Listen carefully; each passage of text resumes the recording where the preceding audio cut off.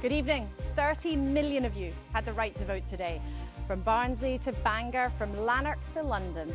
Politicians are now bracing themselves for your verdict at a time of political turmoil. The results and what the ballots around England reveal could be make or break for Keir Starmer. Labour is expecting a kicking, but could the results lead his party to try and kick him out? Kemi Badenoch's Conservatives are prepared for a rough night and maybe a tricky day tomorrow too. But it's nearly 2 years since the general election. When will they start proving themselves at the ballot box? And the man hoping to clean up at both the big parties' expense is Reform UK's Nigel Farage. We'll see if their success in the polls translate into more real power. But the Greens' new leader, Zach Polanski, has blasted onto the scene too, eager now to turn the party's new energy into winning more seats. And Scotland and Wales in critical contests are choosing who'll run health and housing and who'll take charge in the nation's parliaments. The current leaders have cast their ballots, waiting now for the judgment of the public. In this election marathon, the Scottish and Welsh results will come tomorrow afternoon. But in the English council elections, counting is well underway. More than 5,000 local councillors nervously awaiting their fate, with the first results expected anytime soon. These elections determine who's in charge in your area, who runs the services millions rely on. But as we hurtle towards Labour's 2-year anniversary in power, they're a massive test of public opinion, the only way to know what voters really think. And Rita Chakrabarty's at the giant screen for us. She'll be all over the numbers and delving into all the details. Yes, I'm here at the screen, setting out what's at stake for each of the parties and also analysing the results as they come in. And as ever, Professor Sir John Curtice will have the sharpest take on how your votes sketch out the landscape. So welcome. With a revolving cast of politicians at the desk, we start 21 hours of election results coverage live here on the BBC.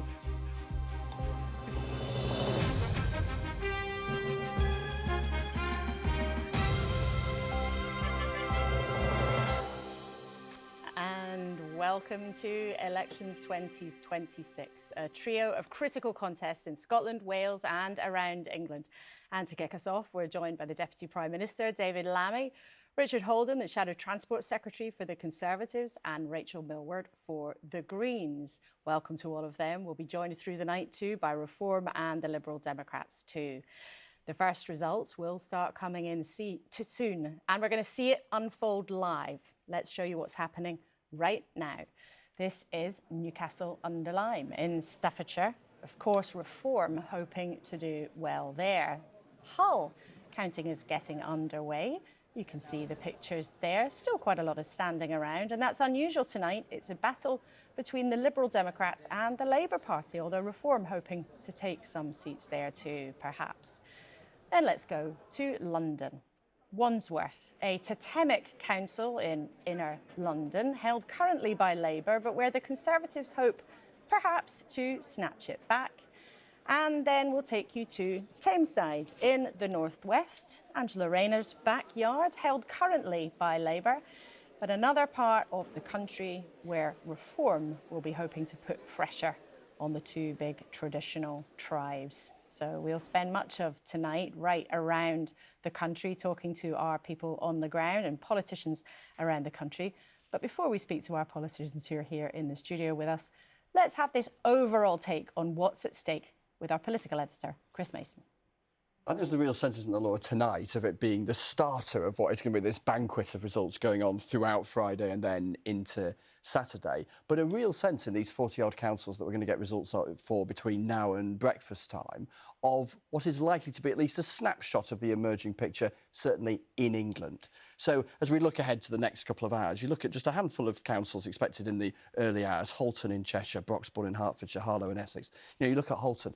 This time last year, what we were talking about on local elections night, we were also talking about a by-election in that very patch won by Reform. Now, granted, that's a council with an unassailable lead for Labour because it's just a third, but how do Reform do there? You look at Broxbourne in Hertfordshire, similar picture, except potentially Reform eating into Conservative votes there. Harlow and Essex, usually a classic Labour Conservative margin in Westminster contests. Labour winning the seat at the general election last time round. How does that shake down? And again, how do Reform do? So that we get to a picture potentially by the morning, and it'll be more complex than just this, but where we'll be able to get a sense of, in all likelihood, how much progress is Reform making at the expense of a potentially big retreat for Labour. And there'll be a similar thing, particularly in London, but in some other parts of the country where the Greens have been hopeful of gobbling away at Labour votes. Yes. Tomorrow, though, we look ahead to crucial results from Scotland and from Wales. What are you picking out? What are you going to be picking out from that? So I think Wales, in particular, hugely significant. The psychology for the Labour Party of the prospect of losing in Wales, losing a devolved election for the first time in a quarter of a century, losing a Welsh election for the first time in a century, be absolutely colossal, particularly when we get to a wider conversation in the coming days about what is the mood of the Labour Party, how are they digesting what they have long anticipated to be a grim night and day of results, but how does it actually feel in their bones when it comes? If they lose, as is widely anticipated in Wales, that will be hugely significant. And then, as it will also be, who does emerge as the biggest party? Is it Plaid Cymru? Is it Reform? And depending on how that shakes down, how is a administration formed? Then we look to Scotland and the widespread expectation that the Scottish National Party will be the biggest party again in the Scottish Parliament. What an extraordinary achievement that will be for them if they manage that, heading into a third decade of power, a fifth term. And again, psychologically for Labour, where a couple of years ago they were anticipating potentially winning and having a Scottish Labour First Minister. And if, as is highly likely, that doesn't happen, the psychology there. We saw it a couple of months ago, didn't we, with Anas Sarwar, the Labour leader in Scotland, suggesting that the Prime Minister should resign. So such pressure did he feel. And as the results come in, look, first and foremost, the expressions of voters in England, Scotland and Wales are primarily about who's going to make decisions about their areas, who's going to do the bins, who's going to run hospitals in Scotland, who's going to run transport and all sorts of other things in Wales. However, the lens through which many people are going to look at this is, of course, the jeopardy for the Prime Minister, Keir Starmer. What's your sense of the expectation of Labour and the willingness, before we see the results, of some of his rivals actually to find the courage, or some people might say the madness, to try and unseat him? So this date has been in their diaries and in their conversations within the first paragraph of almost any conversation with any senior Labour figure for months on end. They would say, May, wait until May. They've been saying that since well before Christmas. But here we are, we're in May, and these results are soon going to start coming, and the party is going to have to take a decision. And if they decide not to do something, that is a decision as well. And whoever I speak to in the Labour Party, at whatever level, there is an acknowledgement that this is a crunch moment. That out of these results, which they anticipate to be dire, frankly, they are going to have to decide. Do they decide to carry on, or is there either a collective will or the will from a potential challenger to go for it? But that's risky for them, and it's risky for the party. And there's plenty within the party who are either saying, no, we've got to give the Prime Minister longer, or might dream of Andy Burnham, the Mayor of Greater Manchester, to be a potential future leader, but he's not an MP, so that would take time. So all of that's into the mix. And very often when it is a moment that's so anticipated, actually, nothing happens, and it's unexpected moments that can end up being the real moments of jeopardy. Completely. And until even just a couple of weeks ago, plenty of Labour folk were saying that having had that moment a few months ago, which was more unexpected than a date circled in the diary in May, when Anas Sarwar called for the Prime Minister to go, and there was a moment of real, genuine jeopardy for him. Plenty of Labour folk I was speaking to were saying, maybe we've had that moment, we've looked over the cliff edge, we've decided not. But then since then, all of those horrendous headlines for the Labour Party about Lord Mandelson, and the whole thing started to bubble again. And then just briefly, Chris, what for the Conservatives? Because we also expect that, given when these elections were fought last time round, that the Conservatives are not going to have a good set of results. The expectation, every single poll and every single person in the Conservative Party themselves you speak to say, actually, we're probably going to still be losing. But What's at stake for Kemi Badenoch? It's fascinating, this. So here you have in Kemi Badenoch a leader who inherited a party that had just suffered a cataclysmically bad general election result. She then has been leader during a period of time where the Conservatives' poll ratings have gone backwards and where they've lost MPs via defections to Reform, and they expect to lose seats tonight and tomorrow. And yet, she's safe in her position. The party think, plenty of people I speak to in the party think she's found her mojo. She's got used to being the leader.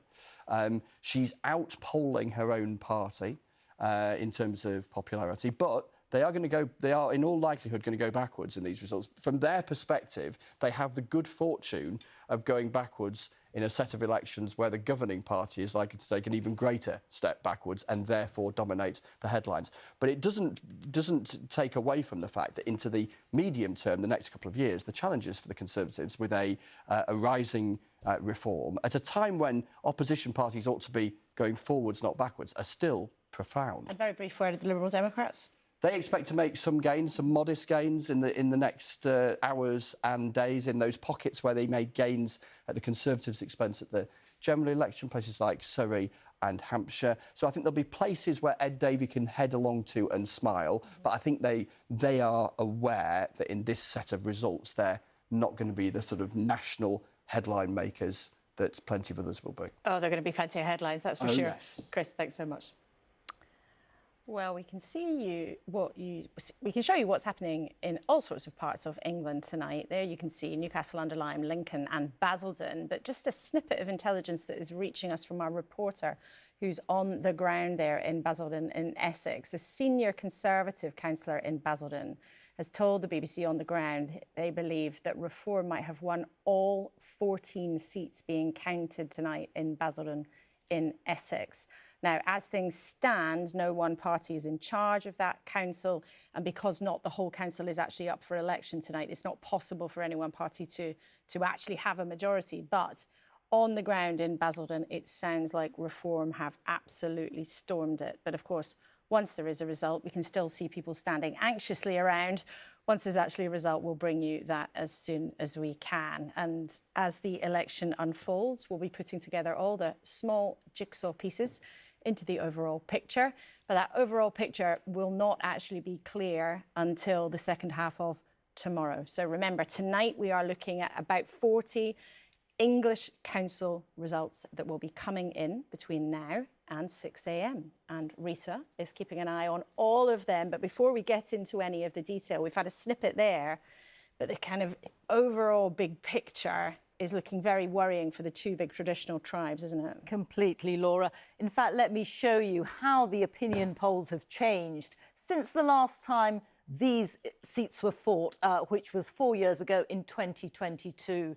So if I take you back to 2022, we start here, and this is what we're used to seeing, isn't it? The domination of the two main parties, Labour and the Conservatives. And at the time, Labour was riding high in the opinion polls, quite some distance between them and the Conservatives. And that went on being the case until the general election 2 years ago. And then you can see Labour's support starting to dip quite dramatically, the Conservatives coming up a bit before they begin to tail off. And you have the pale blue line, the light blue line, I should call it, of Reform UK now starting to overtake the two main parties from sometime in 2025. And we bring it here to the present day, which is just about here, where you see Reform is comfortably leading all the other four parties, maybe with a little dip in recent times, but still comfortably ahead.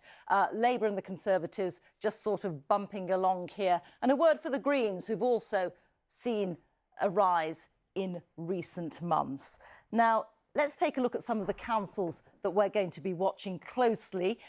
These won't all necessarily declare tonight, but we will get some of them. Now, they're all Labour councils, you can tell because of the red flashes here at the side, and none of them have declared yet because they're still grey, and that will all change. The colours will all change as we get results in. Now, Labour have a lot to lose tonight because they are defending by far and away the most number of seats, 2,500 seats compared to the Conservatives' 1,300. So look at some of these councils. The heartlands, Labour heartlands like Sunderland, Gateshead, Hartlepool, where Peter Mandelson had his Westminster seat, Wakefield, they're all under severe threat from reform. In Blackburn, reform are on the rise, but there are also independents who could threaten Labour as well. Moving a little further south into the Midlands, in Redditch and in Tamworth, reform are also a threat. In Birmingham, which is the biggest council by far, 101 councillors there, there are all sorts of issues, including a bin strike that's gone on for months and months. Reform are on the rise there, but there are also pro-Gaza independents who could threaten Labour in Birmingham. We'll be watching Lincoln. We'll be looking at Exeter, where the Greens have strong hopes of putting in a good showing in Exeter. And in these London borough councils that we have here at the end, the Greens are actually hoping to take inner city Hackney and possibly even Lambeth. More of a tall order for them in Lambeth, but they do feel that they've got a good chance. In Merton, which is on the southwest corner of London, it's the Liberal Democrats who are hoping to come in and really challenge Labour there. And Westminster and Wandsworth, well, these are two iconic councils for the Conservatives. Labour came in and swooped them off the Conservatives last time round, and particularly in Westminster, it was a real shock. The Conservatives will be hoping to wrest these back from the Labour Party. So all of these councils here, about 15 of them we've got on the screen for you, but there are many, many more that Labour are defending where they're under threat. But we'll be bringing you the results as they come in the hours ahead. Laura. Thank you, Rita. And you'll be keeping us right throughout the night. Our guests have been waiting patiently here. David Lammy, the Deputy Prime Minister, the Shadow Transport Secretary for the Conservatives, Richard Holden, and Rachel Millward from the Greens. A warm welcome to you all. And there were some guffaws when we said we were going to be here for 21 hours. We'll enjoy every single moment. David Lammy, first of all to you. I mean, just listening to Rita go down the list of all the potential losses for you, there's no question it's looking pretty rough. How would you describe how bad you expect it to be for the governing party? Well, look, I remember back in 2022, the Conservative government was sort of reeling from Partygate, and I remember winning Wandsworth, Westminster. It was a very, very, very good night for Labour, and no doubt about it, the clear picture from the doorstep this time round is tough. It's tough because we've got the backdrop of the crisis and the Iran war, the Strait of Hormuz, meaning that people can feel a sort of tightening amidst already a cost of living crisis.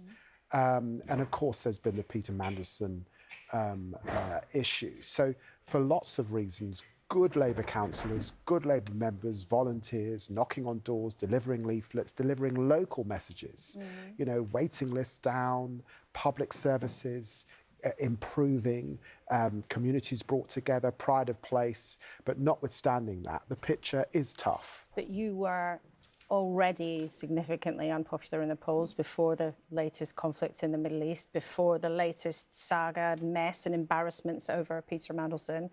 And this is more than a little local difficulty. It looks like you are going to have another tough time in Scotland. Multiple sources have told our colleagues in BBC Wales that you're going to lose the Senate. A former Welsh minister has already said if it's that bad, then Keir Starmer should go. I mean, this is not just a little local difficulty mid-term, is it? Well, let's be clear. You know, you don't get rid of the pilot mid-flight because of a bit of turbulence. All incumbent governments face tough midterms. I remember back in 1999, 2 years after we won that landslide with Tony Blair, we faced a very poor set of local election results. The Cameron government, every successive local elections up to 2014, losing badly, but still going on actually to win a majority. In 2011, actually, in and it didn't happen to the government incumbent in 2015 or 2017. And we can, you know, we can trade archaeological facts about politics if you like, but you're not going to deny that you're in a very, very tough spot. No, I said the clear picture is a tough. It was tough on the doorstep, absolutely because what you're hearing from the British people is frustration with the status quo.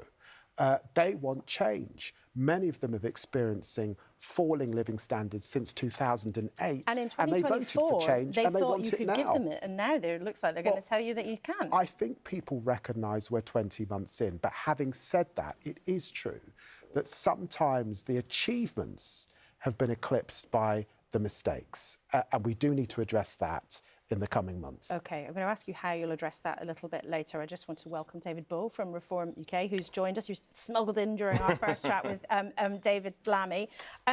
Firstly, let's just go to you then as our new arrival.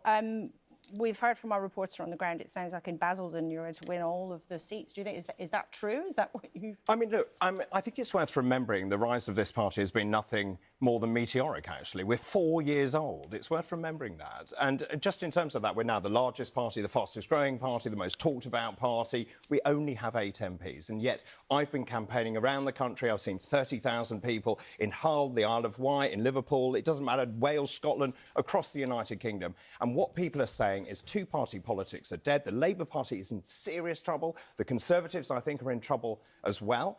I think in terms of us tonight, what does success look like? If we were to win 800, 900, 1,000 seats, that would be a great night. Now, some of the polls are saying we could go as high as 1,500, but is that actually a sort of recipe for disaster? Because people may well say, well, you didn't win 1,500, you only won 1,100. So I still stick to about 1,000 would be a measure of success. Are you getting there already with the expectation management? I mean, you've been leading the national polls for months and months and months, so you ought to be cleaning up. We've led the last 250 polls, at least last 250 polls. We're polling consistently at 27, 28, 29%. That is extraordinary. And I think when you're on the doorstep, I start talking about potholes and roads and council tax rises and so on. That's not what people want to talk about. They want to talk about the dysfunctional Labour government. They want to talk about the decimation of small industries. They want to talk about the rise in energy costs because of net zero. They want to talk about the fact the communities are fragmenting, the pubs shutting, all of that. So this, make no mistake, is a referendum on the Labour Party. David Lammy? Oh, look, I mean, I think, one, let's wait and see the results come in. Two, I remember in 2019, the then Brexit party doing extremely well in the European elections. It then all fell away by the time you get to the proper elections. So the truth is, yes, politics is fragmented. 5, 6 parties now instead of the traditional 2. All parties, when they govern, are effectively a coalition. We have to continue to be a coalition in the Labour Party, and we have to hear the frustration of the British people. Richard Holden, David Bull said that you're in big trouble, the Conservatives, tonight. What's your answer to him? Well, look, you know, these elections are 2 elections really coming out together, one from 2022 and one from 2021. There's 2021 numbers. We were on 43% in the polls. Now, I think all the political parties are currently looking back to any party on those numbers, you know, from a way down below that at the moment. So I think from those numbers, you know, there's obviously going to be some significant losses in parts of the country. Significant losses? Well, I mean, you know, you've looked at what's look at what's out there. I mean, Zia Youssef was tweeting just you know, recently saying Reform are going to be getting over 2,200 seats in these elections. You know, I don't know if they'll quite get that high, but you know, we're coming from 43% to where we are now. Now, that was just after Boris had come out of hospital. Yes, but lots of these seats that are up tonight were also fought in 2022. Yes, so exactly. And on those ones, well, let me speak about the 2022 ones. You're absolutely right. 2022 is also, that's when a lot of the London councils are up for grabs as well. And as David was saying earlier on, we'll have to see what happens in places like Wandsworth and Westminster, where I think there is a Labour Conservative fight there as well, which also reflects some of those important parliamentary seats. And we'll hear on the ground, in fact, from in a few minutes from our reporter who is at the count in Wandsworth. But I just wonder, you know, your leader has had nearly 2 years in charge now, and the party might be more chipper in Westminster. But why are you not doing better in the polls? I mean, you're leeching supporters. Well, I think the truth is I think we are doing better in the polls than we were doing. So I think that would be fair to say since Kemi took over, and Kemi's now coming up in a positive way on the doorstep in a way that actually people are. But you've just said you're going to have significant losses, and that's real votes. That matters much significant more losses than polls. compared to 2021, and when we were at 43%. Now, no party's at 43% at the moment.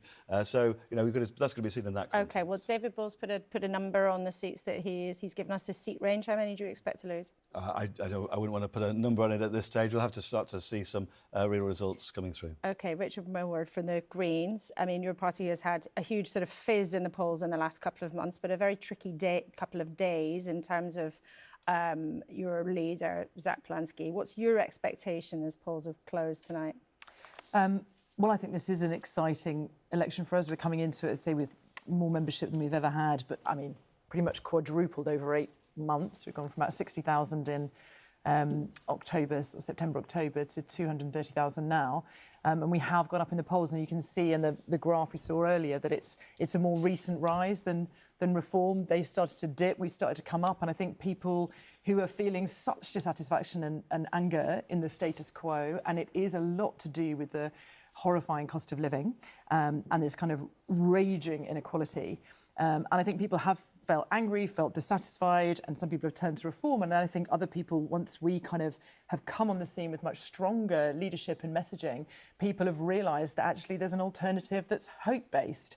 And we would make a difference to ordinary people's lives, bring those bills down, combat that inequality, which actually isn't what Reform will do, who are funded by billionaires and actually part of the establishment. You take the leftovers from Conservatives. But and so I think people have got on board with that message. It's been really wonderful and energising, be it out in the streets, like up and down the country, rurally and in the cities, and just the joy, actually, of people coming together and saying, we're not an island of strangers, we're a nation of neighbours, and let's get out there and make hope. People who've never been involved in politics before have been getting out on the streets with us. It's been fantastic. Some people haven't found it very joyful when the views that some of your candidates have expressed, with incredibly offensive views and anti-Semitism that they've expressed online. People haven't found that joyful. No, that is appalling, and that will be rooted out. And that's what we're in the process of doing. They're in our disciplinary system, and that is something that we're dealing with. Absolutely. I mean, that's been incredibly painful and difficult, but it will be dealt with.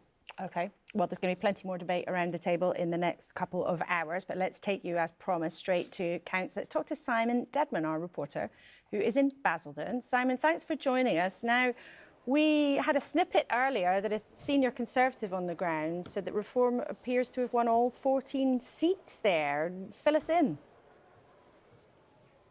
Well, yeah, that's what I'm being told by a senior Conservative, but also from an independent councillor as well, that they believe that all 14 seats up here in Basildon are likely to be won by Reform UK, which would be a real landslide, and what is often a classic British bellwether seat, traditionally between the Conservatives and Labour, but now Reform winning seats in both their parts of this borough. Now, it should be said the verification process is still underway. Reform UK are being a little bit more cautious on the ground. They do think that they're going to win a landslide amongst the seats that are up here tonight, but they don't necessarily know if they're going to take them all.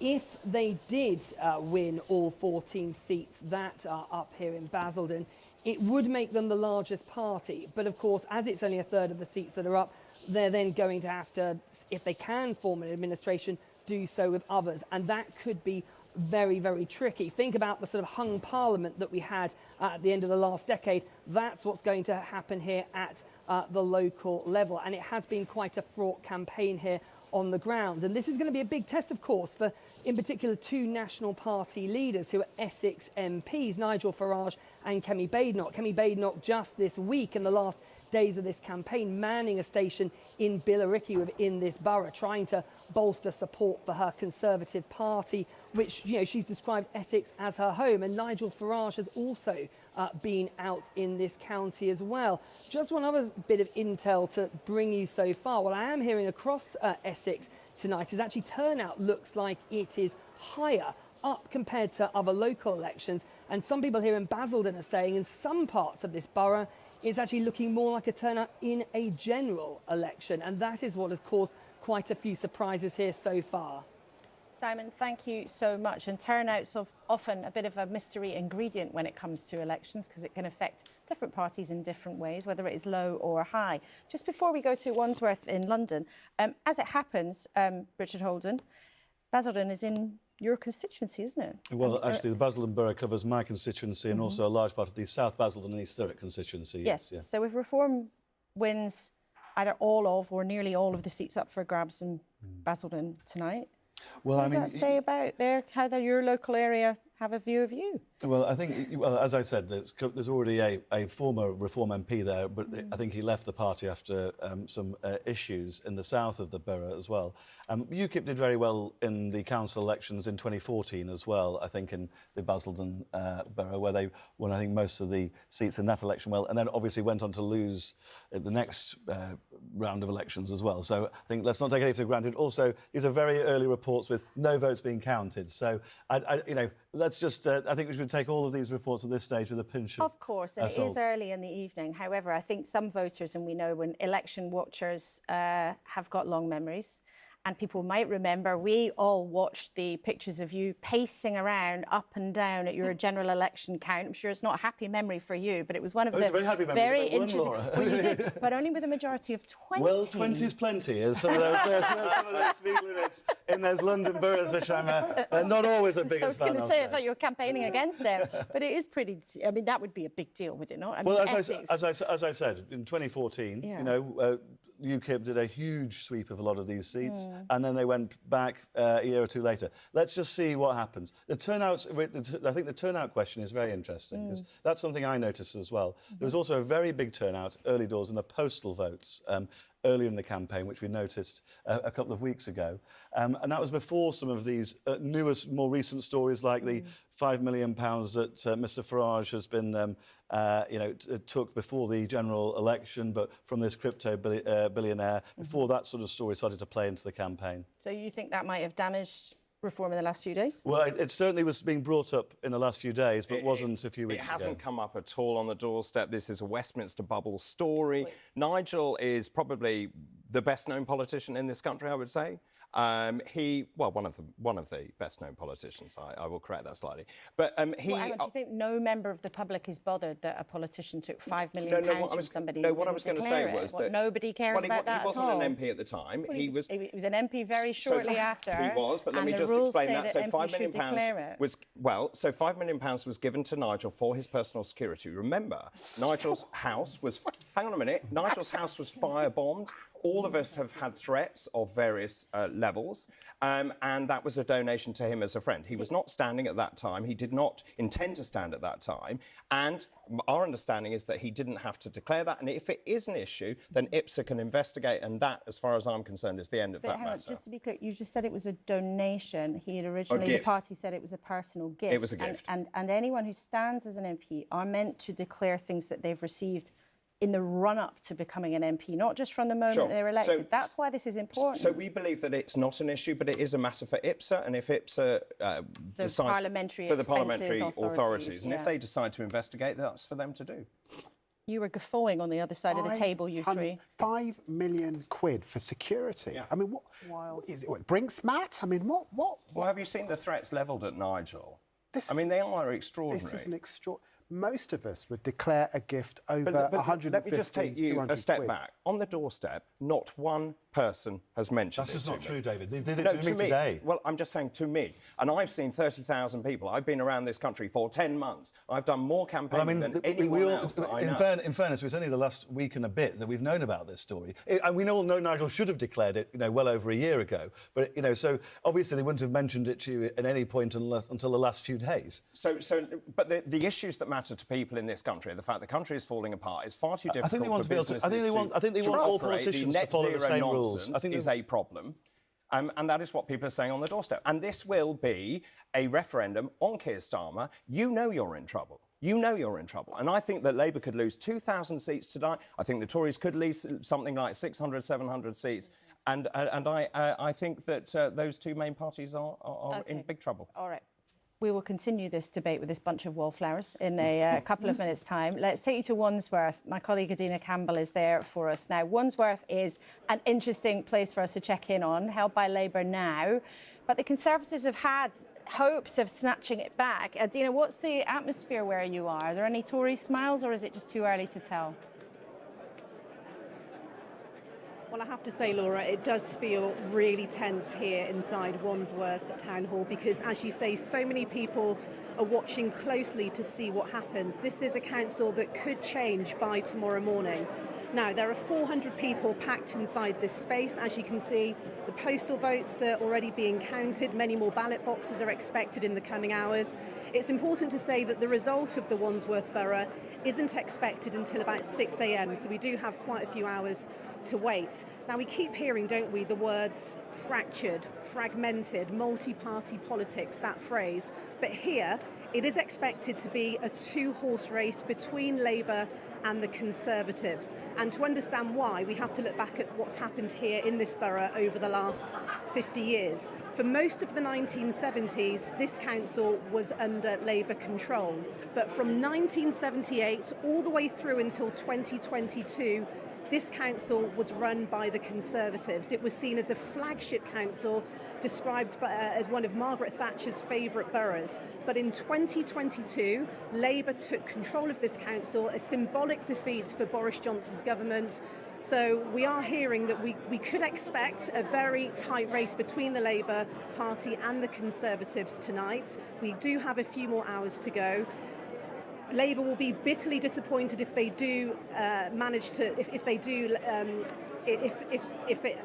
sorry, I'm getting my words mixed up here, but Labour will be really, really disappointed if they do lose control of this council.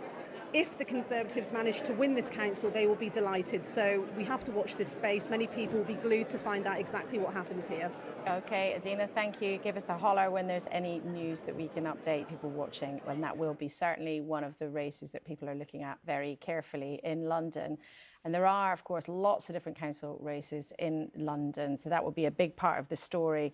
The stories from Scotland and Wales are absolutely vital, but those results we will not have until tomorrow because the counting is all taking place then. So just for our housekeeping rules, tonight we're focusing on the English Council results as they begin to come in. And of course, one of the other political parties will be watching everything as it evolves, the Liberal Democrats.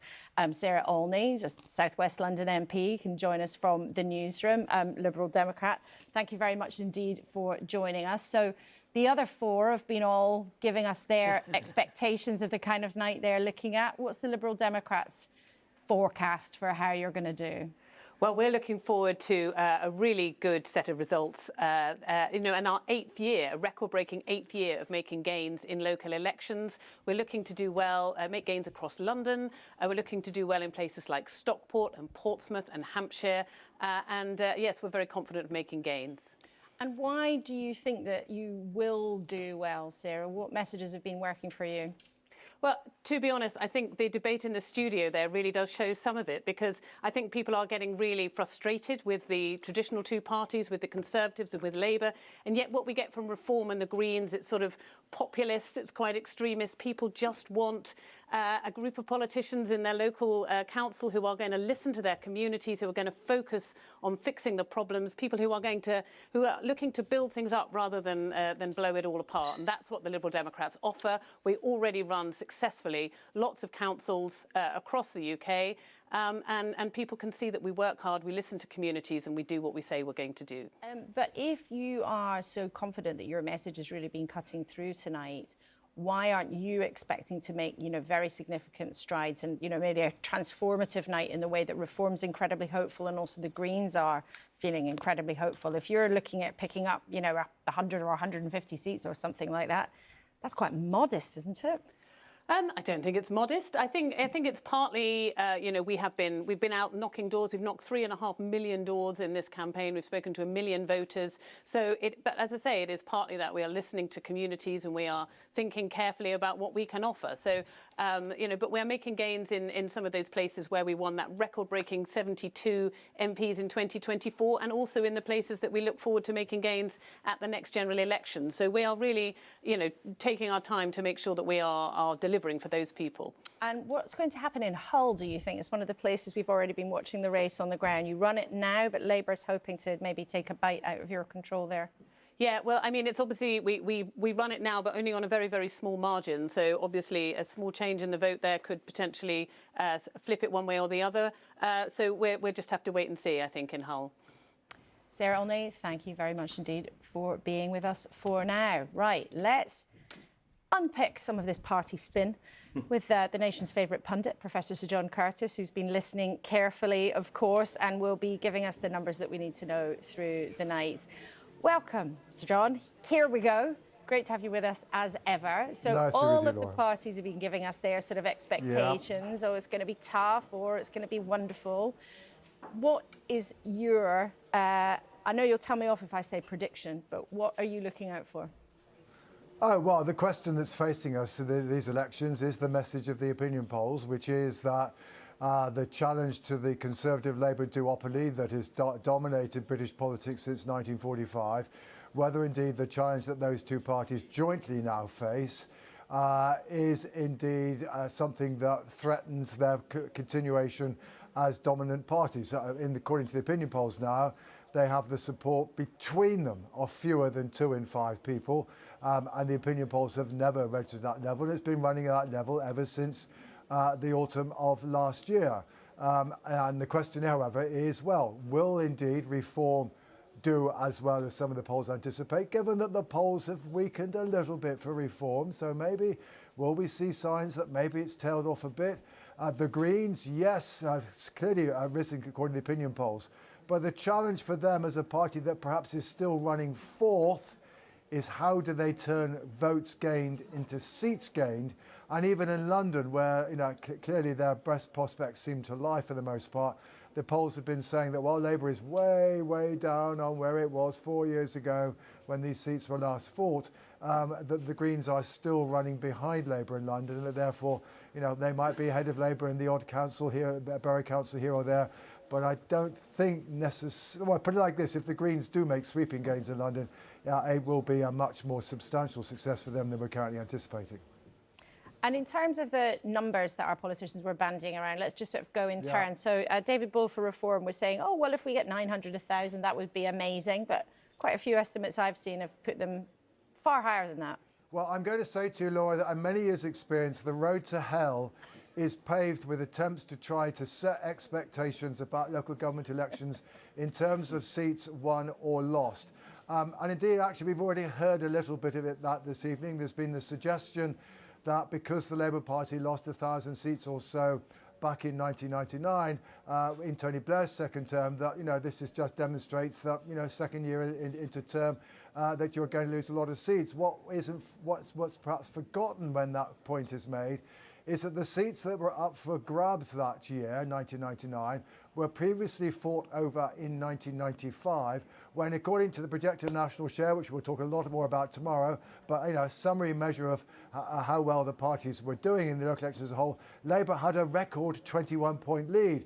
So although they were still ahead in the projected national share back in 1999, inevitably they lost lots of seats. But the point is, this game about gains and losses, you need to understand the baseline, which I think perhaps we should now explain, because it is a little bit complicated. And again, there's been references to that in your discussion this evening. 2/3 of the seats that are up for grabs yesterday or today were last fought in 2022. This was the period when Boris Johnson was still Prime Minister, but Partygate had been revealed to the nation and the Conservatives were behind in the polls. There's then another set of around 1 in 6 or so of where the seats were last fought over in either 2023 or 2024, when Labour were even further ahead in the polls. So I think, in fairness, one has to say straight away that for the most part, Labour is not only having to defend urban England, which is predominantly their territory, but they're for the most part having to defend these seats at a time when the party was riding much higher in the polls than they are now. That said, 1 in 6 of the seats were indeed last fought over in 2021, and there's been a reference to that. And that is true of the 6 county council elections that are taking place. And they're taking place this year rather than last year because the government postponed them last year, but were stopped by the courts from doing so again. And it is indeed the Tories' misfortune that these councils, which are predominantly Conservative, last fought over when the Conservatives were indeed, it was the vaccine balance has already been referred to, and the Tories were indeed running high in the polls. And it is the Tories' misfortune, as it were, they're defending their territory against also a relatively high baseline year. But that will only account for a small amount of whatever Tory misfortune befalls them tonight, because I've already said the vast bulk of the seats were last fought over when the Conservatives were behind, and in some instances well behind in the opinion polls.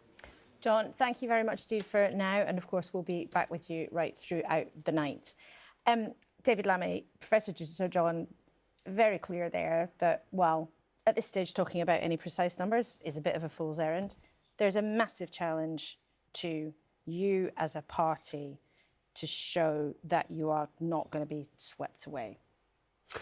Look, in the end, the people of Britain will pass their judgment on us in 3 years' time at a general election. We said that we were going to deliver change. They want to see real change in their lives. And I've got no doubt if we do not deliver that, we'll be out on our backsides. We have to accelerate the pace of change. We have to respond to the frustration that people are seeing. No doubt about that. I think that what they have seen is a Prime Minister who has been very good internationally, has delivered for Britain and stood up on the world stage. But domestically, the pace of change has been slower than people wanted. Now, look, we've only been in power 20 months. When I see those breakfast clubs in schools, when I see people lifted up because of the minimum wage, when I think of the children who will not be beneath the poverty line because of the decision we made on the two-child benefit cap, that will deliver change, of course. But I recognise, particularly with what's going on in the Middle East, that people are feeling it. They've been feeling it since 2008. They're frustrated, and we cannot be the status quo.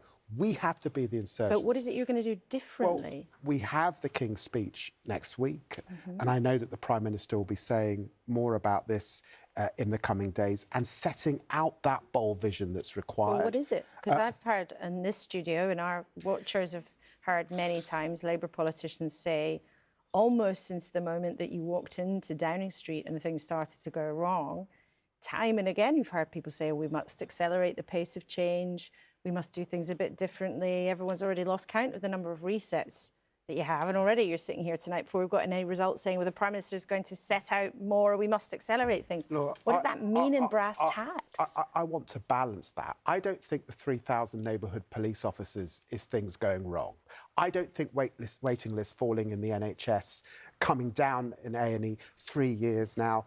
I don't think that's going wrong. But clearly, there is more to do to repair the public services. And it's true that sometimes people have not heard the hope. They've heard how hard it is to deliver. They've not heard the hope. They've not heard the vision. That has to improve. And we have to be insurgents in office, not if you like, just the establishment because we have these government jobs. We have to be the insurgents. And I accept, certainly for my constituents, in Tottenham, and there's still significant poverty in my community, there is much to do. Just in terms of your own party, though, you know there are people who think now might be the time to do more than accelerate change, to do something else, to accelerate Keir Starmer out of the door. And, of course, we don't know what's going to happen in the next 48 hours.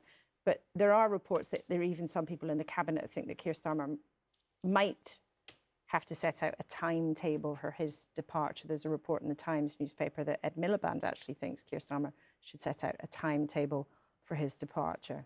What do you say to that suggestion? It's the front page of the Times. Well, I think Ed Miliband has said that he doesn't recognise that. But look, let's be clear.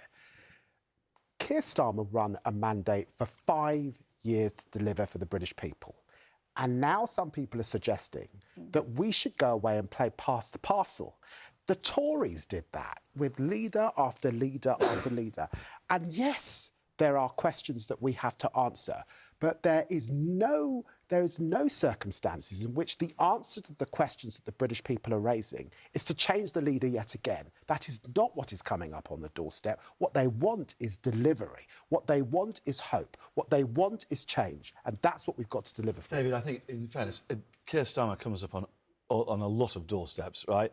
You know, I was mentioning Nigel's recent issues of this donation coming up on the doorsteps, but I can tell you now what comes up on every single doorstep is Keir Starmer's leadership of the country. And there are real, there's real anger and concerns out there about the way he's leading the country. You know, whether it's youth unemployment going up because of the increase in national insurance, whether it's high street, being hit with the business rate rises, whether it's a fuel duty coming down the line. These are things which are always being mentioned on the doorsteps by people. Richard, look, all seasoned politicians know that the political context has changed.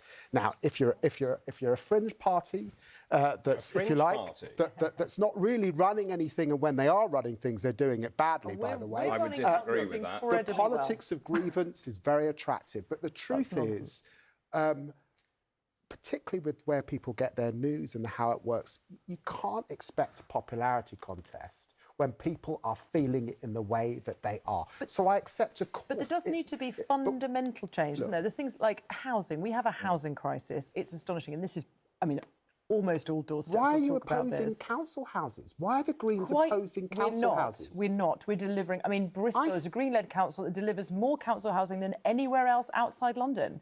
We do everything we can. The reason we don't have enough council housing is because the government won't fund them. We have a planning system which begins and ends with developer profit. And the developers give your two parties plenty of big donations. When you guys ran Brighton, you bankrupted the place. It was 51 million you left it in debt. That's not delivering for people in Brighton. That's why you were kicked out. We are running 15 councils and we are doing them amazingly well. In Bristol, we balanced the books and after Labour, and we're delivering a lot more social housing. But this is within a system that doesn't make sense, David.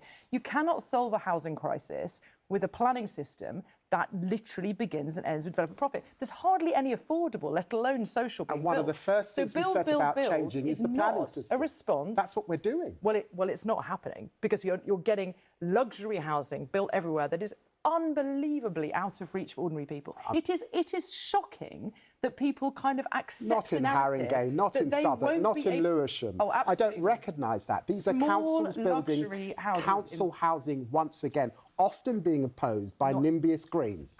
That is nonsense. We deliver... No, you're smiling as you say that. It's actually nonsense. They do exist in your party. Because, if you look at the statistics, we deliver more housing than other councils. In fact, it's one of our top priorities everywhere. But the housing we want to deliver is affordable and social. And we need to, design this well. We need to make sure people and nature thrive together, which they absolutely can do. But it's absolutely untrue, this idea that we're enemies. We've also got unbuilt permissions, thousands and thousands of them in our Green-led councils and everywhere. So that the system is wrong. But ultimately, the reason why we're not getting the change we want is that there's so much profit baked into everything. David, you said you deliver change. You've certainly done that. The small businesses I speak to, they're hemorrhaging staff. The employer national insurance contribution has absolutely hammered them. The energy costs have hammered them as well. The farmers have been attacked with the inheritance tax changes. A third of farms make a loss. The fishermen and the fishing communities have been decimated. You've signed away our rights for another 12 years and you're in hock to the trade unions. Here we go again. Oh, look, come on, Richard. By the way, what you didn't tell us about that 5 million was, given it came from crypto, then the reason you should declare it so that people can see that is what are they getting in return if you win? What are you giving to that part of big business? That's the answer you didn't give us. But you're in power and you're not delivering. So in fact, people don't recognise this country. Oh, come on. Right. 20 months. We've got more time for you guys to have this quiet little shy conversation that you've been enjoying. But we also want to make sure that we are showing you what's happening around the country. And there you can see the live pictures of the count in Basildon and Essex we've been talking about. The count is getting underway in Reading too. There are all sorts of fascinating battles.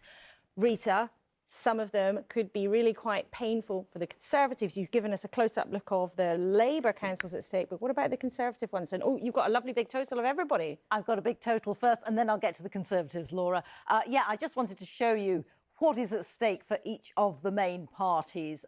So, as you can see, it's Labour that has by far and away the the largest number of seats to defend tonight, 2,500. That's about half of all the council seats that Labour has in England. So a lot at stake for Sir Keir Starmer and his party. Conservatives are defending about half that number on just over 1,300. And that actually is an inflated number for this point in the cycle because, as John Curtis said, there are 6 county councils that would normally have been having elections last year. They're having them this year. So 1,300 for the Conservatives. Sir Ed Davey smiling, as he often does, on local election night because the Lib Dems traditionally do pretty well in local elections. He's defending 689 seats and will have strong hopes of gaining more in the southwest of England and also in the southwest of London. Independents on 178 seats. Now, their influence is concentrated in certain areas like Blackburn or Birmingham, where they really can be quite a disruptive force. Zach Polanski's Green Party on 146. They'll be hoping to pick up considerably more than that. And Reform on 2 seats. And you might be asking yourself, well, we thought that Reform was much stronger than that. That's because last time these seats were up, which was in 2022, Reform indeed only had 2 seats. They were barely a little speck on the electoral map. Right, Laura's question about Conservative councils to watch. Here are a crop of them. They won't all necessarily declare tonight, but some of them will. So we'll be watching these. Councils like Kensington and Chelsea and Broxbourne, which have been Conservative for decades and decades. Here are some of those county councils that we've been mentioning: Norfolk, Essex, Hampshire, Suffolk over there in the middle. They're all counting over the next few hours. Then Conservative councils like Bexley, which is in southeast London. Now, that's been Conservative for quite a while. Reform are nipping at their heels and will be hoping to make inroads there, potentially even taking Bexley.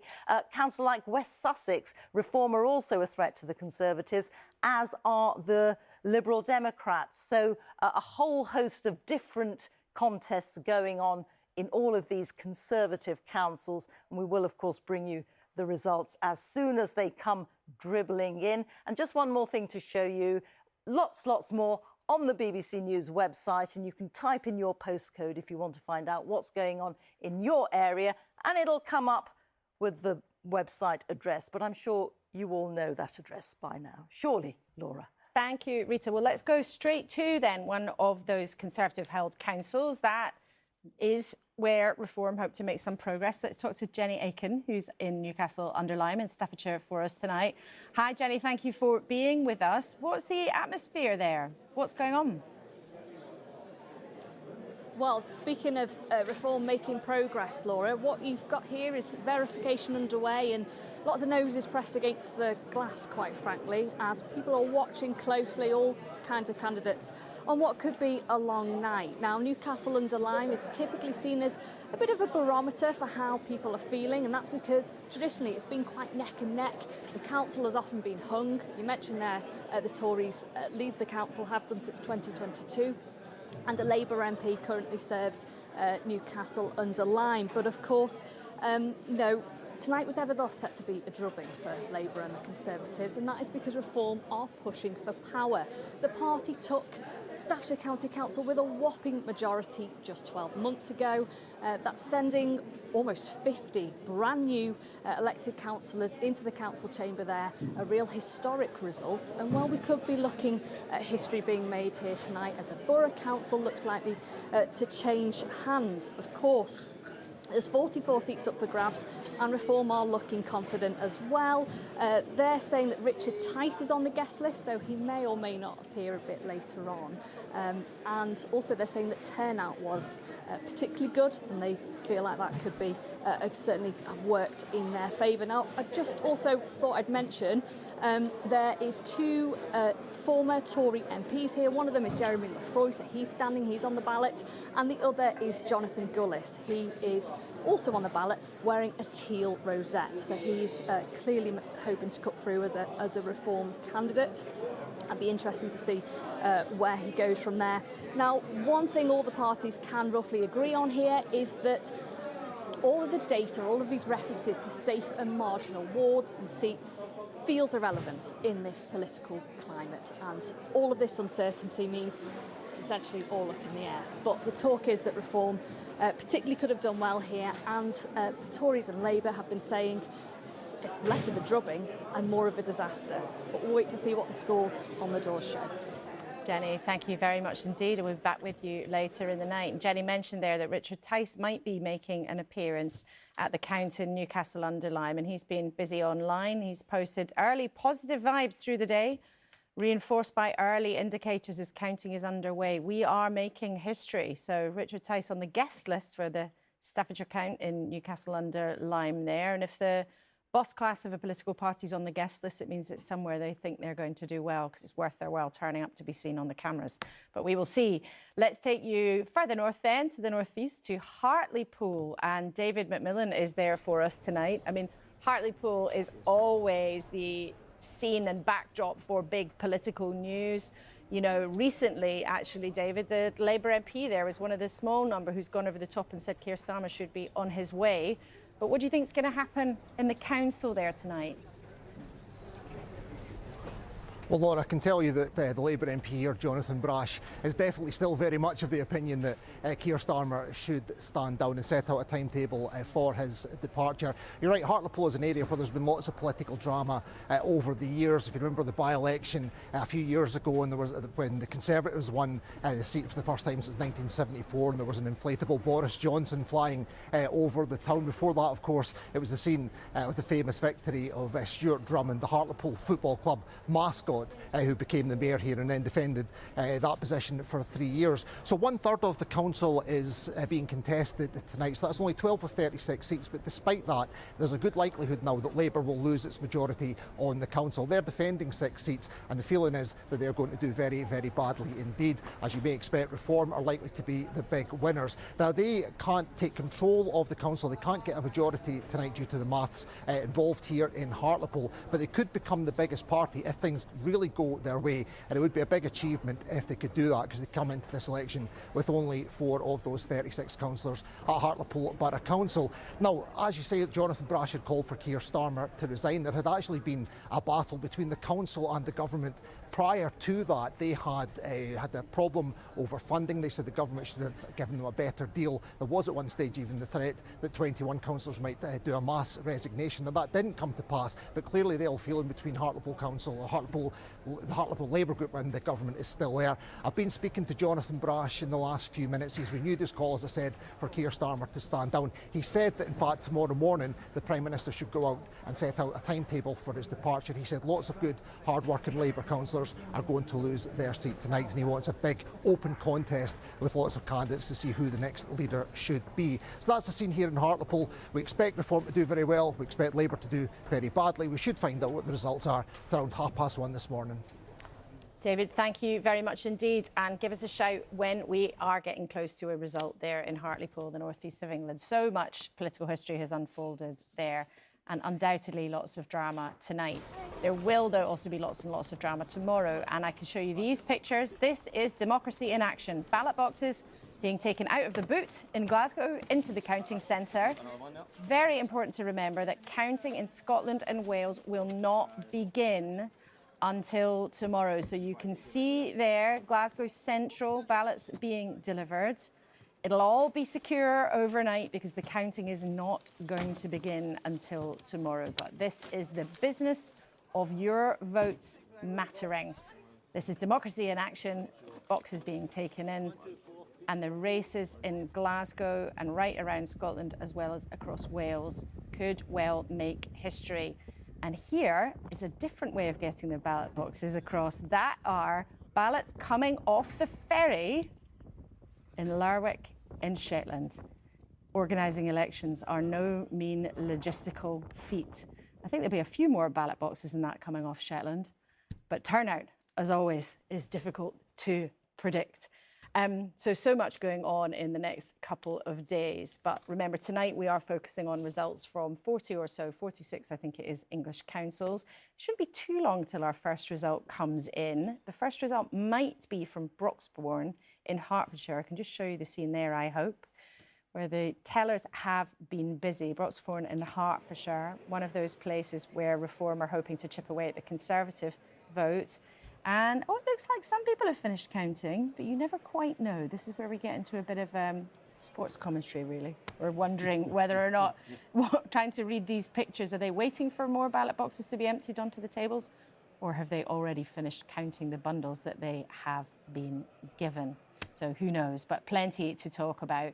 In terms of the picture that we are going to see across England, Richard, for you, if Essex looks really bad, that is the backyard for you, for Kemi Badenoch, for James Cleverly.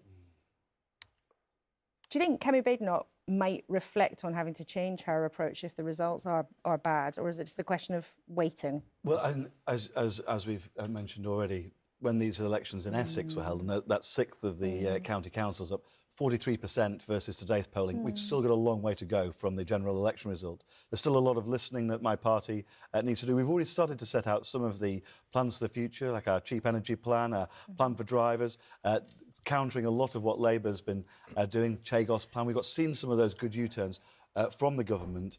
But we've still got a long way to go to rebuild trust with people. Well, that's interesting. So you say you still have to do a lot of listening, but Kemi Badenoch's already had nearly two years. No, well, she's not had nearly 2 years. It's not even 2 years since the general election. So let's be more realistic. It's more like 18 months. That's quite a long time. But we're going to build, and it's not just her. Remember, her poll ratings are still ahead of the parties at the moment, and this is about us rebuilding our brand as well as her leadership. And she is polling above every other political leader, but our brand, because of some of that baggage, is still there. And it's a conversation I have on a doorstep week in, week out, is how can we move to that? I think it is starting to shift, but there's still a very long way to go. And from 43% down to sort of 20% where we are at the moment is a long way. So obviously, actually, by quite a lot of measures, she actually pulls behind Sir Ed Davey. He's quite regularly. Only because nobody knows who he is, though. If you look at the don't knows, there's a huge amount for the Lib Dem leader and the Green leader, but for Kemi and for Nigel and for the Prime Minister. But do you acknowledge, though, by some measures, that Ed Davey actually quite consistently comes ahead? Only because so many people don't know who he is. If you look at the polls, then they just don't know who he is. So it's difficult to ascertain whether somebody's polling ahead if nobody knows who they are. Rachel, that was a very impressive eye roll. Yes, I did catch you. I was just trying to work out how that works. More and more people are getting to know who your leader is at the moment, and it's not all going that well, actually. Well, it's been a tough week, but over the course of several months, he's transformed our party. But that's interesting. Do you think what's happened in the last week about Zach Polanski has made a difference in the last couple of days on the doorsteps? Because he did have this huge surge of enthusiasm. You've been campaigning very hard. But have you found that actually the last few days of headlines and stories have made a negative difference? Has it cut through? Look, we'll see. I mean, I think the real story is of tremendous and exponential growth across 8 months. I don't think anyone goes into politics expecting it to be smooth sailing every single week. I think the week before this election has been a difficult one. But I do think we will do better than we've ever done before. And I know that we'll kind of keep going. So. But just in the last couple of days, have you been hearing back from voters at the close of this campaign? Has there been an impact from the difficulties you've had in the last week? That's my question. I think most people I speak to understand that there's a kind of growing pains with growing so quickly. And that, there are processes, there are systems that we need to be improving all the time, and we are. I mean, but some of the questions are about Zach Polanski himself. I think you're referring to candidates, and candidate vetting has been a problem for lots of parties. It's been a big problem for Reform in the last couple of years. Every party, every now and again, finds out that they have problems, but some of the issues have been around Zach Polanski himself rather than candidates that you refer to. Zach's been getting phenomenal attack from all sides in this last week, and that's above and beyond, really. I think he's a really great leader of this party, and we're pleased to have him. I've just got to say, wearing my hat as Secretary of State for Justice, that if you see the police run towards a man on an attack, and you rush to criticise the police effectively, bringing that individual under control, that's a lack of judgment that runs quite deep. So Zach apologised, as you know, for calling that out or for sharing that tweet on social media, and I think that was the right apology. Absolutely. If people haven't followed this, you're referring to after the attack on Golders Green, Zach Polanski reshared a post that questioned the police's approach while they were tackling the suspect to the ground. And he apologised for resharing that, Rachel Millward, but when he was in the same studio with us actually at the weekend, he repeated his concern about how the police had behaved.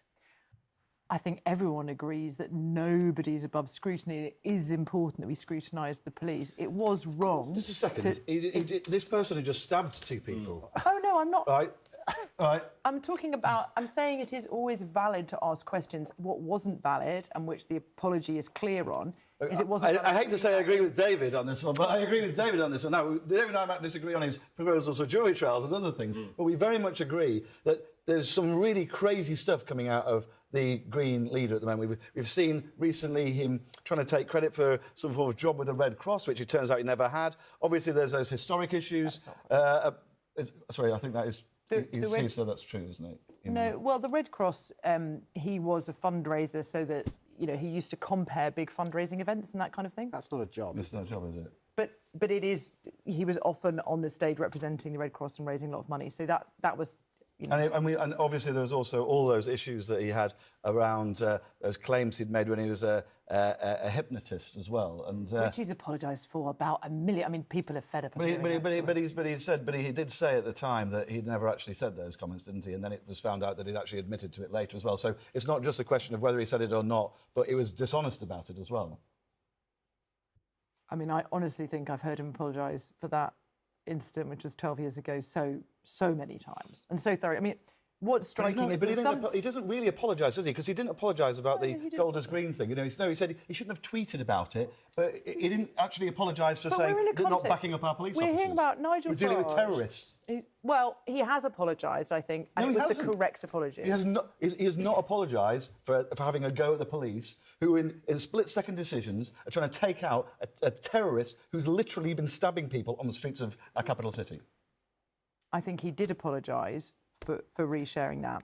OK, well, I think the two of you are not going to agree on this particular issue, but, you know, there is an issue, Rachel Millward, where time after time, you know, you have found yourselves in a position where having to defend things that have happened. Do you think that there are real concerns about how your party is developing as Zach Polanski's leadership, or you suggested before it was above and beyond?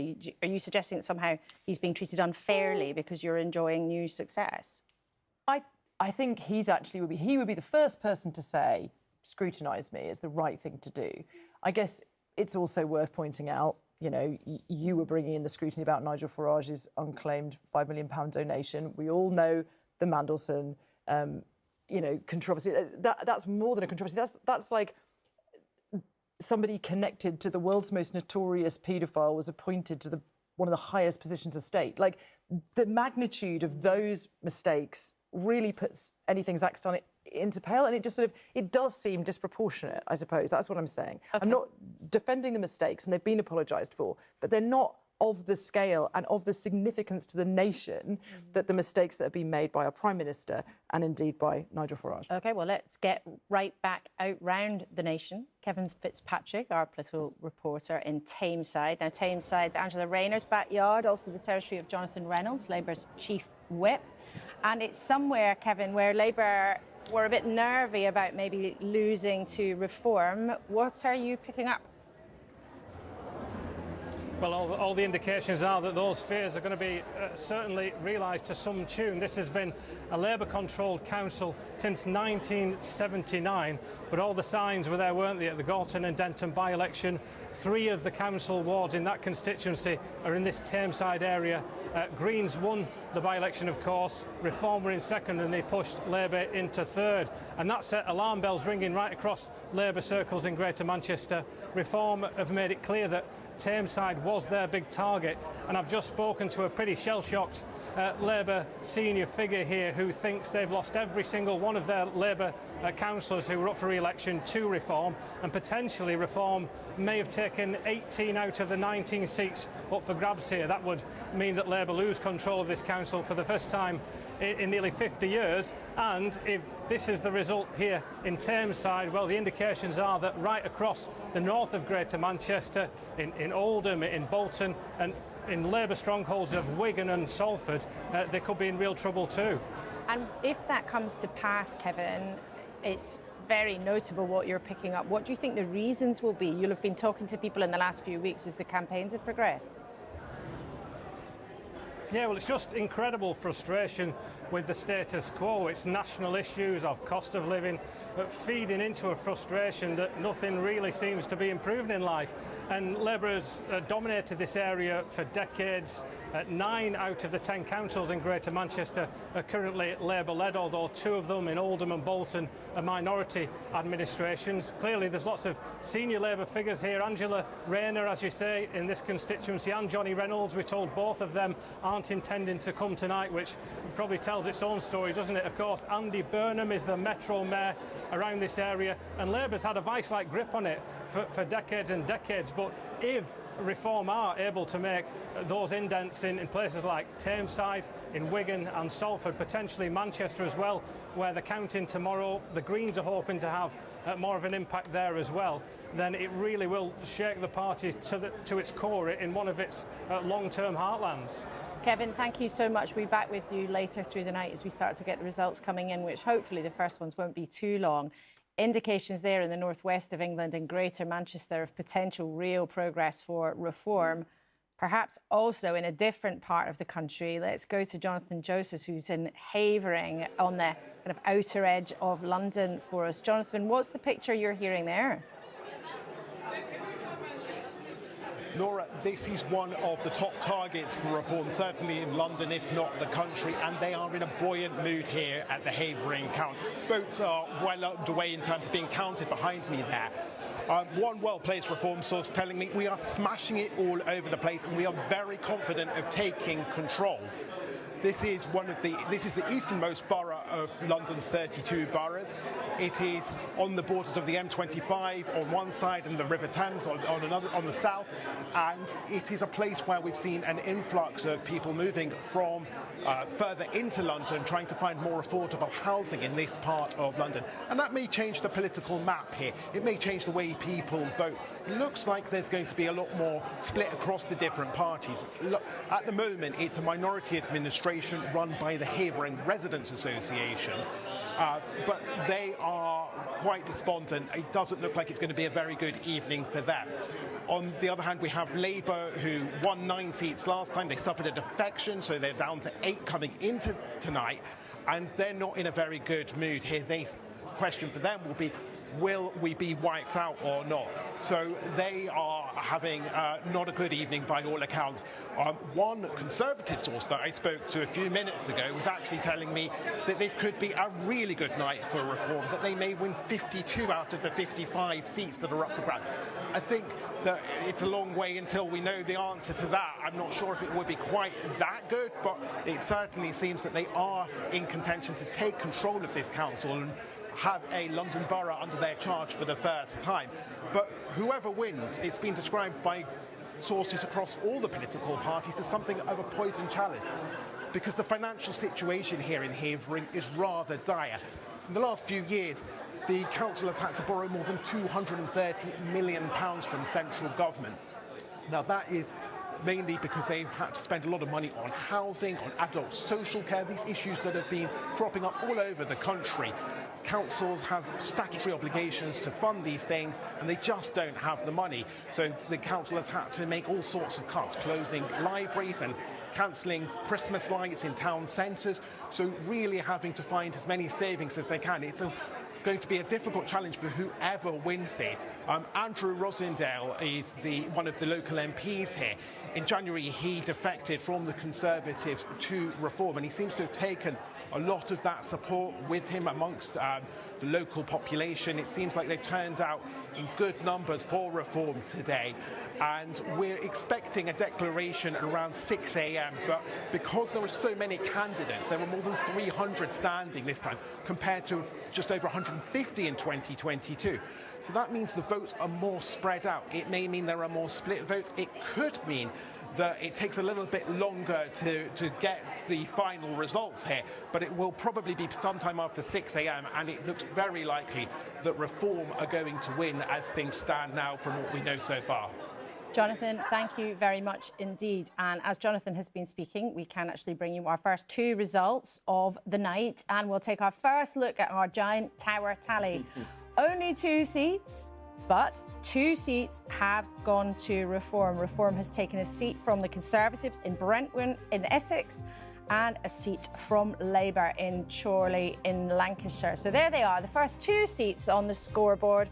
Thousands and thousands to go, but we've got to start somewhere. So that is our first moment of the night. 2 seats have been taken for Reform. And we'll keep watching the counts, of course, right round the country. And if I can just show you, because I'd like to, there's a gentleman in a Union Jack blazer. I don't know what party he's from, but we have all sorts of wonderful and sometimes weird sights at political counts overnight. That's at one of the Essex counts, looking eagle-eyed at the ballots as they're being counted. Supporter. I know him very well. Oh, do? Well, I was going to say, I would hazard a guess he's probably one of yours, David, but you've confirmed that before, yes. before I had to ask. Yeah, I mean, look, what's interesting to me about this is it pretty much plays out what I've seen when I've been out and about. So Essex, Kent, Estuary, very strong for us. Also, even Norfolk, Suffolk, I think could be strong for us. But again, Chorley, you just heard that as well. So the red wall. So this is kind of what I was trying to say. Around the United Kingdom, this is not geographically specific. It is across the whole of the UK. When you have been campaigning, and I know as your party's chair, you spent a lot of time on the road, more than most politicians, and because you're not sitting in Parliament, you've got the luxury, you can go campaigning all the time. But what has been sort of at the top of the list in terms of issues that have been raised now? So for small businesses, plumbers, electricians, etc., working people saying they can't afford to run their businesses, they cannot afford to take on apprentices, the cost of energy is a huge issue, net zero. Our supporters don't think that that is the right way to go about it. Those aren't things that local councils can deal with. No, but that's the point I was making, which is actually it's not about the local issues. It's turned into a referendum on national issues, and immigration is right up there, both legal and illegal immigration, and that is pretty much everywhere I go. David Lammy, are you braced for the kinds of phenomenon that our reporters are suggesting in Tameside and suggesting in Havering? I would say we're early, but our teams on the ground are pointing to something that might be very dramatic if you have councils where Reform's winning basically every seat. Look, I know from colleagues in the North East, particularly, that it's tough. And there are voters. It's a phenomenon that we've seen now for some time, really sort of begun, I think, around sort of 2016 and around the Brexit referendum. And let's see where they get to over the course of the night. But I do remember that they won 12 councils, I think it was, in the last local elections, made big promises, and we've seen massive council tax hikes. I think it was 9% it went up in Worcestershire. Chaos in Kent, downgrading. Let me finish the point. Yeah, sure. Downgrading of children's services. You've cut care homes.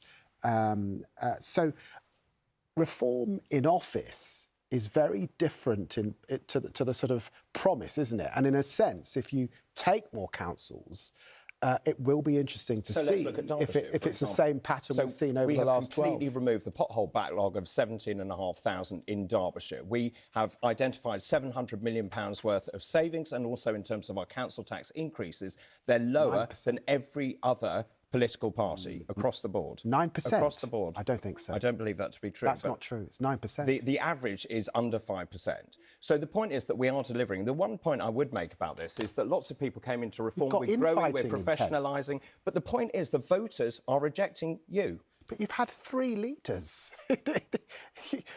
What do you mean? Well, you've got a problem with leadership. So you're running through leaders across various councils.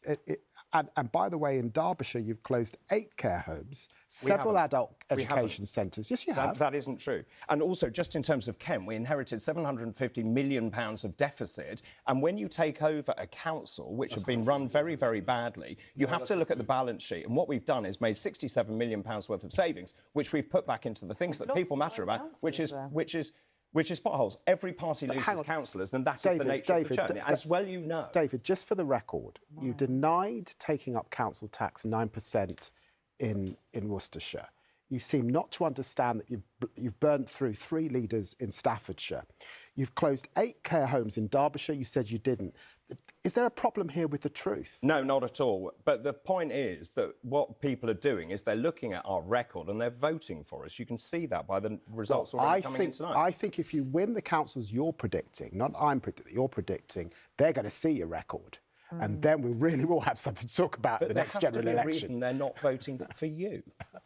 Look, I recognise that, as I've said, that since 2008, people have been hurting. And they worry about the status quo, and that is a challenge for parties. 2008. I mean, you've been in power now for nearly 2 years. Are you saying we've been in power for 20 months? Nearly 2 years. But I'm interested, because you said a few minutes ago, you said, oh, well, this started in 2016. Now you're saying it's gone to 2008. So are you blaming what may be a very, very difficult set of results for you on history and things that happened long before you came to power? Well, there's a few things going on at the same time. There is electoral volatility that is vastly different to the circumstances in which I was first elected 26 years ago. That's the first thing. The second thing is that the 2 major parties, the Conservatives and Labour, in terms of the proportion of people prepared to change their vote, has increased hugely. In a general election, by the way, 30% of the electorate turn up for a general election. They don't vote in other elections. So the volatility that's there, the fragmentation that's there is a new phenomenon. You're seeing high turnout, particularly of young people. Is a new phenomenon, but Reform are being tested for the first time when they run local authorities, and so far the pitch is pretty bleak. Well, it's only 12. Well, let me just... I was going to say, so we can bring you actually, the first council result, Chorley Council, has been held by Labour. So there we are. It's our first council on the scoreboard. Chorley in Lancashire, where Reform had taken a seat from Labour, but Labour has held on to the council. It would have been impossible for them to lose because the way that the numbers were stacked up, and we don't actually know how many seats they've lost, but it looks like they've just lost 1 seat there, actually. But that is our first. So our first council has been held by Labour, Chorley in Lancashire. All of this, of course, feeds into the national political conversation, and things like potholes we've been talking about, and care homes and playgrounds, and all those things are vitally important when it comes to the services that people rely on in councils right around England. But of course, all of these conversations, as we've heard from our guests here, feed into the overall national picture. So let's speak to Lara Spirit, the Deputy Political Editor of the Sunday Times. Lara, by about this time of the morning, I know that your phone will probably be buzzing with chatter about what we know so far could mean in the next couple of days. What are you hearing?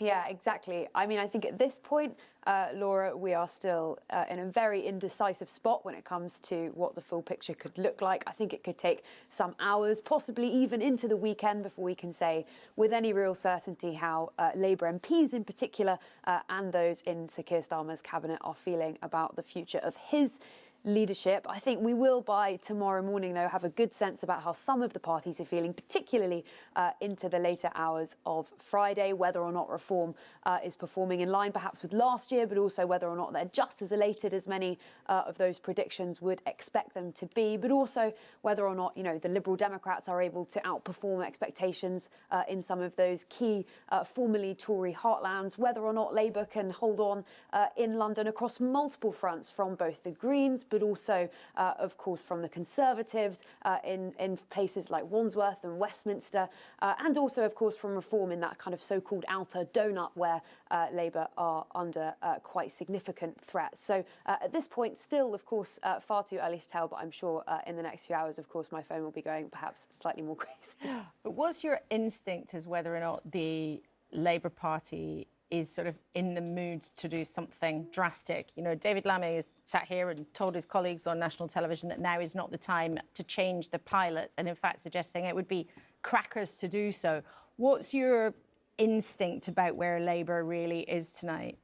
Well, I think it will depend on the results. I mean, I had a cabinet minister who said to me recently that 1,500 seat losses would be the threshold at which the cabinet around Keir Starmer would experience something of a collective nervous breakdown, with an impetus to move to see him either lay out a timetable or indeed go sooner. So I think we just don't know what the psychological experience of Labour MPs, of those in the unions, of Labour supporters, of those in Sir Keir Starmer's top team will be until they experience the losses that they are forecast to experience. If they are at the more severe end of that, you could well just see a real eruption of fear about future results and a sense of desperation that might force them to take some action with their Prime Minister. If it's at the lower end of expectations, it may give Keir Starmer the opportunity to fight back, particularly in circumstances where, as it currently appears, we don't know who the kind of clear, unambiguous challenger to the Prime Minister would be, still less what their route to toppling a Prime Minister at this point appears very determined to stay.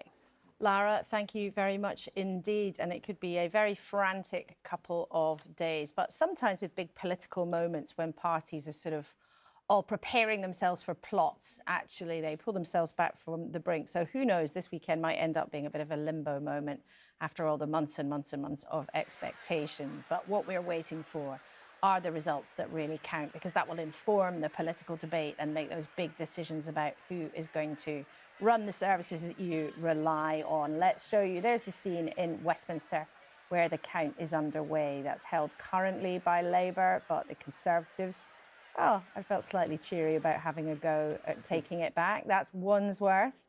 Like Westminster, a totemic council for the Conservatives, and the count getting under a decent way. They seem to be quite well into the guts of it now. Let's take you up to Hull, an unusual contest tonight because it's between the Lib Dems, who hold the council currently, and Labour trying to knock away at some of their support, but Reform might pick up a little bit there too. Let's then go to Broxbourne, and in Hertfordshire we're expecting the results from Broxbourne in about 10 minutes, so they may be the first to give us actual declarations.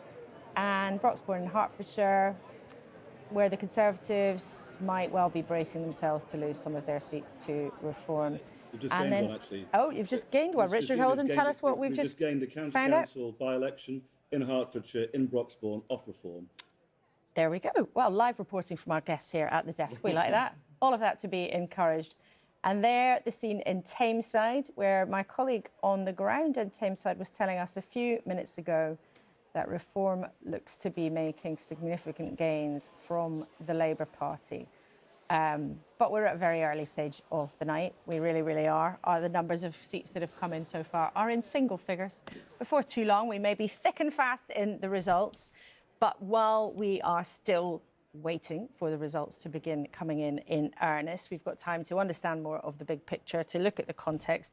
And Rita, you're going to help us out, because the thing about council government is it's very different to what we look at in terms of Westminster first past the post. You get lots of councils where actually nobody's in charge, and they don't often change hands very often. Absolutely, Laura. Let's take a look at some of the ones that we're watching, because there are some interesting battles going on.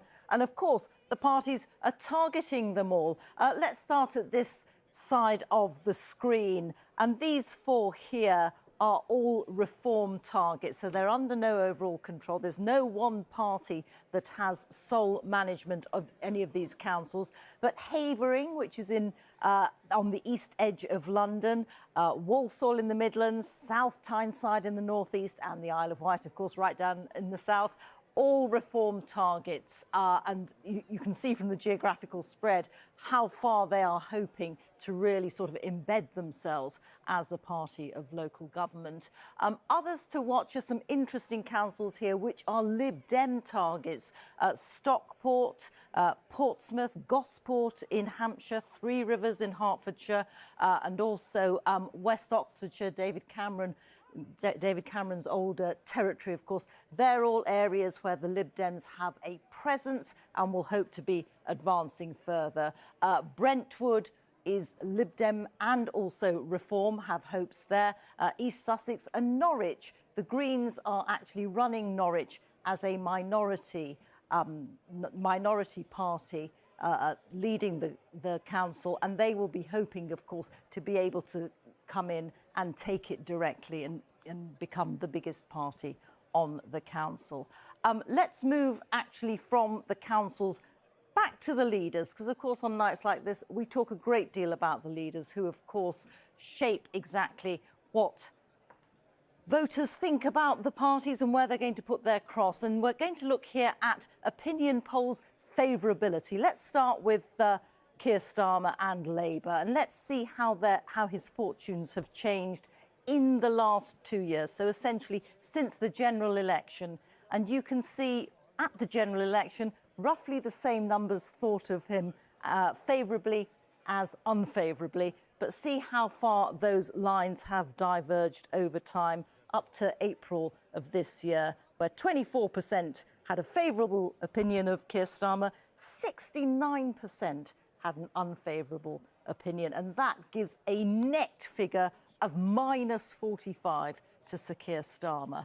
Moving along, Kemi Badenoch, you can see that around the time of the general election, people weren't really sure about her at all. Then her favourability increased, and it has gone up to 29%. That is rather higher than it was before, but she has an unfavourable of 50%, and that gives her a net -21. Now, Ed Davey's chart looks really rather different, because as you can see, the favourables and the unfavourables are roughly the same.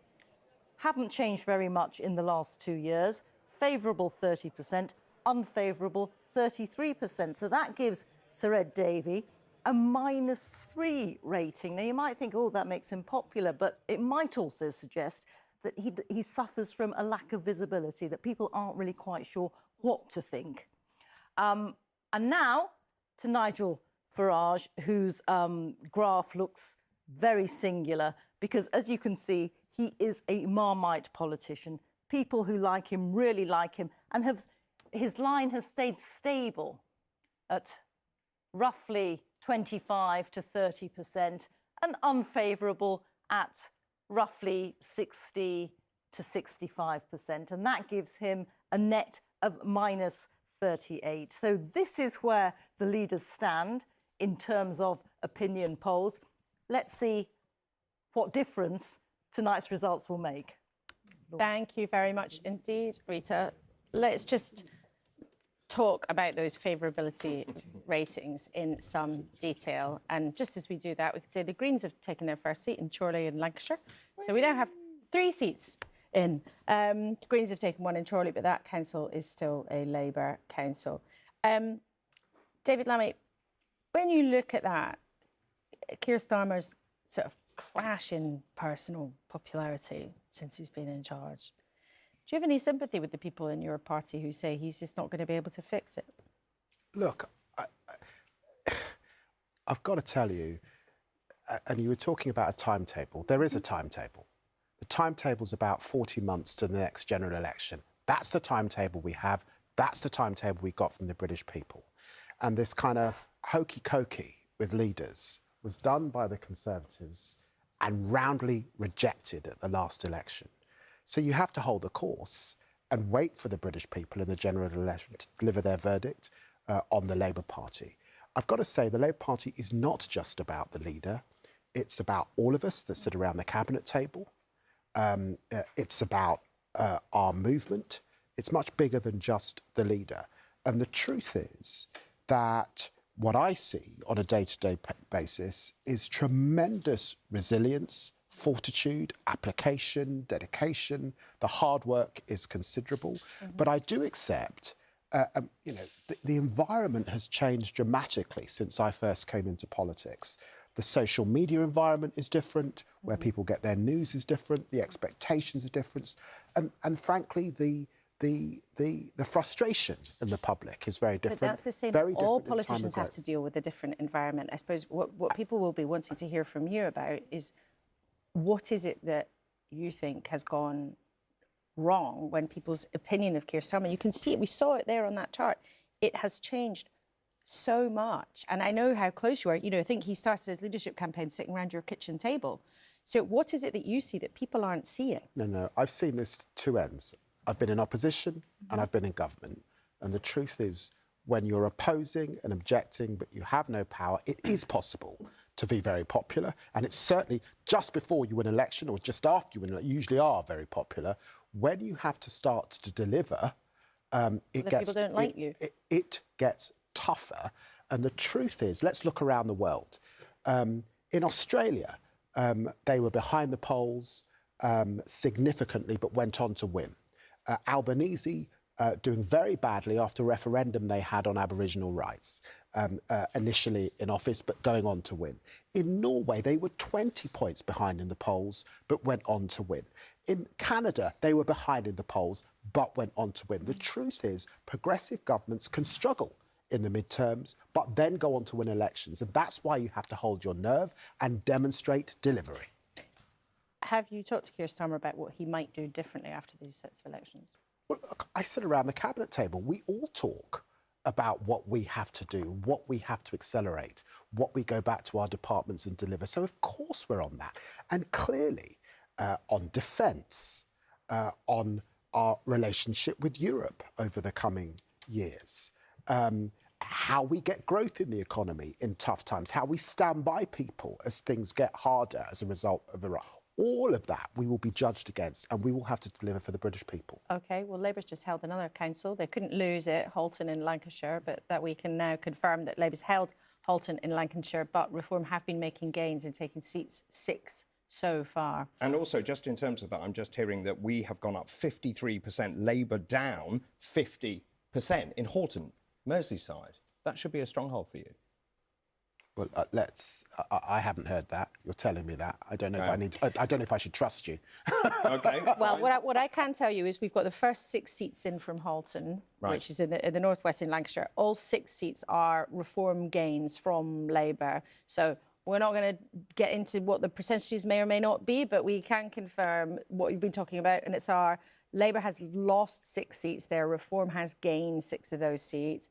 It's interesting because it's around the area of Runcorn, where, of course, Reform won a by-election there not so long ago. But it is impossible for Labour to lose control of that council because it's one of the areas where only a proportion of the seats were actually up for election.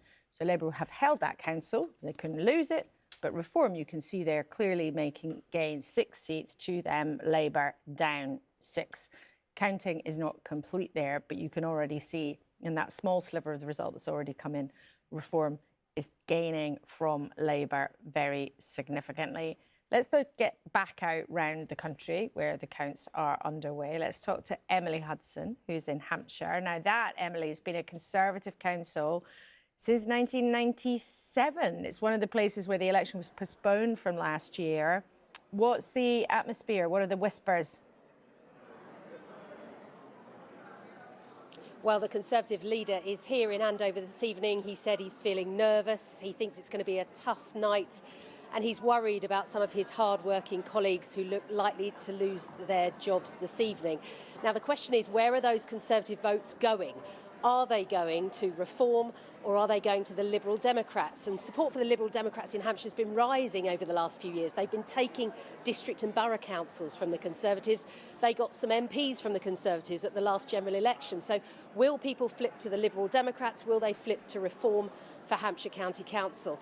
I can tell you, as well as the county being counted tonight, we've got 6 district and borough councils and 2 city councils. Now, the Reform person in Portsmouth texted me and said they have not seen turnout like it in Portsmouth. They said there were queues of 20 minutes outside polling stations. When they were talking to people in the queue, they were turning out to support Reform. They're incredibly confident of taking that city council. And they're also telling us that they're hopeful of taking Havant and Gosport boroughs as well. Now, of course, the interesting thing about all these councils is they're only going to be here for a year or two because, as you said, we're having local government reorganisation. And in 2028, there will be new unitary authorities rather than the county and district borough system we have right now. But it is really interesting. It is looking like a tough night for the Conservatives here. And we know they were worried. They sent the Shadow Home Secretary, the Shadow Chancellor and Kemi Badenoch herself here over the last few weeks. So it's really interesting to see quite how bad a night it is for them down here. And it might be, it sounds like, Emily, then really some quite big changes really across that whole part of the world. Yes, and I think the only other place that's really interesting is Southampton City, where Labour control the council. It has been Conservative in the past.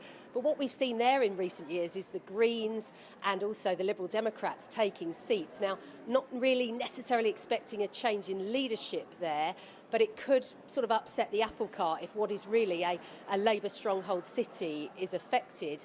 Tomorrow, we count on the Isle of Wight. Now, in the Isle of Wight, the independents have been running that council for several years. It's sort of an odd coalition of different independent groups. But Reform came second in the Isle of Wight West general election seat in 2024. A colleague of mine who lives on the Isle of Wight has said she's had a Reform leaflet through her door almost every single day of the last 2 weeks.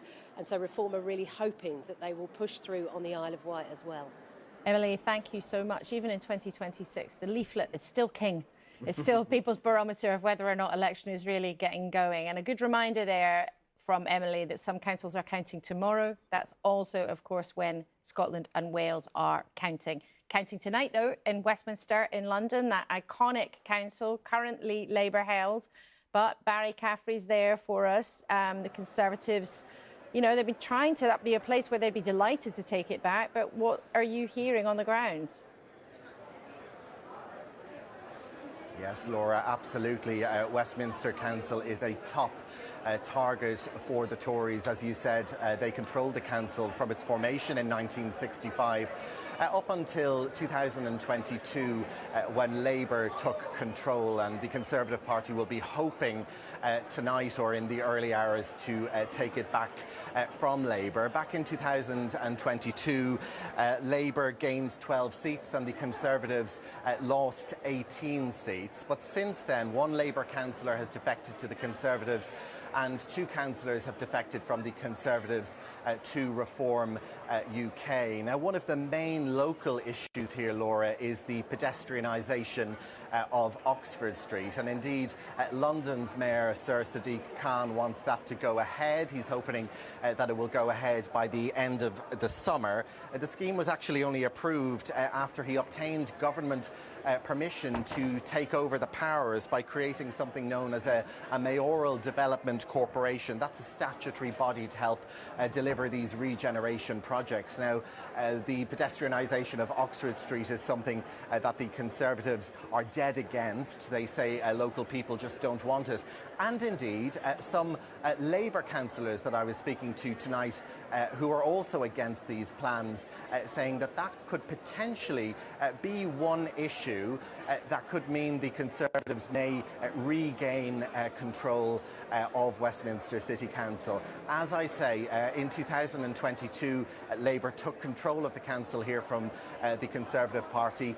They were in charge back since 1965 right up until 2022, and they will certainly be wanting to take that back from Labour. We are expecting a result sometime after 4:30 in the morning, we think. Barry, thank you very much indeed. So we will be, of course, live in Westminster when the result comes through at some point in the early hours. And let's show you what's happening around the country. Essex sounds like it's going to be the scene of some very important results tonight. There's the scene there. You can see the bundles all bundled up. Tellers waiting. Hard to know. Are they waiting for instructions to go? 3, 2, 1, go. As if we could make them do it faster so the results can start coming in. But that's the picture in Essex there. Let's then show you Broxbourne, Hertfordshire, and the declarations there might start to come quite soon. Exeter, down in the southwest, is one of the cities where there will be results tonight. The elections overnight, primarily sort of small cities and towns around England. So Exeter, the picture there. And then here is Hull again.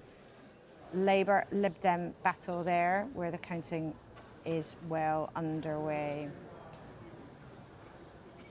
So that is the scene right round the country, and we'll bring you the results as they come in. Thousands and thousands of people hard at work after millions of people cast their votes. Let's now go back to John Curtis, who has got something very interesting for us to ponder over. And John, before we get into this, you're going to take us through our first set of numbers from our key ward analysis. But before you get into what it tells us, let's just explain what it is, if people don't remember from last year.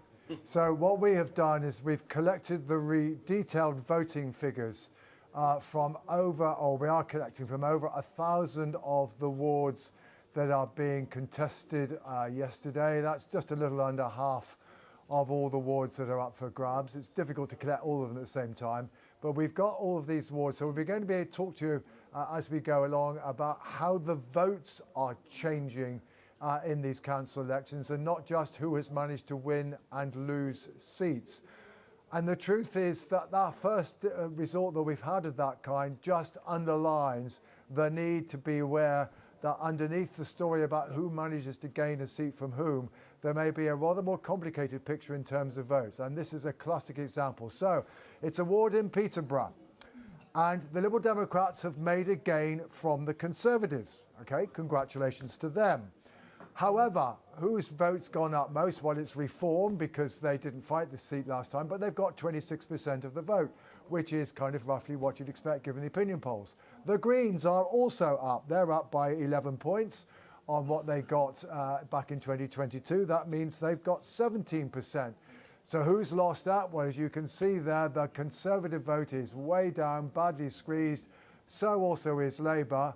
The Liberal Democrats, meanwhile, just edge up a bit. It gives them 32% of the vote, and that just takes them over the line.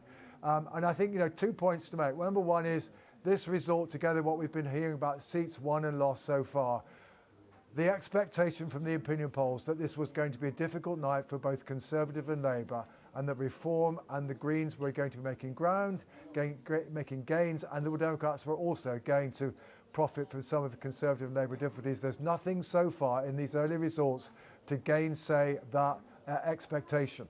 But then also bear in mind what this ward result declares, that probably an awful lot of the councillors who get elected tonight will be elected on relatively low shares of the vote. This is the product of five-party politics, and it will therefore sometimes mean that the person who gains a seat, as in this instance, is not necessarily the party who's made most progress since 2022. And John, in terms of that turnout point, we talked a bit around it, around the desk. Reform seem confident that in places where they've campaigned hard, that turnout is a bit out. When it comes to local elections, our traditional assumption is that people don't bother in the same way that they do in general elections. Just give us some sort of parameters from the kinds of turnout that we might expect. And if it is higher, who could potentially be the beneficiaries? Because it is always the mystery ingredient in elections, isn't it? So when this last round of elections was last 4 years ago, it's the nearest equivalent, turnout averaged 34%. It was a bit higher in London, about 38%, a little bit relatively somewhat lower in some of the more urban parts of provincial England. That is not uncommon. Okay, now for what it's worth, in the one ward we've got in with a detailed figure, the turnout is actually, well, it's just 31%, but it is 3 points up from 2022. So that may be a first sign of a slightly higher turnout. Why might Reform at least be quite pleased if turnout has gone up? Well, it is because one of the messages is deeply buried in the polling numbers and the tables that the pollsters produce is a pretty consistent finding that those people who didn't vote in 2024 are particularly likely to say, if they express a view at all, and many don't, to say they're going to vote for Reform. So therefore, I think one of the interesting questions about this election has been, well, can Reform identify these people, given they didn't vote last time? Can they motivate them to go out to vote this time? And will that help them out? Now, none of this proves that any of that's what's happened, but certainly, if indeed turnout goes up, then maybe what we're seeing is that some of the people who just felt they didn't have an adequate choice 2 years ago are now being attracted by Nigel Farage's party. OK, we will see. John, thank you so much indeed. Be back with you a little bit later on. And the totals that we've got so far, we can show you on our tally at the bottom of your screen. Hopefully that's going to work. There it is. Smiling Reform leader, Nigel Farage, with 14 so far. Keir Starmer there, Labour with 2, Lib Dems with 2, Greens with 2, Conservatives yet to make it onto the scoreboard. And your pink bar at the bottom right in a local election, that represents the independents. Another subplot of these elections is there might be a very interesting influence of independents in all sorts of places, particularly actually possibly in Birmingham, which is, of course, one of the huge councils that's up for grabs this time around. Independents could well have a big influence there. Also in Peterborough, we'll be live on the ground in Peterborough in just a couple of minutes. But let's talk to Andrew Sinclair, who's in Essex for us. Andrew, good to have you with us as ever. Essex sounds like it might be the scene of something very significant happening tonight. Yeah, this is certainly one of the county councils in East Anglia, which is well worth watching over the next 24 hours or so. Let me just say, here in Essex, they're going to count most of the vote tomorrow, but there are a few places which are counting tonight, and here in Clacton is one of them. Essex has been fascinating. It's been run by the Conservatives for the last 26 years. And in the last, until tonight indeed, in the last council, the Conservatives had 50 of the 75 seats on the county council. But Reform have been making a really big play in this council and in this campaign. They've been here to campaign on a lot of occasions. Why? Well, of course, Essex is where Kemi Badenoch has his seat. It's also, and here in Clacton, it's where Nigel Farage has his seat, and both parties are very keen, have really been fighting hard to try to make their mark here. I have to say the feeling both amongst the Conservatives and Reform UK is that Reform will do incredibly well here in Essex. Here in Clacton tonight, in the next hour or so, we should start to get some indication of just how well Reform are doing. Let me tell you, in this small part of Essex, there are 8 seats on the county council being contested. 6 of them were held by the Conservative, 1 by Labour, 1 by an independent. The feeling here tonight is that they could all go to Reform. Well, they would be delighted with that result. We know they've been campaigning hard in Essex. Andrew, thank you very much indeed. Let's then go to Peterborough. We were just talking about Peterborough. And the third result from Peterborough, the Conservatives have actually made a gain from Labour. But Ben Schofield is there for us. Ben, what's happening so far in Peterborough? Well, when it comes to a general election, it's exactly the kind of place where parties are so eager to show that they can get in that sort of bellwether part of the country. But when it comes to the local council, what's happening? Yes, and there's been a huge amount of turbulence really in the town hall in Peterborough. Since the back end of 2023, it's had 4 different leaders from 3 different parties. It had just over 2 decades of Conservative leadership. Then it went to a rising independent group called the Peterborough First Independents. And more recently, it's had 2 different Labour leaders. So as I say, a whole lot of turbulence here. And really, I think the picture that's starting to emerge is that we're going to see an even more divided set of councillors here when the 18 seats that are being contested are all called. So far, we've had a victory from the Liberal Democrats. They've taken a seat from the Conservatives. A long-standing councillor who's a former council leader lost his seat there to a Liberal Democrat, a returning councillor. In fact, he was a councillor last in the 1990s. We've also seen Reform take a seat from the Conservatives, and the Conservatives themselves win a seat back from Labour. That result coming in the last couple of minutes. None of those seats were won by a majority of more than 100 votes. So as Professor John Curtis was saying just a few minutes ago, we are seeing smaller majorities because you're seeing this 5-party choice that's confronted voters in their ballot boxes.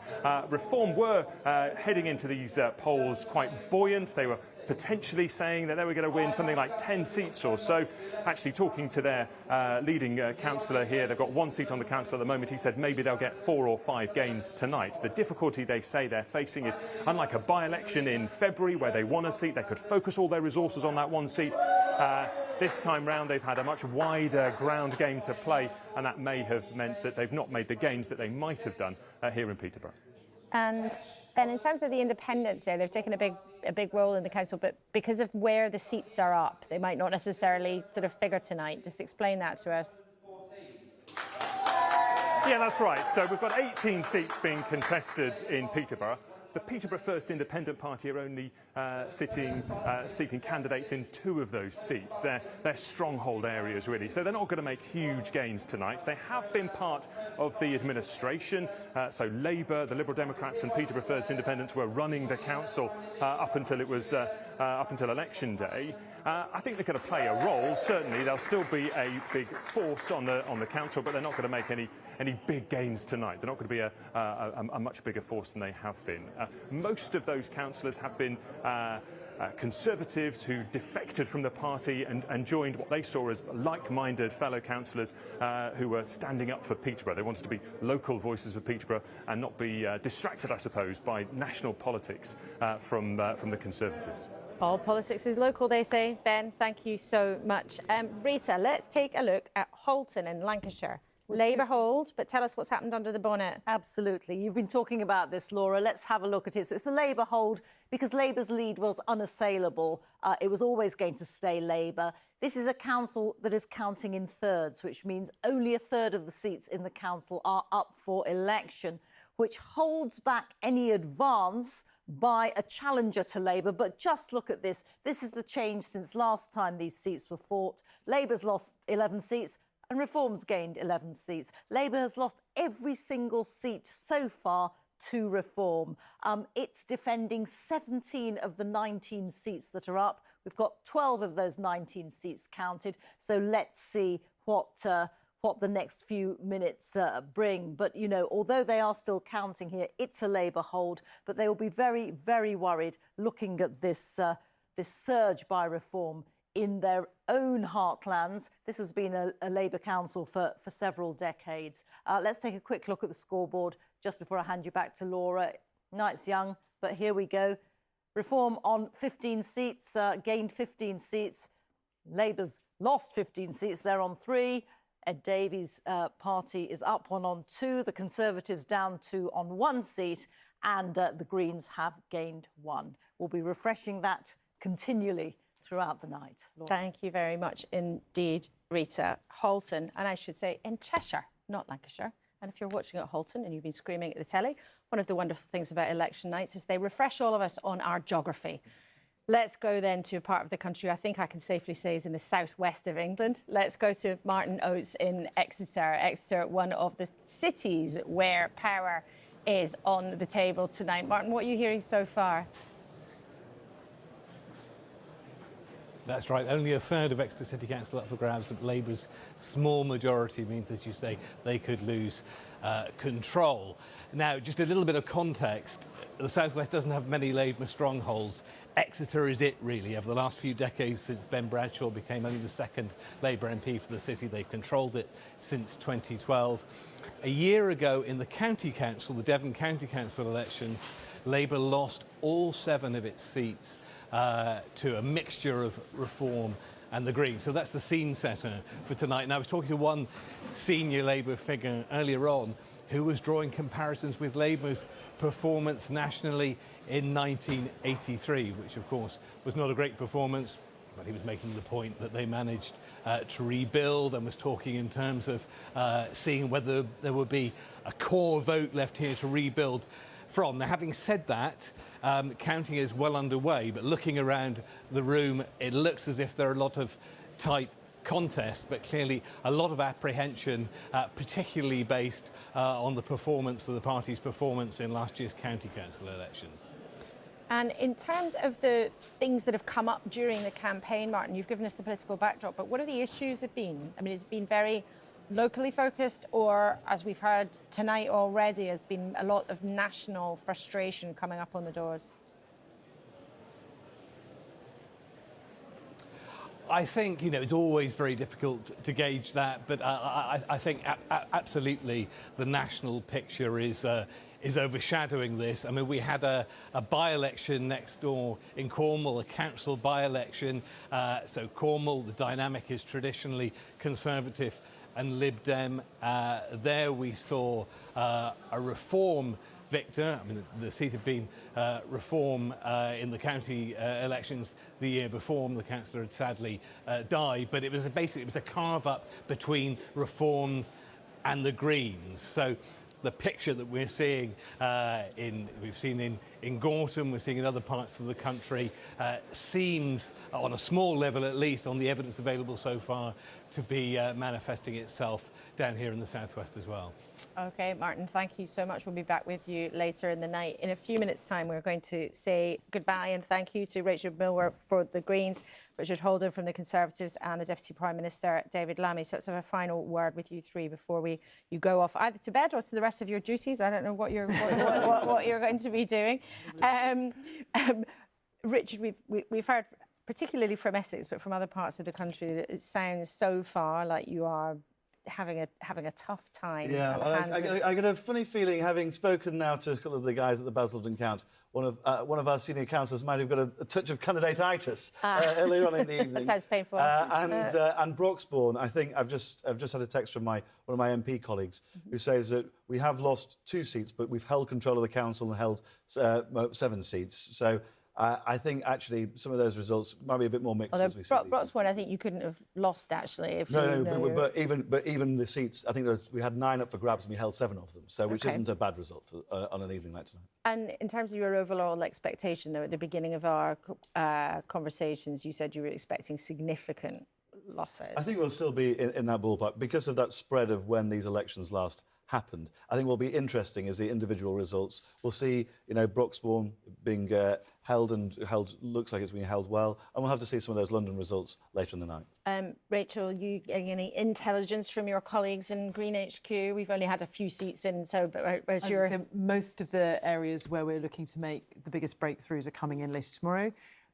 But we will make some exciting breakthroughs. We will be certainly in the London scene for the first time, really. I think this will be seen as a step change moment for us as a party. Are you confident you will actually take control of some councils, though, rather than just picking up seats? We're very, very hopeful. I mean, it's the energy in Hackney has been phenomenal behind Zoe Garbutt's mayoral campaign. So we're sort of hopeful there. But we'll see. We certainly will make inroads for the first time. And given, it's been said several times with your analysis tonight, that given how much support there's been for Labour in London over the years, we will take an awful lot of that. I go an awful lot in the other direction, but we won't quite deliver the seats that match it, if you see what I mean. But I still think we'll make inroads there. And one of those London Labour veterans, if I'm allowed to call you a veteran, some people take that offensively, but somebody with great experience in London Labour, shall we say, David Lammy, of course, you are one of, I think, 58 London Labour MPs. I mean, if there are significant losses in London to the Greens, but then significant losses, as it seems there might be, to Reform in the northwest and the north of England, who's the bigger threat? I mean, how do you face both ways? Well, look, I think that's the dilemma. This is a fragmented picture. I remember us losing in London after the Iraq War. We were losing at that stage to the Liberal Democrats, but the picture now is different because, of course, actually in outer London, Reform are present, the old donut, and we're seeing some Reform gains in parts of the northwest, and I suspect parts of the northeast also. So it's a fragmented picture, lots of volatility. In the end, what unites a lot of these communities is how they are responding in a cost of living crisis. They want to see us deliver, but let's see what the picture is as we head into tomorrow. What I would say is in the last few days, there has been a sense for me as I've been knocking on doors in London of things closing in a little bit, particularly because of the missteps by the Greens. I just wonder, though, for you, and I think people watching be interested in your view, who do you perceive to be the biggest threat? Reform on your right or the Greens on your left? My own view is you cannot form a government in the United Kingdom unless you are a broad coalition party, unless, of course, it's a hung government. But on the whole, you have to be a broad church, whether the Conservatives are doing that or indeed whether the Labour Party is doing that. So I don't think it's an either or. But I do believe that our progressive flank is important and holding the centre ground. That is usually how Labour wins elections. But if Keir Starmer does what we have been briefed that he's going to do in the next few days, is set out a more enthusiastic approach to being closer again to the European Union, what message is that going to send to people who've chosen reform? What message is that going to send to those voters who may have voted leave back in the referendum, but then went to you in 2024 because you promised them that you wouldn't undo that? I think people recognise that we have seen limited growth in our economy as a result of the way that was delivered by the Conservatives. And so I'm very proud as Foreign Secretary beginning those steps to bring us closer to the European Union. But I also recognise that freedom of movement remains a significant issue in some of those seats where people are choosing to vote for reform. OK, well, Richard Millward, Richard Holden and David Lammy, thank you very much indeed for being our first trio at the desk. Dr David Bull from Reform is staying with us for the next segment, I believe, so no escaping for you. Yeah, well, you can't go until I say you're allowed, so OK. You may be relieved by one of your colleagues before too long. Let's then join John Curtis again, who is busy starting to put the small number of numbers we've had so far into all his incredible calculations. John? Well, I think, Laura, we can begin to suggest give viewers some idea of the direction in which we appear to be going. I mean, just look at the bottom of your screen.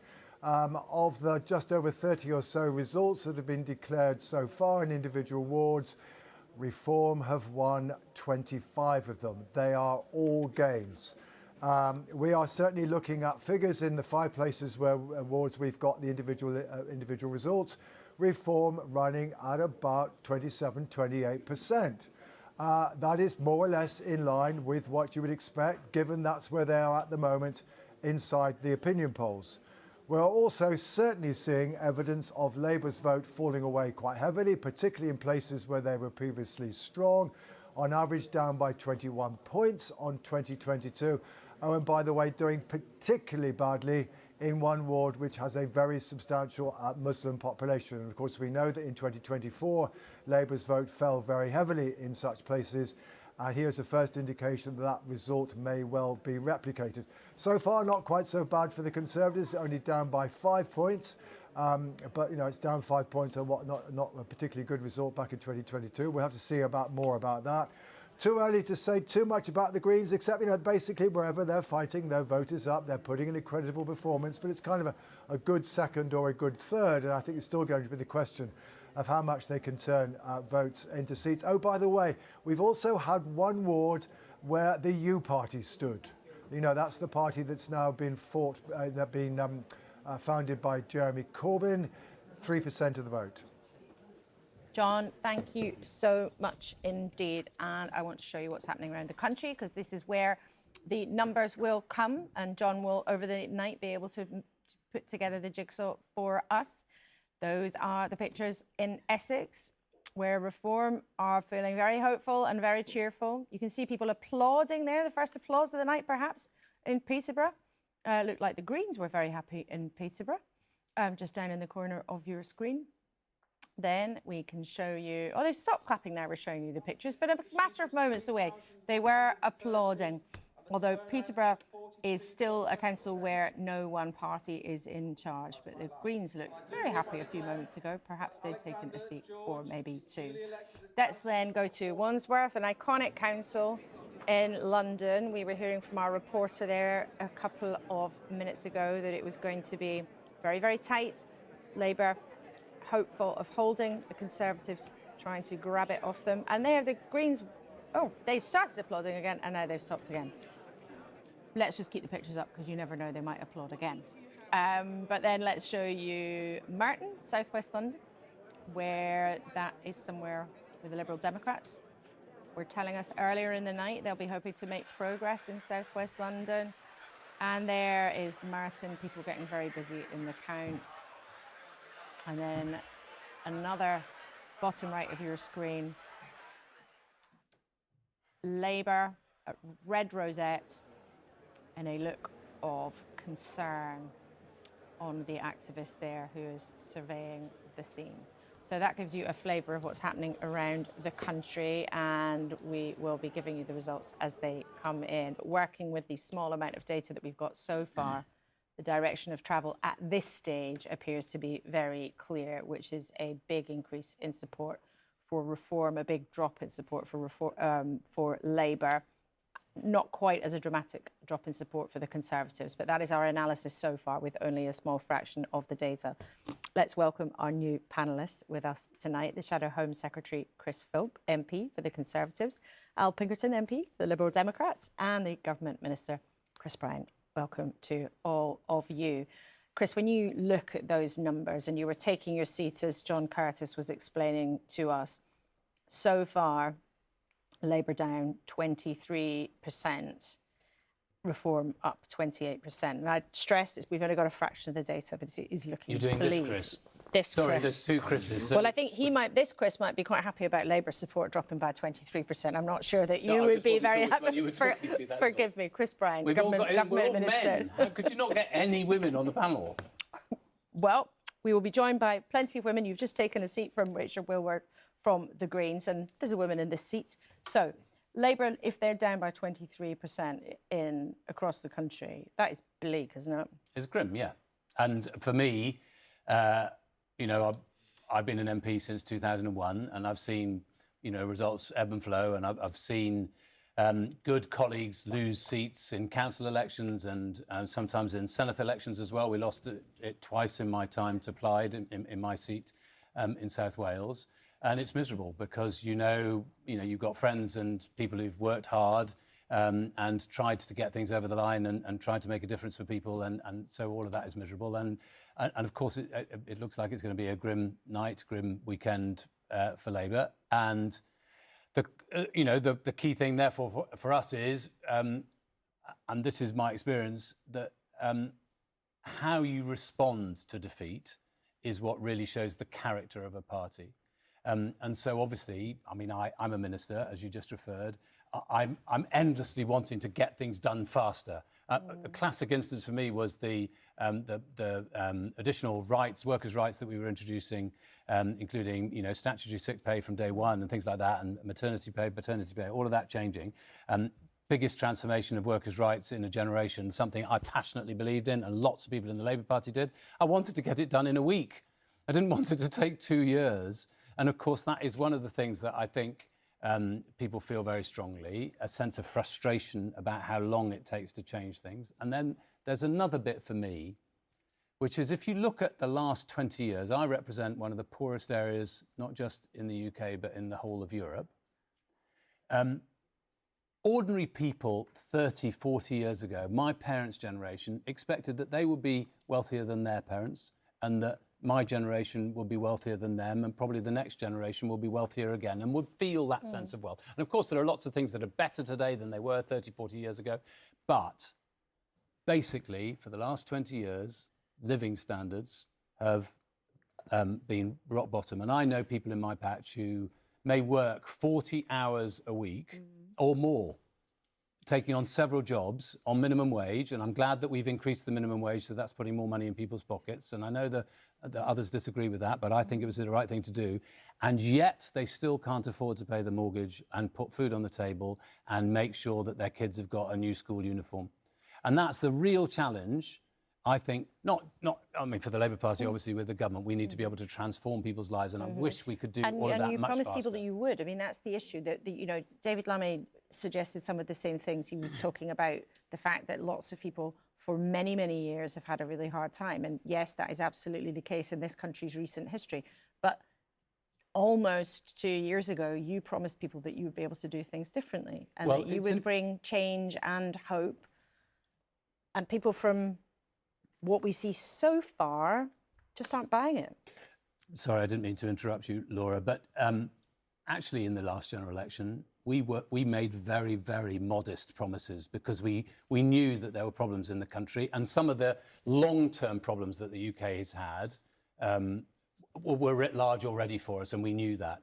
Indeed, there were many people who said that we weren't offering enough hope in that general election. Now, we won. I don't think we particularly won because everybody definitely was going, we definitely want Labour.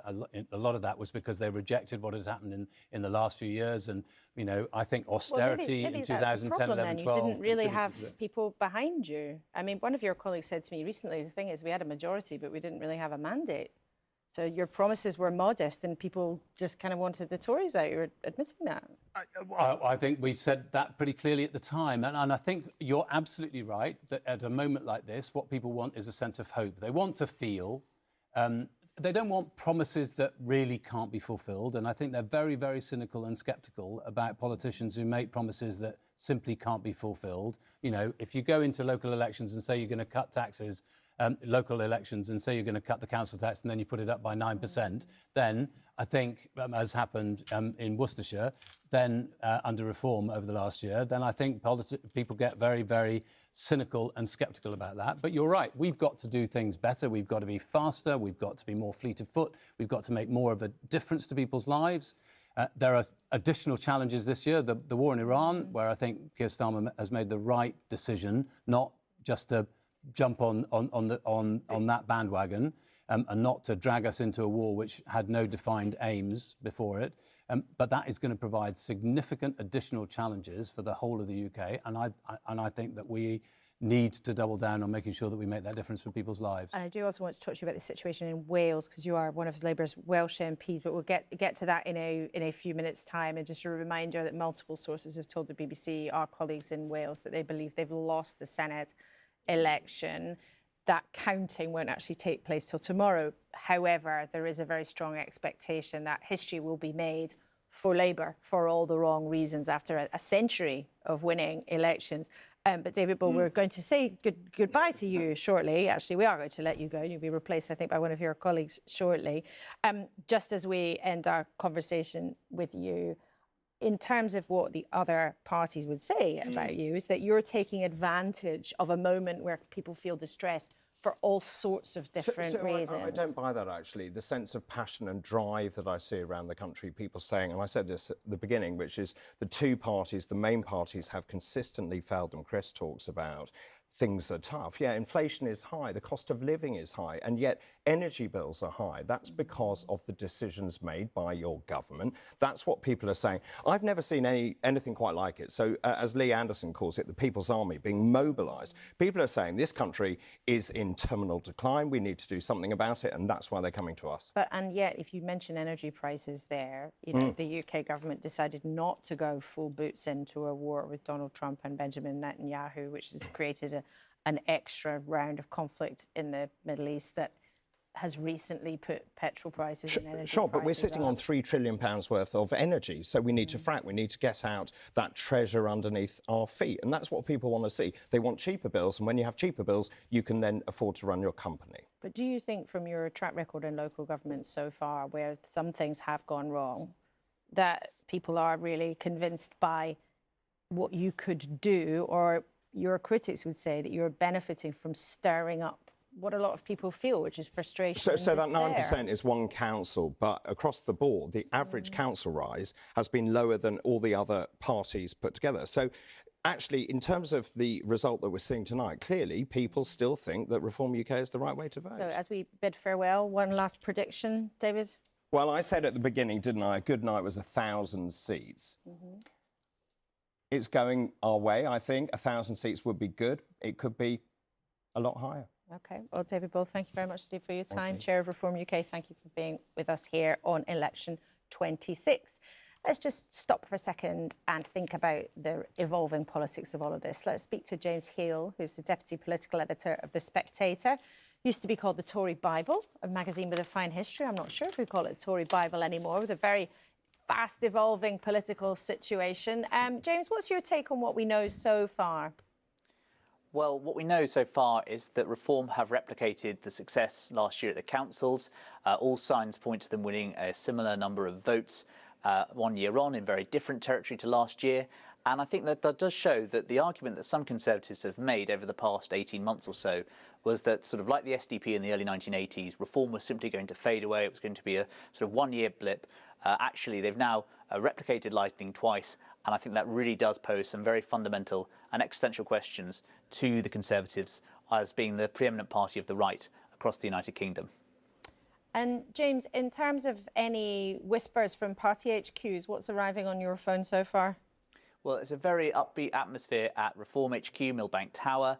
They've been very much focusing on the Battle of the North, obviously hugely symbolic in the kind of post-Brexit years over the past decade, as being the so-called Red Wall that gave Boris Johnson his victory in 2019, swung back to Labour 5 years later. And now, actually, places that didn't even vote for Boris Johnson in 2019 are going teal, places in the northwest. We're seeing long-held Labour councils going there, and we may well tomorrow see the same in Reform. What's been in Wales, what's been so striking to me has been how quiet a lot of Conservatives have been. I think there's a lot of Conservatives who are going to be absorbing these defeats overnight as we get into those kind of key Tory areas, Norfolk, Suffolk, and of course Essex. Essex man long defied British political elections. The grandfathers might have voted Labour, the fathers might have voted Tory in the 80s, and now it seems that the children of the Essex man are now voting Reform as well. James, thank you very much indeed. And let's just talk to the BBC's Alex Forsyth, who's with us here in the studio. Great to have you with us. I just want to, whilst we chat, show people what's happened in Salford. The results aren't in yet, but Salford in Greater Manchester. You can see the change here. Labour down 21%, Reform up 26%. Now, you know, once upon a time, people would think, well, Reform, they're a problem for the Tories. Our straws in the wind tonight are showing us they could be a very, very big problem for the Labour Party too. Yeah, and I mean, look, I've just been trying to assess some of the mood among Labour MPs because, of course, there will be people out there talking publicly and then there'll be a sentiment that they express privately. And I think the early indications are they expected it to be bleak, and while it is still very, very early... And we can't say that enough. And no, these are based on the first very, few very wars, early, these numbers. but these early indications are even bleaker than the expectations were within Labour. Because I also think you have to look at where some of these results are coming in from. You're talking about Greater Manchester, you're talking about Merseyside, you're talking about the North East. These are Labour strongholds. These are places where the party has a real emotional connection to these. And to lose those to Reform UK is really significant. And then, of course, what you've also got is Essex Reform UK targeting, where there, as things stand now, that's a real threat to the Conservatives. So it's looking very early doors. Good night for Reform UK. Let's see how it pans out. But possibly even worse than Labour were expecting. And what about, possibly, and we can't say enough that it is very early, but what about the Conservatives? I mean, James Heal was telling us there that the sort of Conservatives seems to be a bit quiet at this point. Yeah, I think some of the biggest Conservative areas they're defending, we're actually not going to get the results until Friday. So they're some of those big county councils. And I think the argument the Conservatives will make when it comes to those councils is last time that these councils were up was 2021. We were riding high in the polls. It was the vaccine bounce. Do you remember that after heard COVID? Richard Holden with us making that It's argument almost like I've heard these arguments being made before. And look, it is true that it was a good year for the Conservatives in 2021. But these, again, are Conservative kind of heartlands. Yeah. And Hampshire, which we are going to get in the early hours of the morning, one senior Reform source said to me they were pretty bullish about being the biggest party on Hampshire County Council. Now, the Conservatives have dominated that council for an awfully long time. So read into that, and it is just feeding into this narrative that we've talked about before, which is this another example of what people seem to be thinking is the end of that two-party duopoly? And in terms of where they might both go next, let's just reflect on Labour. I mean, we were just saying to David Lammy before he left us, you know, is Reform the bigger threat or the Greens the bigger threat? And the point is, how does the party face both ways? If their challengers are so different, how do they manage that? What a dilemma. And that's been a conversation within the party for some time now that really came to the fore after the Gorton and Denton by-election when the Greens took that seat off Labour, but Reform were a big challenge in that area. I think this is just going to turbocharge that conversation enormously. And, you know, whether or not that becomes a conversation about leadership, and of course that is inevitably going to form part of the discussions, even if there's not a move right now. One minister said to me when I put it to them in the last hour or so, do you think there's going to be a move against the Prime Minister? They said, not imminently, but that doesn't mean not ultimately. So whether it's a question about leadership or a question about direction, these are really, really big discussions for the Labour Party to have. And what about the Conservatives? Well, it's slightly different for the Conservatives because I think they're going to sort of revel in what this night tells us about Labour and try and point to that as much as possible. And we know that Kemi Badenoch's personal poll ratings have been pretty good lately. And within the Conservative Party, there's a pretty kind of upbeat feel about their leadership. I don't think there's going to be any questions about whether Kemi Badenoch stays at the helm. But does there then become a big question about where are they on the pitch? If Reform is really eating into Conservative turf, what do they do to get themselves back in that conversation? And that cannot be ignored if the results go the way the very, very early indications, to say it one more time, And you're doing Nora, a good job giving all the suggesting. caveats there. What about Lib Dems' expectations? Because we talked to Sarah Olney from the Lib Dems earlier in the programme, and there are places where the Lib Dems are hoping to gain that are going to come much later, you know, towards the end of this election marathon. But what are they telling you about the kind of day they've had on the doorsteps? Because don't forget, if you're watching at home, the parties all have thousands of activists out there banging on doors, talking to voters all day long. Yeah, they've all been round about who's banged on the most doors, even, as it were. And all the initial messaging from the Liberal Democrats has been pretty positive because they're expecting to gain seats in this election. And it would be another gain because they've gained pretty consecutively over a number of years. And the Liberal Democrats are typically good at building their ground game. However, I also think you want to look in some of the places again, just referring to Hampshire, where we were already getting a trickle of an indication about some results there. Now, that used to be prime Liberal Democrat target of small c former Conservative voters, and they were leaning heavily towards the Liberal Democrats. Now, as we're seeing, Reform is encroaching onto that turf. So I think in this very noisy politics now, there is going to be a question within the Liberal Democrats about whether they are making themselves heard enough as a party, and when you see the Greens and Reforms tipping up in the polls, why are the Lib Dems just holding steady?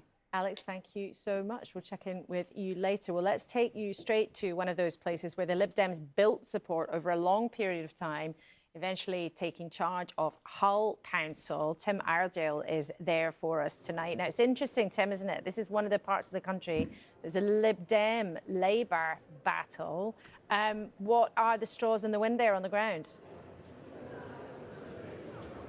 Hi, Laura. As you know, politically speaking, it is rarely dull in Hull.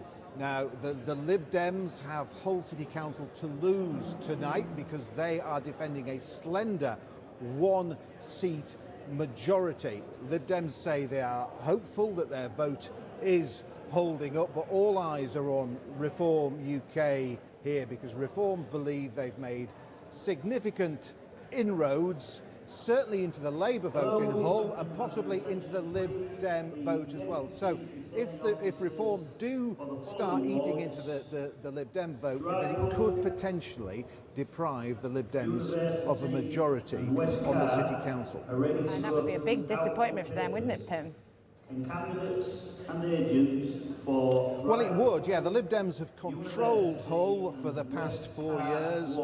In the previous decades, this city kind of seesawed between the Lib Dems and Labour. There was a long period of Labour dominance where it was pretty much a one-party state, but the Lib Dems came along, made inroads into the Labour vote and eventually won control of this council. But it looks like Reform have come in to spoil the party here, and that doesn't bode well, certainly for the established Westminster parties here in Yorkshire. This is the only council election counting in Yorkshire tonight. Remember, Reform are hoping to do well in some of the other big cities across the north of England, big towns as well, places like Barnsley and Wakefield and Calderdale. So if Reform can make gains here in Yorkshire tonight, it should be looking pretty good for them when we get those results tomorrow.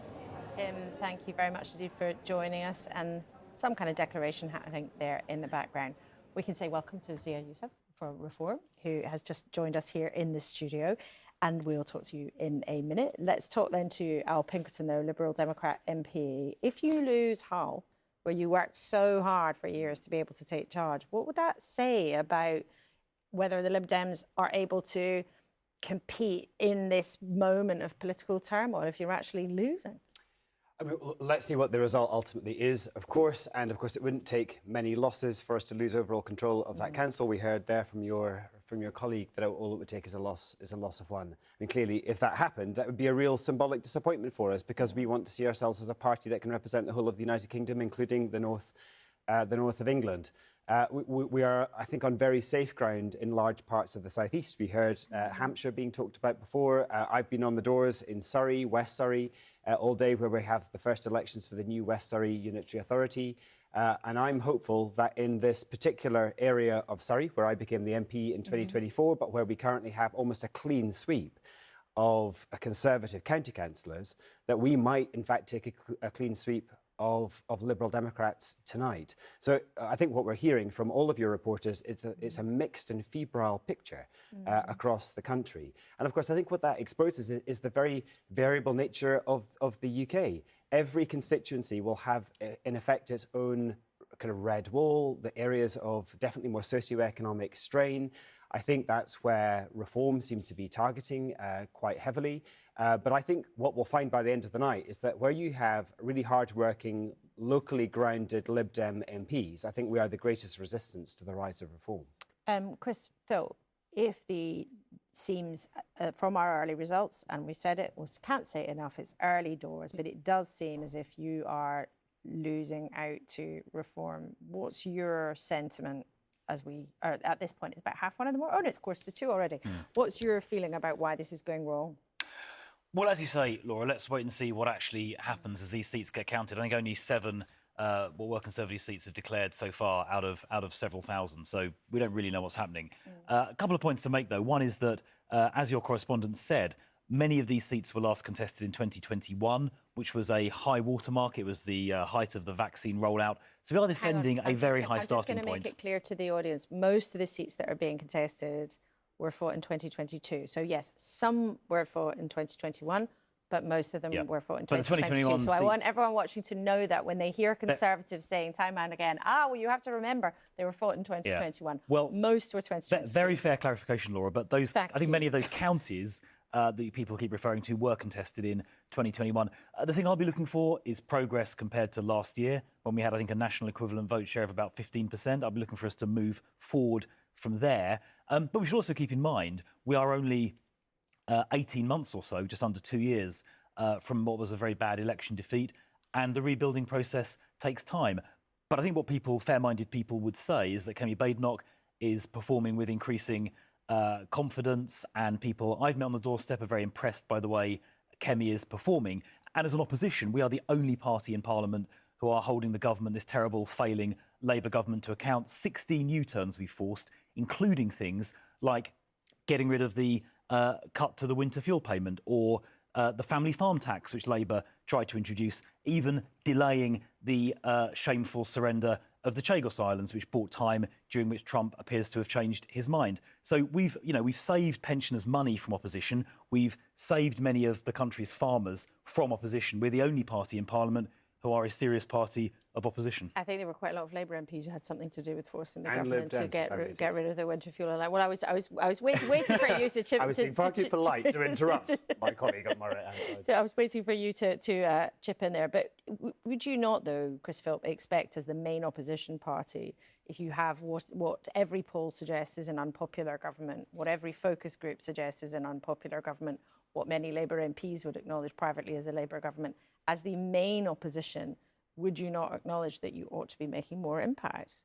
Well, I'd make 2 points. One is that it does take time to rebuild and renew after that election defeat. If you think back to the aftermath of the last big election defeat in 1997, it took about 6 or 7 years. Now, I'm sure you think it'll take you 6 or 7 years? No, I don't. Let me preempt that. I'm sure. I know. Are you sure? I'm sure we're going to do it a lot faster than that this time. Well, how fast but then? But it does take. How fast will it take you? Well, look, I mean, the process is well underway. Kemi Badenoch, as I said, is already, I think, by far the most effective opposition leader we've had for really quite some time. And look, I do understand why. The only opposition leader. You were in power for 14 years. I do understand. Well, I meant the country as a whole. I mean, we've had Labour opposition leaders for many years, and she's far more effective than any of them. Won the general election, having been the leader. Yeah, and look at the appalling mess he's made ever since. Even Ed Miliband is now conspiring to get rid of him.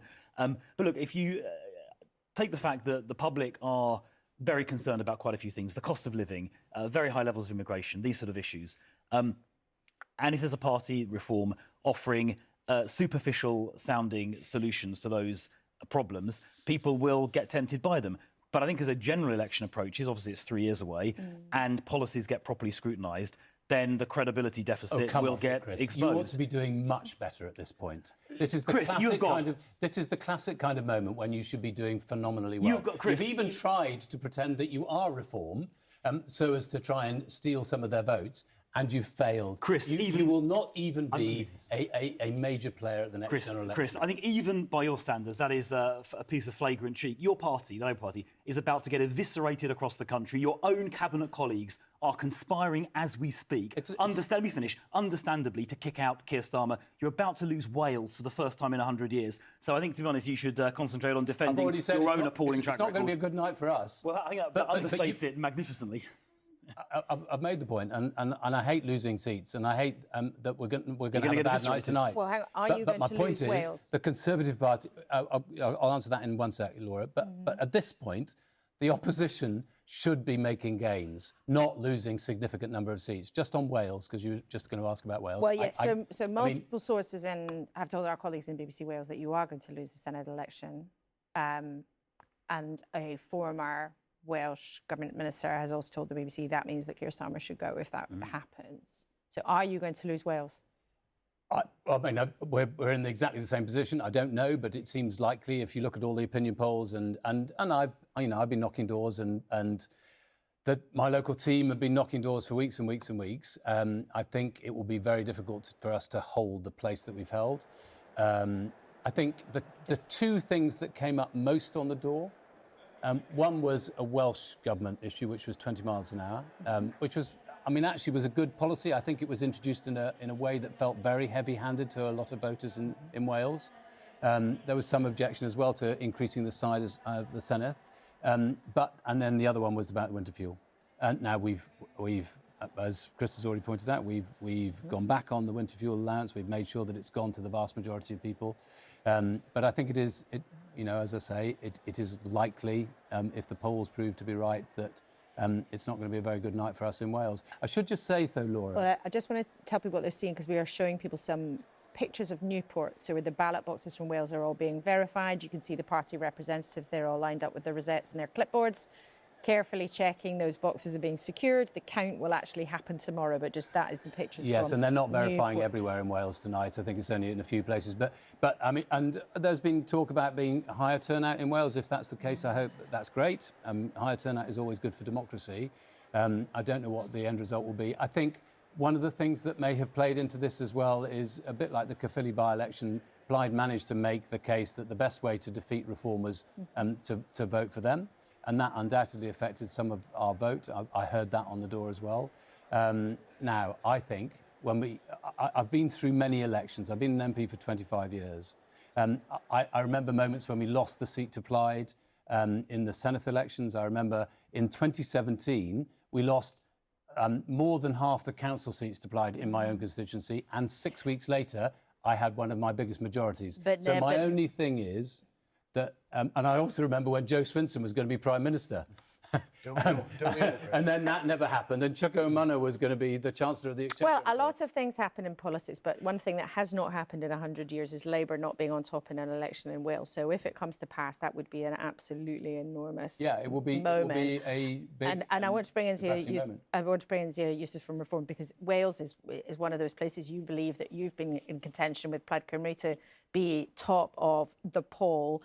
Those votes aren't counting until tomorrow, as we've been discussing. But I know that you'll have been plugged into the numbers and the campaign very carefully. So what's your expectation from Wales and Scotland?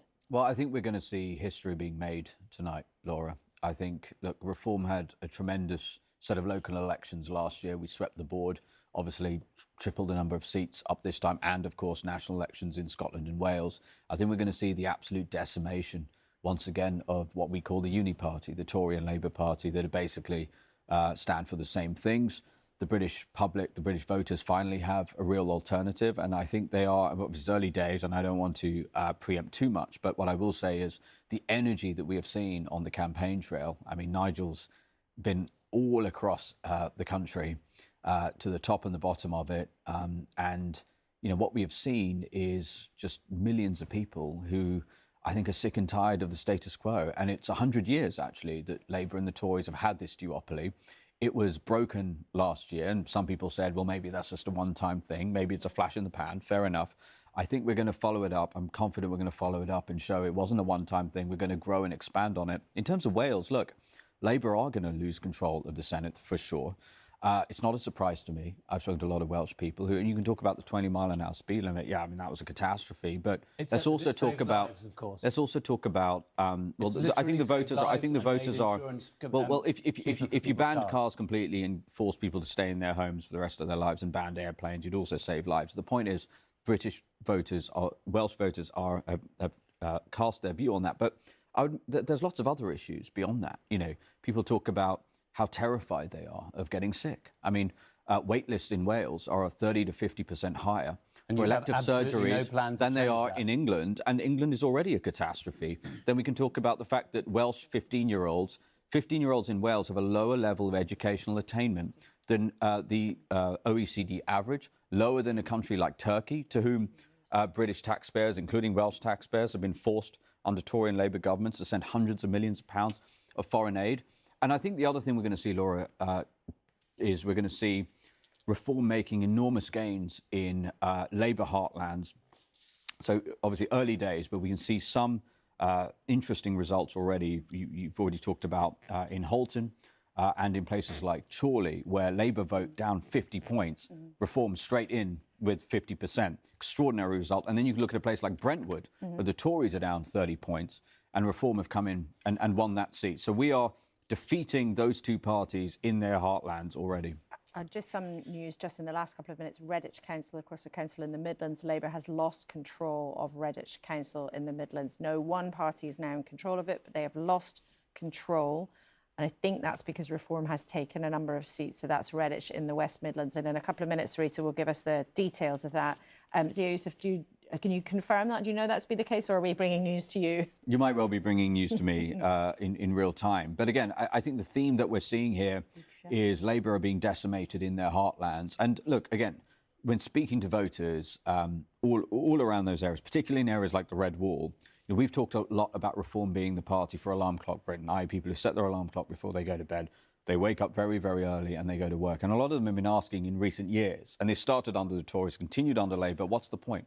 Why are we working so hard? Why are we working overtime in order to fund the invasion of our own country? Why are we working overtime and working so hard and paying these taxes in order to pay for many people in this country to choose not to work and live a better lifestyle than we do? Why are we paying all these taxes? And if my smartphone gets stolen, there's virtually no chance a suspect is even identified, let alone arrested and put in jail. You're talking about alarm. Well, that is what we are hearing from voters, and that is why we are getting. Well, it absolutely is true, and that is why I think we're seeing the results that we're seeing today. Just one thing, it's interesting that you talk about working people and alarm clock Britain, which I think was originally a phrase used by Nick Clegg, actually, but we'll check that. But you talk about working people. Actually, if you look at the polling, most Reform voters are older. You're not the most popular party among working age voters.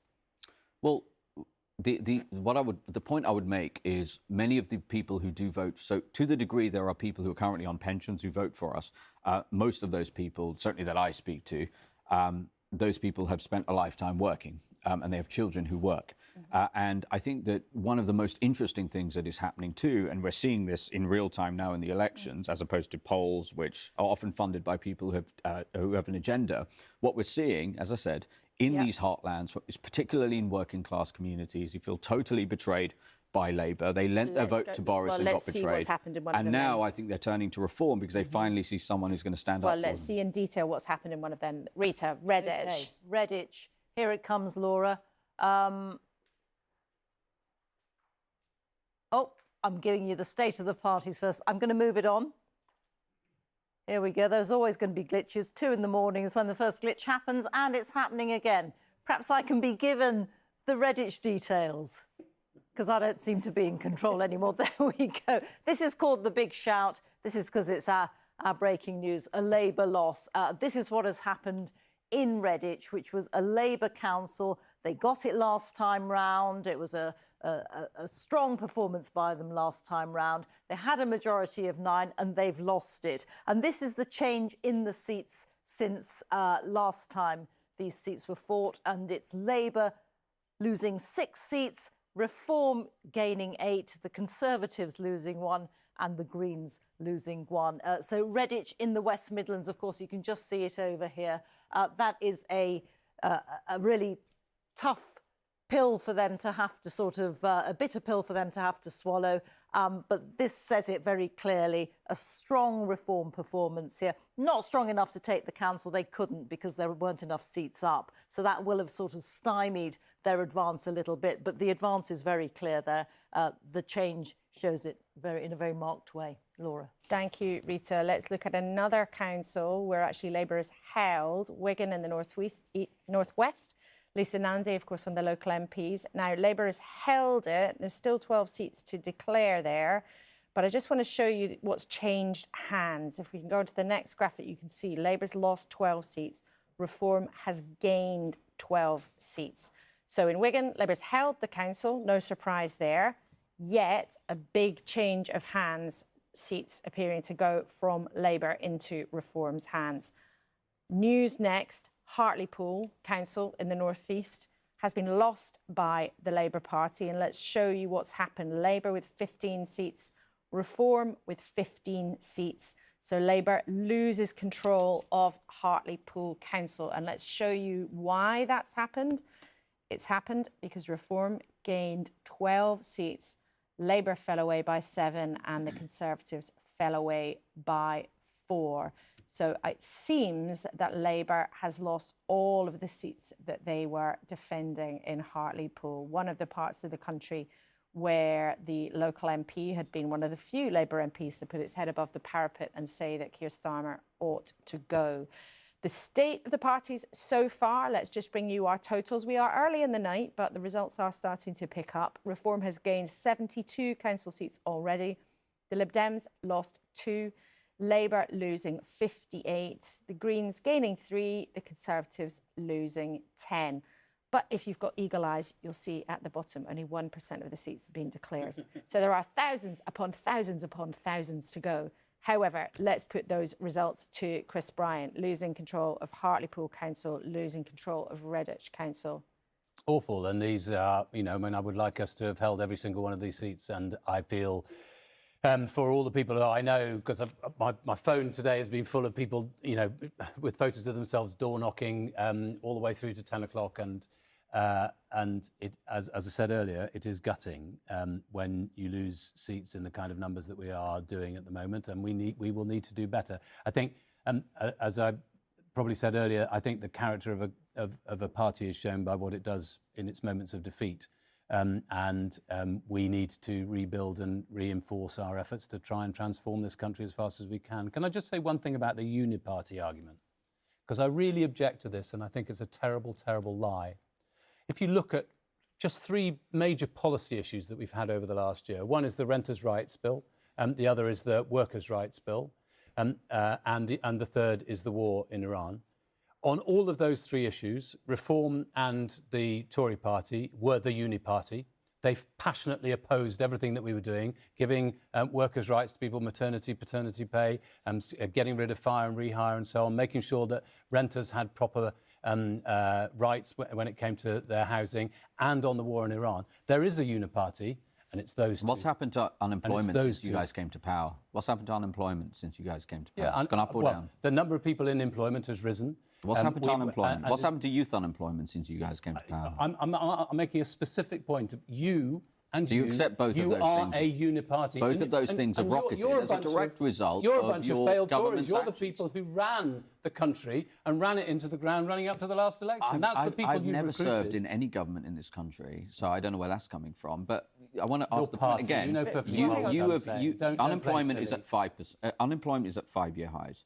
Youth unemployment is at decade highs. It's higher than it is in the European Union for the first time in a very, very long time. I think it's very important that the work that we're putting in now to get rents are going through the roof. And look, the evidence of this is the results that you're seeing. And so, it's really interesting to see you sort of vehemently. It's really interesting, genuinely, to hear you talk about how you think voters want you to go further and faster doing the things that you've been doing in government.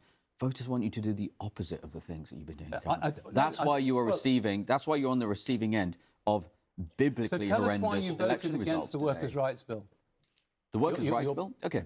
So here are the primary issues. Number one, I speak to lots of business people who employ people, I've employed people myself too. A lot of these people run small and medium-sized companies. They don't have large legal teams. They can ill afford hiring people, which then causes significant legal issues for them. And what they tell me is that the direct result of the legislation that you have passed means that they're just going to think twice before hiring people or replacing people who leave through the natural course of business. And as a result of that, that is what is causing unemployment to go up. And Chris, compounding the extra regulation, which is deterring businesses from hiring. I used to run businesses before getting elected, and if you load up regulation, as this Labour government has done, it simply deters businesses from making hires, and that has been compounded by the tax rises which this Labour government has imposed on business. I'm thinking particularly of employers' national insurance, a £25 billion tax rise. I'm also thinking of the very large increase in business rates that has blighted the high streets. Let me finish. The cut that took effect just a few weeks ago at the beginning of April. That is why unemployment has gone up every single month under this Labour government. That is also why, by the way, inflation has gone up dramatically since the last election, and that was happening before the war in Iran. It's gone up. Yes, it has. It's gone up from 2% to 3%. That's obviously an increase. These problems. Hang on, Chris. You just proved to me the Uniparty. It's live and well. Let me answer that. And when I think it comes to the next general election, well, hang on. Let Chris point about the flaws in your idea. I think voters will go, that isn't the Uniparty that we want running this country. That's not the kind of country we want, because we want a country where if you work hard, you are rewarded. You have rights in work. You're able to afford to buy your own home. You are able to survive. And that's not what Chris, that all sounds great, but that is not what this Labour government is doing. People are getting taxed out of work. People aren't keeping more of their own money. The government is taking away more of it, and that is why unemployment is going up. People aren't finding it easy to own their own home. They're finding it harder and harder and harder under this Labour government. Now, your budget led to the fastest rise in mortgage rates ever in our history. By the way, Chris, they're higher now. By the way, Chris, they are higher now. They've come down. We've had 6 cuts in government gilt rates are higher now. We've had interest rates cuts for people's mortgages to come down. But let me now just address. So while I do agree with Zia's critique of the Labour government, which I've agreed with and amplified, I don't accept Zia's charge that we are the same as Labour at all. There are very profound points of difference. For example, the Labour Party believe in increasing welfare spending. We saw them just a few weeks ago get rid of the 2-child benefit caps, and now people can have 6, 7 children. Yes, we've taken 500,000 children out of poverty, and I'm proud of that. Can you please not interrupt so much? They've got rid of the 2-child benefit cap. It's going to cost £2.5 billion. They're letting welfare spending increase by, I think it's £30 billion by the end of the Parliament. We Conservatives have a very different view. We think that 2-child benefit cap should go back in place. We want to restrain welfare spending in order to fund tax cuts and spend more money on defence. We don't think it should be easier to have strikes. The Labour Party think it should be easier to have strikes. We don't think we should kill jobs with regulation. The Labour Party do. All right, I'm going to pause Chris and Chris and Chris and Chris. I know that Chris and Chris could go at each other, Chris, probably until 6 o'clock in the morning. This is the latest result. It's not a result, but I want to show you what's happening in Wandsworth. We've already been talking about Wandsworth in London a little bit tonight because it's a key council where the Conservatives want to show progress. Labour want to hold it. The Labour vote so far is 23% down. The Tories down 4%, Reform up 10%. But you can see the Greens up 21% in that council. Now, that is counting. That is not a result, but it gives us a flavour of what is happening so far in Wandsworth. And you can see there the Greens starting to take off. Labour down 23, the Tories also down a little bit, and Reform and the Greens both picking up in Wandsworth. Let's see what happens, because that theoretically was a Labour-Tory fight. If you see votes going off to the Greens and Reform too, it might be that the Tories edge it over Labour, but we don't know. But it is interesting, with the help of the data that we have coming in, that as we watch pictures of people preparing the vote, we can also see what's happening in the numbers so far. Let's take you to a different part of the country. Let's go to Stockport, where the Lib Dems were hopeful of picking up. And I can see Al Pinkerton, you can't, but I can see him out the corner of my eye, nodding away. Let's talk to Richard Stead, who's there for us tonight. Richard, what are you hearing? Yeah, morning. So Stockport is one of those towns which includes many wealthy South Manchester suburbs, home to City and United footballers, but also home to council overspill estates, red brick Victorian terraced houses as well. And that divide in wealth has meant a divide politically as well. No overall control on the council here. The Lib Dems are the largest party. They have 30 seats, 2 more needed for a majority. Labour defending 7 seats here in Stockport tonight, and you do see that yellow Lib Dem diamond outside homes right across the town. So speaking to the Lib Dems here, they're quite confident of taking some of those seats off Labour, which would give them a flagship council here in the north of England. And also tonight as well, a couple of colourful characters standing. There is a NHS transplant surgeon standing for Reform UK and a defector from North Korea standing for the Conservatives. Richard, thanks very much indeed. We'll be back with you later on in the morning. Let's go to Bexley on the outskirts of London, sometimes called the part of the donut. Susanna Mendonca is in Bexley for us. What's happening there? Yeah, so Bexley is traditional Tory heartland. They've run this council for 20 years. We're here at the local leisure centre. You can smell the chlorine in the air. This is where people usually go swimming. But here is where Reform UK are hoping that they will make a splash this time round. This is one of those London boroughs that Reform UK think they can take off the Conservatives. Now, if you look at the figures last time round, the Conservatives won this borough with 33 of the seats, and we had Labour getting 12.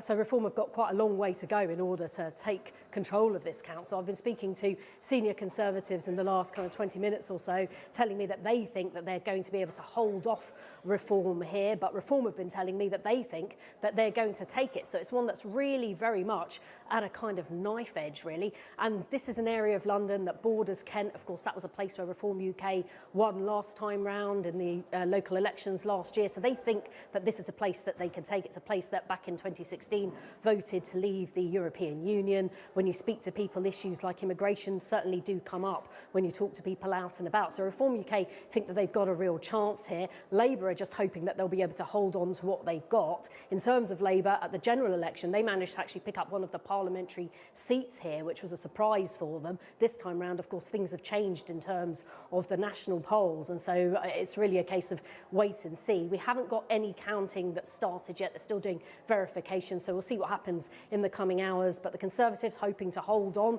to this borough that they've held, as I say, for 20 years, and Reform hoping that this might be their first ever London borough. Thank you very much indeed, Susanna Mendonca in Bexley, and a very interesting race there on the outer edge of London, and Reform hoping there to do well as they do in all sorts of contests around the country. And this is probably the fanciest way that ballot boxes have been moved around the country. Here's a helicopter in Edinburgh bringing ballot boxes to the counts.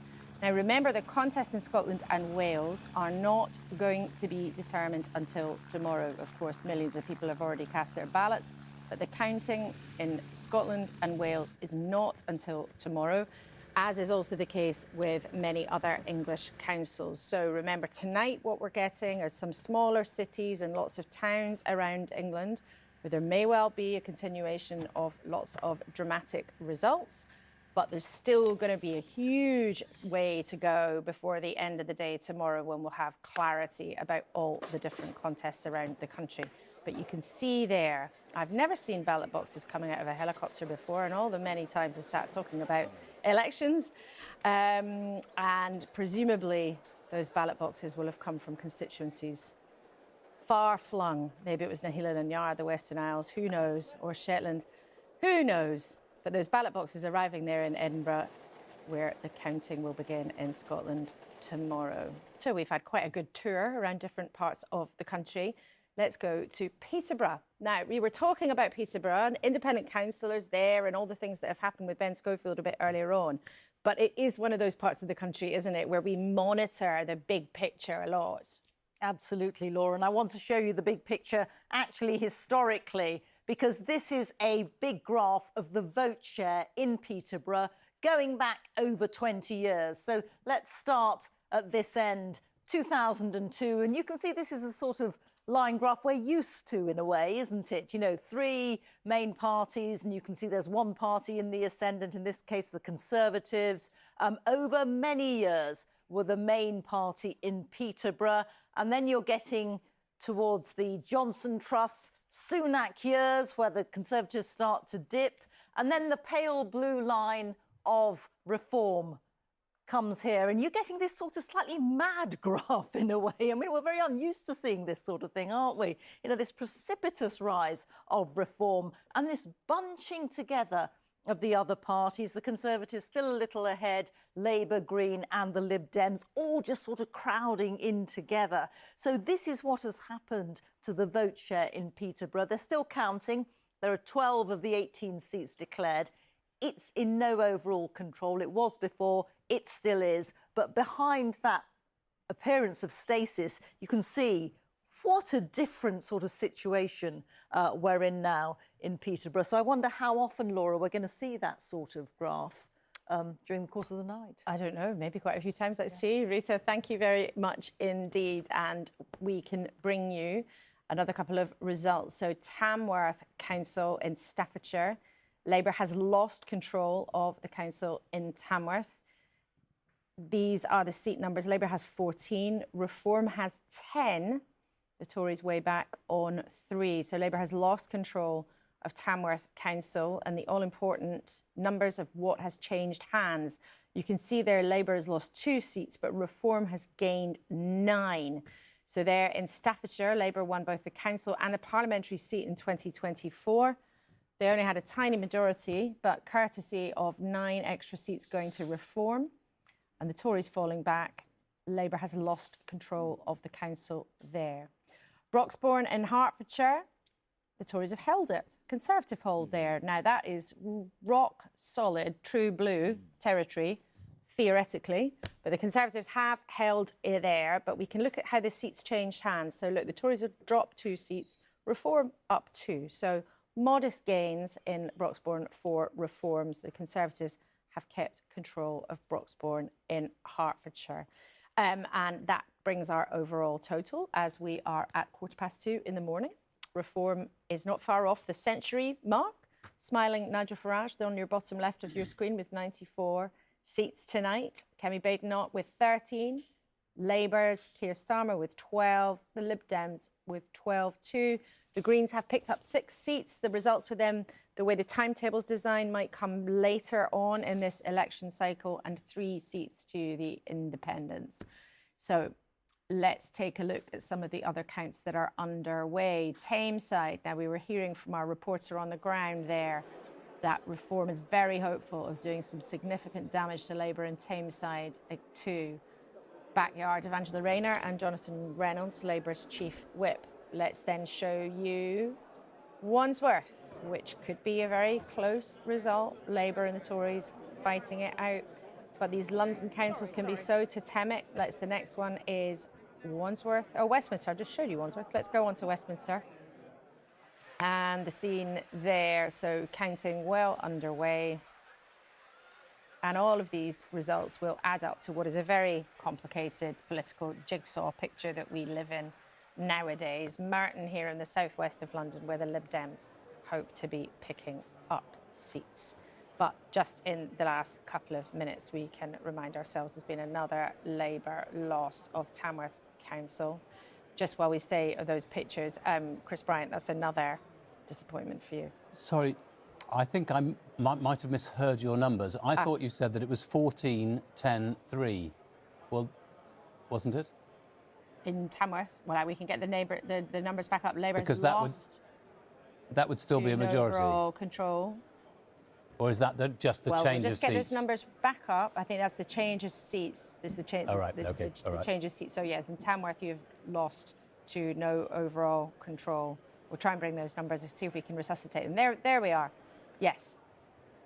So yes, you've lost control of that council in Staffordshire, and you've won it in 2024. I mean, why do you think this is happening?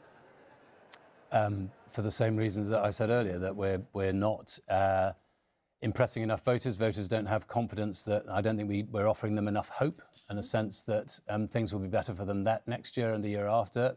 There are some things that have come our way which have made that more difficult. I think at the beginning of the year, I very much thought that we were turning the corner economically. We had much better than expected growth figures.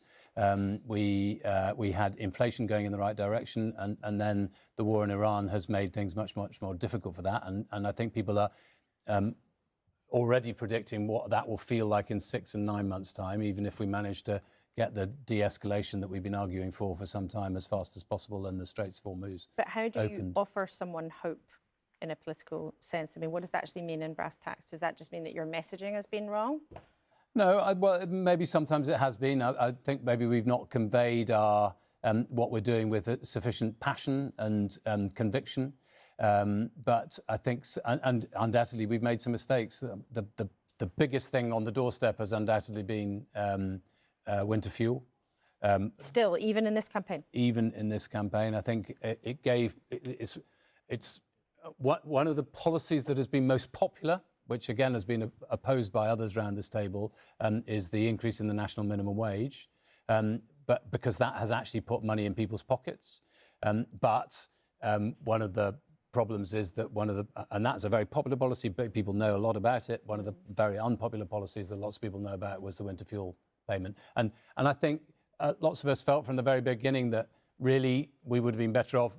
Of course, it shouldn't go to everybody. It shouldn't go to every millionaire in the country. That's a waste of scarce resources. But the threshold should have been much higher than it was set. And that's what we've now done, of course. Well, thanks, Laura. I was just going to say, I mean, I think Chris raises a number. This Chris on my left-hand side raises a number of good points, and this Chris earlier on made some interesting points as well. I mean, when I've been going around knocking on doors, and I've knocked on hundreds, thousands of doors, as have my team over the last month, I've never heard a Prime Minister being spoken about with such dislike. And it's dislike to the point of actually kind of discomforting to kind of hear it. And I can't necessarily explain it, but people have just taken against Keir Starmer. And I don't think people can even necessarily say that there's one particular policy that's done it, because they don't have a great awareness of what Labour have actually done. And I wonder if that gets back to the problem that Chris was referring to. And that things clearly have been done. We've sat in the House of Commons and we've watched policies go through, some of which we've maybe agreed with, many of which we haven't. But I just think the storytelling hasn't been there. I think people have a very limited understanding of what Labour are standing for. And that's created a vacuum that has allowed genuine information, perhaps some misinformation, perhaps some purposeful disinformation to creep in and to tell a story about Keir Starmer and the Labour Party that may be justified or it may not be. But this is not a government that has taken control of its own story. And they've really let that slip. But I would just also want to say in response to this, Chris, on my right-hand side earlier on, because you were saying that you think Kemi's doing a great job. Well, again, those same people that I'm talking to on the doors just don't like her. And I think there's, again, a problem here. And I wonder whether Conservative MPs enjoy that rough and tumble that happens at PMQs. I think maybe the lobby presses enjoy that too, as do the political sketch writers in the newspapers. They enjoy that moment and they see her as being tough, a little bit spiky and sassy. But that does not, as far as I can tell, that does not translate for the kind of one nation Conservatives that Surrey Heath represents. And I don't think that's a strategy that's going to win them back, because they see and hear your party aping the likes of Reform, who they are equally abhorred by. So your strategy seems to be pushing people in my direction. Now, I don't want to discourage you from that, but it's just an observation. I was going to say, is it quite helpful to you if both of them are failing, as you suggest they are? And I think I am politically profiting from that. I mean, first of all, thank you for the free advice. Much appreciated. I mean, certainly, it's very generous. I mean, look, certainly on the doors that I've been knocking on, I mean, in Croydon, but also far beyond that. I mean, people do appreciate the way Kemi is holding Keir Starmer to account. The U-turns we forced, together with others, Thank you very much for acknowledging that. There we are. It's late at night, so we can be generous. Look, have actually genuinely helped people, like getting the winter fuel U-turn, forcing that out of the Labour Party. And the family farm tax. And the family farm, but huge wins for farmers. Look, I think in terms of our party's appeal and the difference to Reform, is that, we do have, besides a new approach to issues like immigration, we do also have a credible approach to the economy, getting welfare spending down so we can cut taxes. Now, this sort of question about, why has the Labour government sort of failed so badly? I mean, I don't think it is a question of just communication or packaging, or I think the public are angry with the Labour government after just 2 years. I mean, it's only 2 years or less than 2 years since an election. But they're still angry with you. I mean, if we're looking at the numbers so far, Reform has now passed the century. They've got 103 seats. They're taking them at Labour's expense, but they're also taking them at your expense. Look, and to a much lesser extent. Look, I mean, I acknowledge that, right? So it has only been a year and a half since the last general election, and we do still have more work to do. I completely acknowledge that. But to try and diagnose how it is that after between 1.5 and 2 years, a government that got elected by a landslide is so unpopular, and I do agree with Al. I mean, Keir Starmer is essentially loathed by pretty much every sector of the public. Now, why is that? That's a very strong word to use about somebody. Well, it is. I mean, and it really is. I mean, the public's view of him really is like visceral, even amongst people who have traditionally voted Labour. Now, why is that? It's because the Labour Party sort of ran at the last general election making a bunch of promises, which included things like not putting up tax. They've done the opposite. They've put through the biggest tax rises in a generation. And that has consequences. It is increasing unemployment. It is making people poorer because businesses are having to put prices up to pay for the tax rises Labour have imposed. And people are, frankly, furious that having elected a government on a certain set of promises, those promises have been flagrantly broken. And the thing that really sticks is increasing welfare spending on people who have, mild anxiety and so on, or want to have 6 kids, but Chris Bryan, paid for by hard-working taxpayers. And people are really angry about both of your opponents here, Chris Bryan, are saying very clearly from their experience going around the country, knocking on doors, talking to members of the public, that your leader is the problem. Well, my experience over the... Sorry? Part of the problem. I mean, the policies are a problem too. Thanks, Chris, for more free advice. No problem. So it's like they're setting up a little political spreading around over in the corner here. Let me address that point. They've both said very clearly from their experience on the doors, and so is Zia Youssef from Reform, have identified very clearly that Keir Starmer is part of your problem. A significant part of your problem is that the public have, for whatever reason, taken a dislike to him since he walked into office. The truth is that every single Prime Minister that we've had for the last 15 years has been on a steady decline of popularity. It's been the same for every single one. Not in the way... Every single one has gone down and down and down. Not in the way that's happened to your leader since he walked into Downing Street. The record, and we looked at some of the numbers with Rita not so long ago, his personal favourability records have taken a tumble. This is not similar to other things that you've seen gone before. I think it is quickly. Sorry, the only point I'm trying to make is that I think that it is part of a trend that politicians are manifestly distrusted. Every single one of us has a party leader who is distrusted and disliked.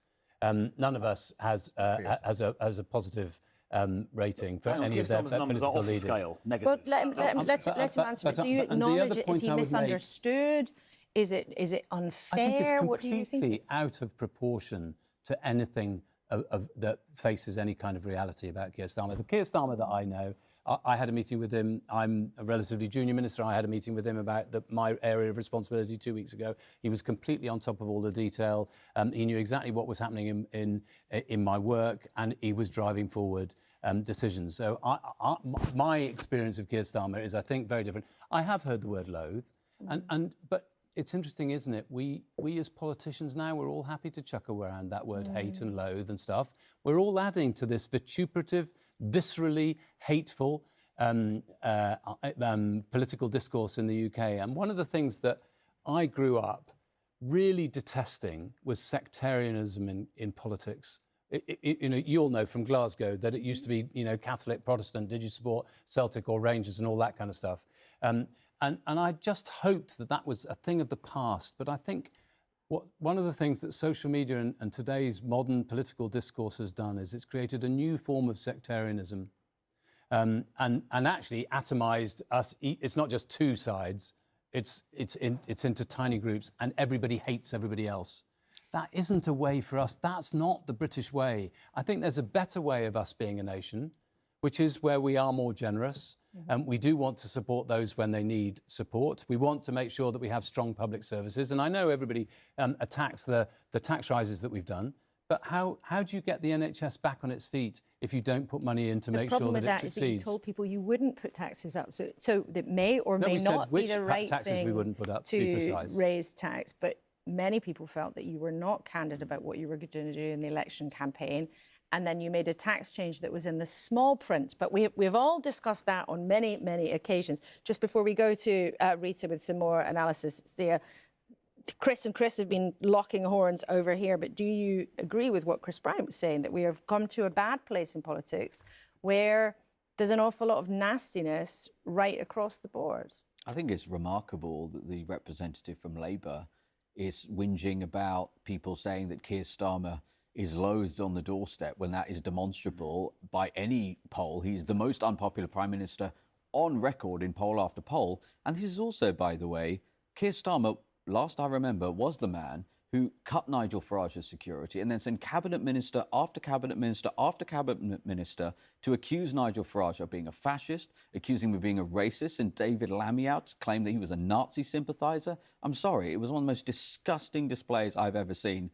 And the idea that people are going to have some sympathy here for Labour about rhetoric in politics, I think, is a disgrace. And, you know, it is really interesting and frankly heartening for Reform, I would say, to hear the representative from Labour here basically saying the voters are wrong and excoriating the voters instead of actually doing some introspection here as to why you are receiving what looks to be probably the most historic landslide defeat for any incumbent government in a set of local elections. I thought Nigel Farage was endlessly complaining that he's hard done by in the media. He's always the victim, isn't he? I think it's exactly the same problem, which is that we have a very vituperative, angry political discourse, and we ought to calm it down. I see no historical precedent in this country for a government to withdraw security from the primary political challenger and then send cabinet minister after cabinet minister out to the media to describe him as a racist and a fascist, and then the deputy prime minister to describe him as a Nazi sympathiser, and then apologise and withdraw that comment. I just thought that was absolutely disgusting. And as someone who works with Nigel every single day, I think it's, again, that was one of the things that actually hardened a lot of people in Reform with regards to Keir Starmer in terms of his personal character. And I think that's what we're seeing, not just, you know, we've talked about what we're hearing on the doorsteps. We're now seeing this at the ballot box. You're making two accusations there. Are you accusing Keir Starmer personally of removing Nigel Farage's security detail? Is that what you're saying? You've said a couple of times that happened. The government provided security to Nigel Farage was withdrawn, and then in a short period of time, and again, I've not seen any precedent for this previously, the Prime Minister of this country gave a series of interviews and then sent cabinet ministers out, 3, excluding David Lammy, to describe Nigel Farage as a racist and as a fascist, and then David Lammy went out and called him a Nazi sympathiser. Hold on a second. Do you have any evidence, first of all, that Keir Starmer had anything to do with an operational decision to change the security arrangements for Nigel Farage? Here's what I know. Nigel Farage had state-provided security for a period of time. It was a relatively short period of time, and then that was withdrawn. Well, I'm not privy to what goes on behind those closed doors. Okay, so, but you've accused him of doing it, and you've just said that you don't know if he did it or not. The security was withdrawn, but the really key point here is that then there was, you know, we talk about divisive rhetoric and dangerous rhetoric. Nigel is somebody who was attacked in 2017, attacked again in 2019, attacked multiple times in 2024. I'm sorry, I think it's absolutely disgraceful. And I wouldn't have actually raised this point and taken issue with it if it wasn't a Labour representative here having the gall to talk about rhetoric in politics, then you've also just whinging about Keir Starmer being But you've also just said, and I'm asking you questions about this, you've also just said then that 3 cabinet ministers went and accused Nigel Farage personally of being a racist, and one of them accused him of being a fascist while they were cabinet ministers. What specifically are you referring to? Because I remember, I did the interview with Keir Starmer where he described some of your policies as racist, but he was very careful not to say, and he said explicitly, I'm not saying that about Nigel Farage. Well, so what specifically if you go back, to? There were multiple cabinet ministers during that time who did interviews describing him as such.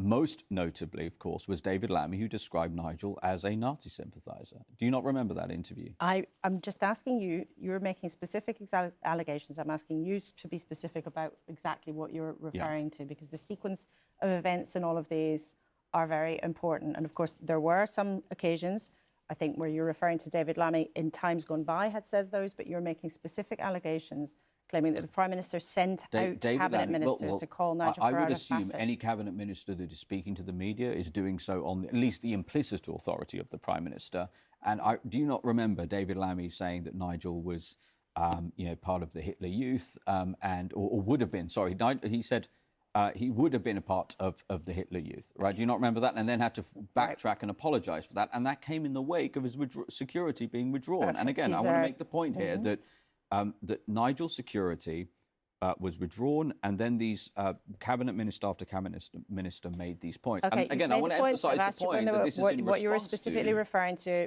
but we were going to move on because we were going to get into some more results with Rita. Rita.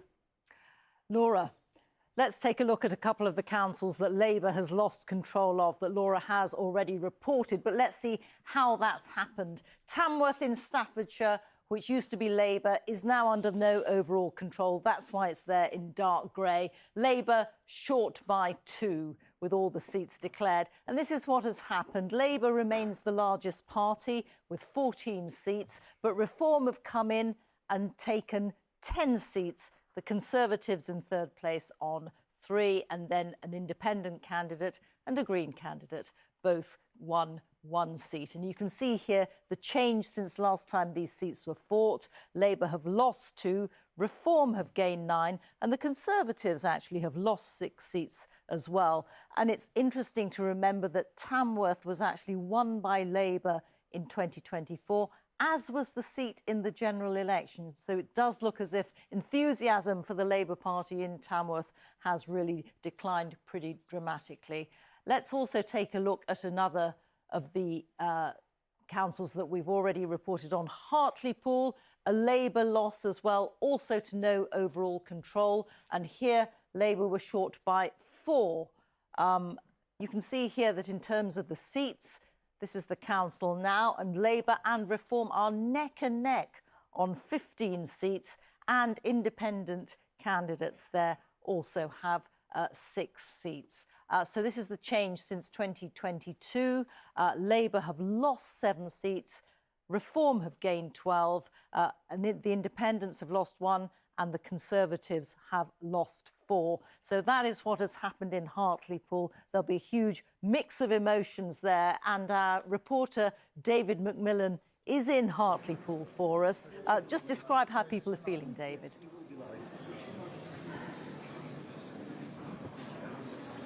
Brereton Leisure Centre in Hartlepool. Now, we went into this election expecting it to be a big night for Reform, and they have absolutely swept the board. Hartlepool Council elects in third, so 12 of the 36 seats were being contested tonight, and Reform have won all of them. I haven't studied the figures too closely, but certainly when I was writing them down when they were being announced, it looked like none of the wards were even close. Reform have absolutely taken over Hartlepool tonight, not in terms of necessarily running the council, that remains to be seen, but they've certainly won this election very clearly. So I've been speaking to Graham Harrison, an old Reform councillor at Hartlepool Borough Council. He said that this result showed that people were desperate for change. I asked him about what sort of reforms, what sort of policies Reform UK would want to bring in Hartlepool, what sort of change they would like to see if they are able to take leadership of the council. He didn't like to elaborate a great deal on that. He said he wanted to see what happens next in terms of what will take place in terms of sorting out the leadership of the council in the next couple of weeks.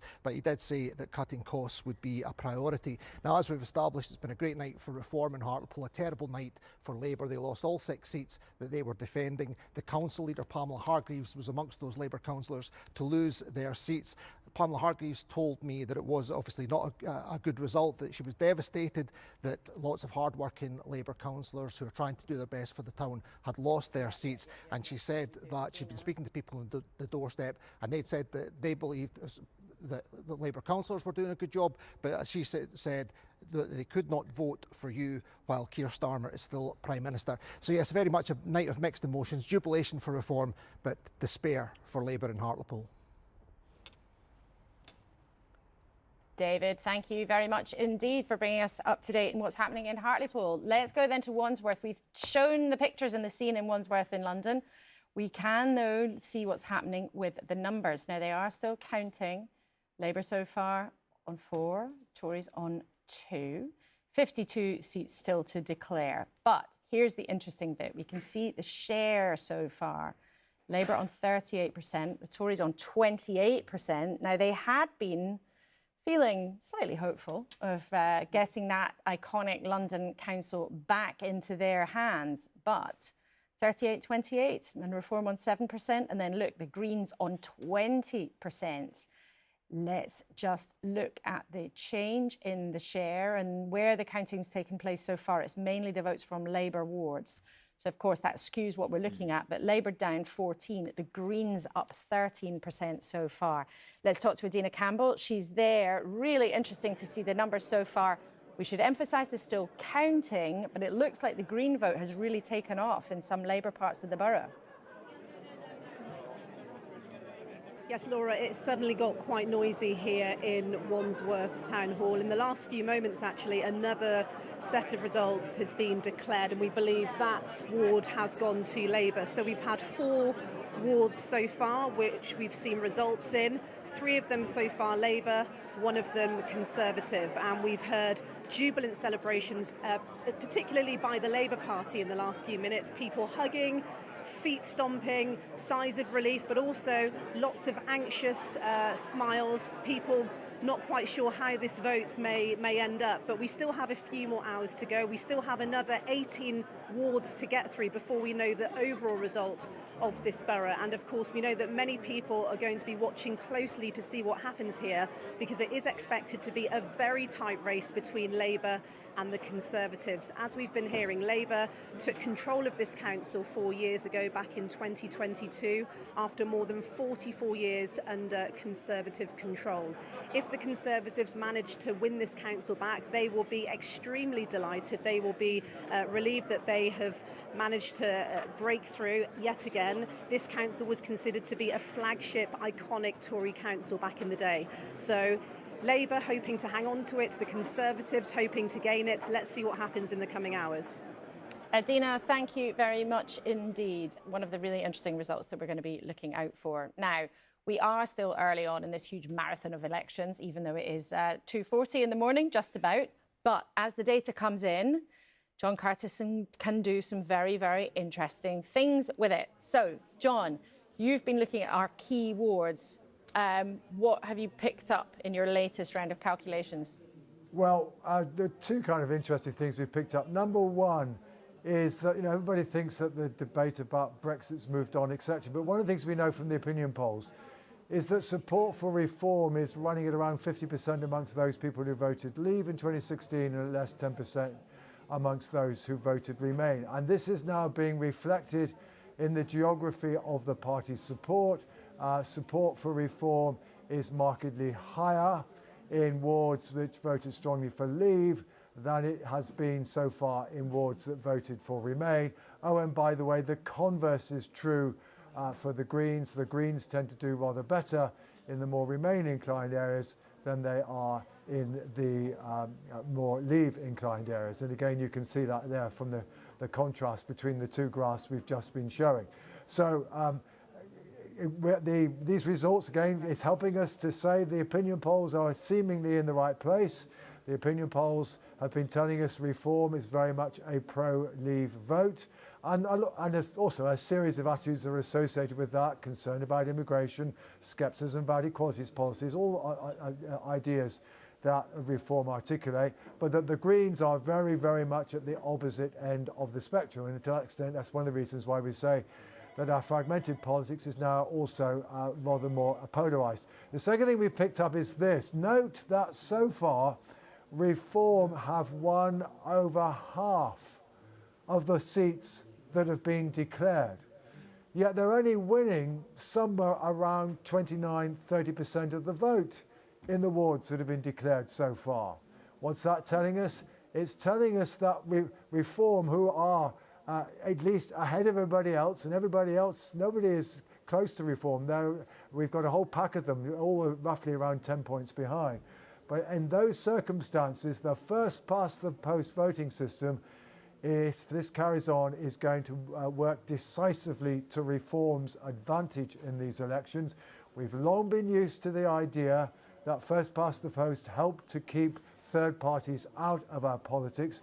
Well, last year, Reform profited from first past the post, and so far at least, it looks as though they're going to profit from it this time as well. John, thank you. So interesting. And I can bring you just another result. The first good one for the Liberal Democrats. They've gained Stockport Council from no overall control. So Stockport, a good result for the Lib Dems. They were hopeful of having a chance at taking it, and they indeed have. And in a couple of minutes, Rita will show us exactly what's happened in the numbers there, but a good result for the Lib Dems taking control of Stockport Council. Let's check in, though, and try and understand a bit more about what might be behind some of these voting decisions that millions of you have been making in the last 24 hours.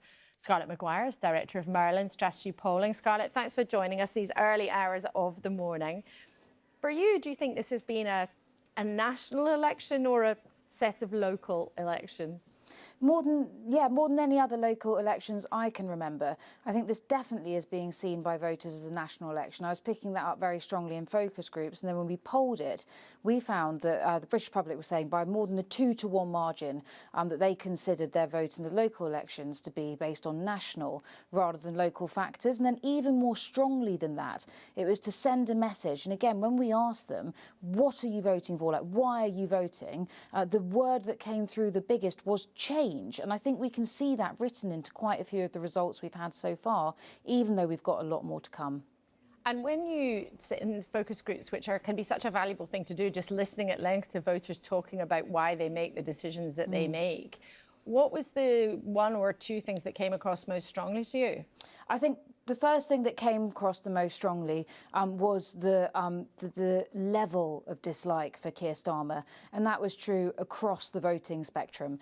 So from your sort of progressive left all the way to your populist right, or whatever you want to call it, voters were damning about Keir Starmer, and it was the same words that were coming up over and over again. Weak, primarily, but then also words like liar as well, and they saw the government as characterised by U-turns under his leadership. And I think as a secondary thing as well, the other thing that was coming up, again, this was cross-spectrum and especially prevalent in voters that were considering parties like Green, the Plaid Cymru, SNP and Reform, was this idea that the country was not working and that it was on the wrong track and that things were stacked against them. And actually there's an awful lot more, I think, in common with some of the drivers for these votes for some very different parties than people think. And at the moment, that seems to be really hurting our traditional establishment parties.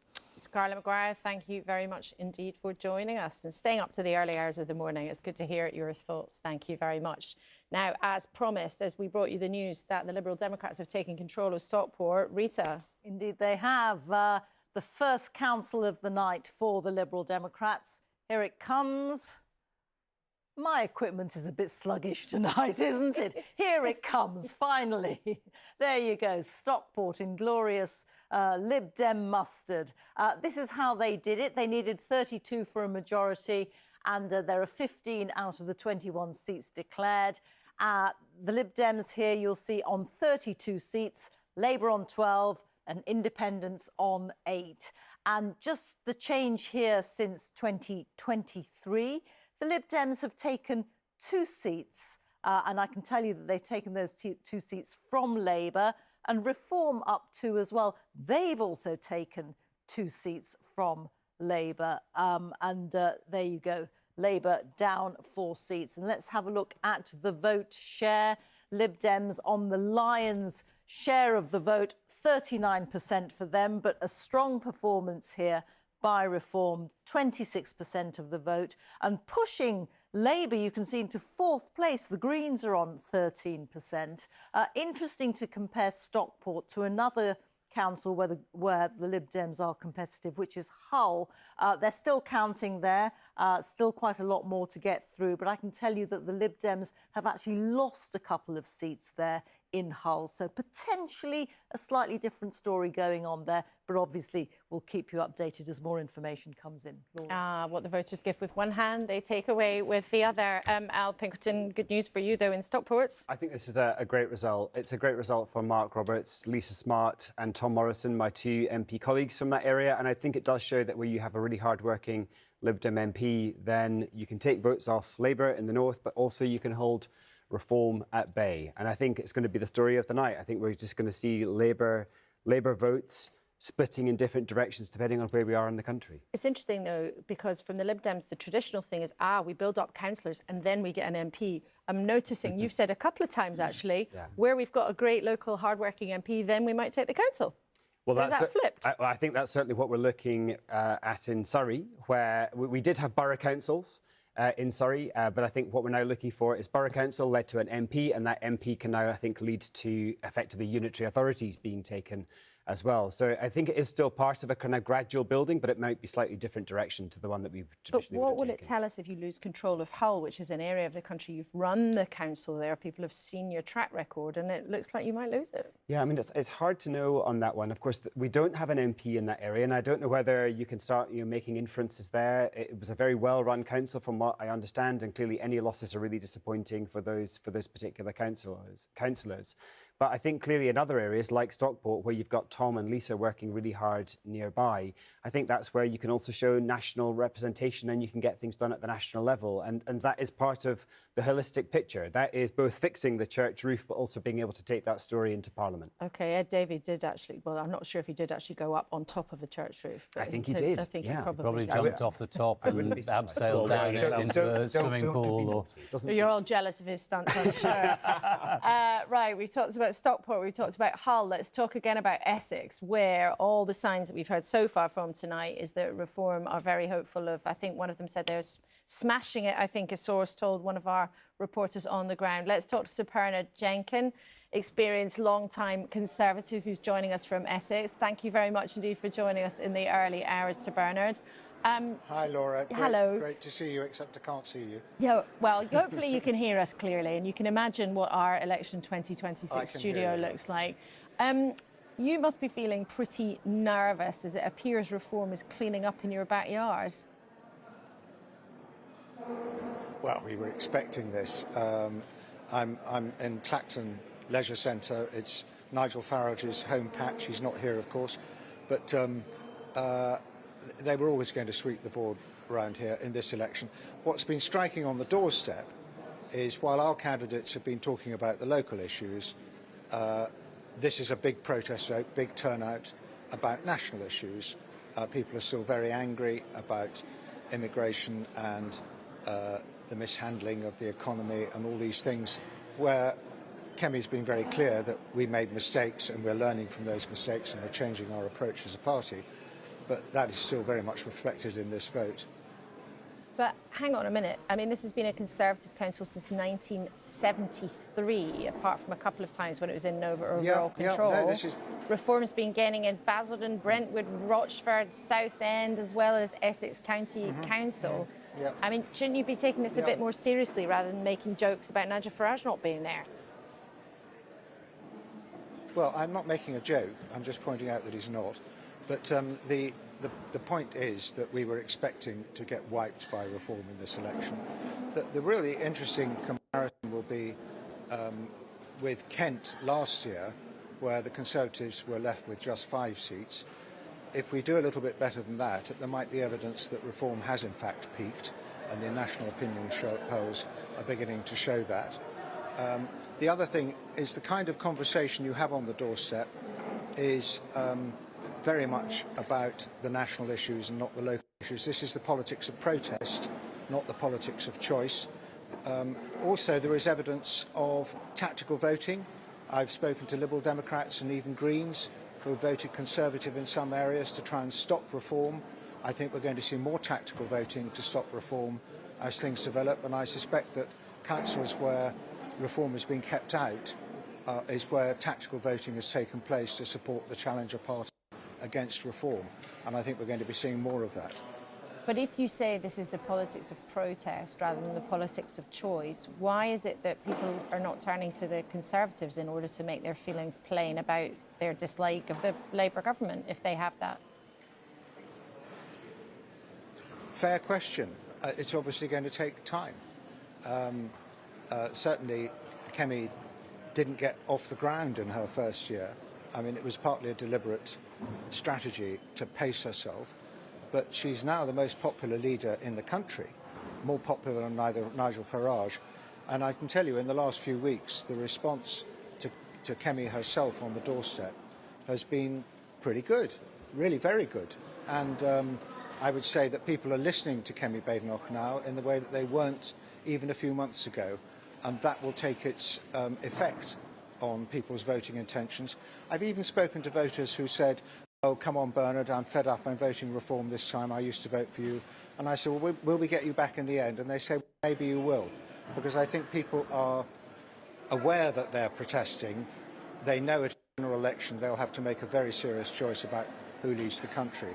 And we've yet to see a Reform Council that can run a council, let alone the idea that Nigel Farage can run the country. But by when do you expect voters might have, as you confidently predict, come back to you? I think as the general election becomes imminent, people will start adjusting their voting intentions. So not till 2029. You're going to be lapping. You're going to be lagging behind Reform until 2029. Well, let's wait and see. I suspect we will be ahead of Reform at the time of the next general election, whenever that comes, because as soon as people are confronted with a real choice, they'll have to weigh up the real risks of electing a complete novice into number 10, who is very good at a barroom shouting, but not very good at designing policies or knowing any detail. I mean, you know, how many times have you asked him about policy detail and he just says, "I haven't got a clue"? OK, so Bernard Jenkin in Essex, thank you very much indeed for joining with us, and apologies, there was a slight judder on some of those images there for Sir Bernard, but we did hear him clearly throughout that interview. Zia Youssef, just want to pick up with you on that. I mean, Bernard Jenkin saying there, by the time it gets to a general election, essentially the public will think, well, we're not going to take a chance on someone and a party that's not had any experience in government before. Yeah, well, it's just fascinating hearing Labour and Tory representatives this morning displaying such extraordinary levels of delusion, zero introspection. In fact, actually just dripping with condescension for voters there. I mean, basically he's saying, well, voters might just be sort of playing around at the moment. They don't really know what they're doing. They'll soon come to their senses and vote Tory, instead of actually accepting the fact that people did vote Tory time and time again. We had a Tory government for 14 years. They promised in 4 consecutive manifestos to cut net immigration down to the tens of thousands, throw open our borders, and then shipped in 12 million people gross, 6 million people net. So I'll dismiss that straight away. I think the interesting thing about Essex now, really at the next general election, is whether, frankly, Kemi Badenoch is actually going to keep her seat and be a member of Parliament after the next general election.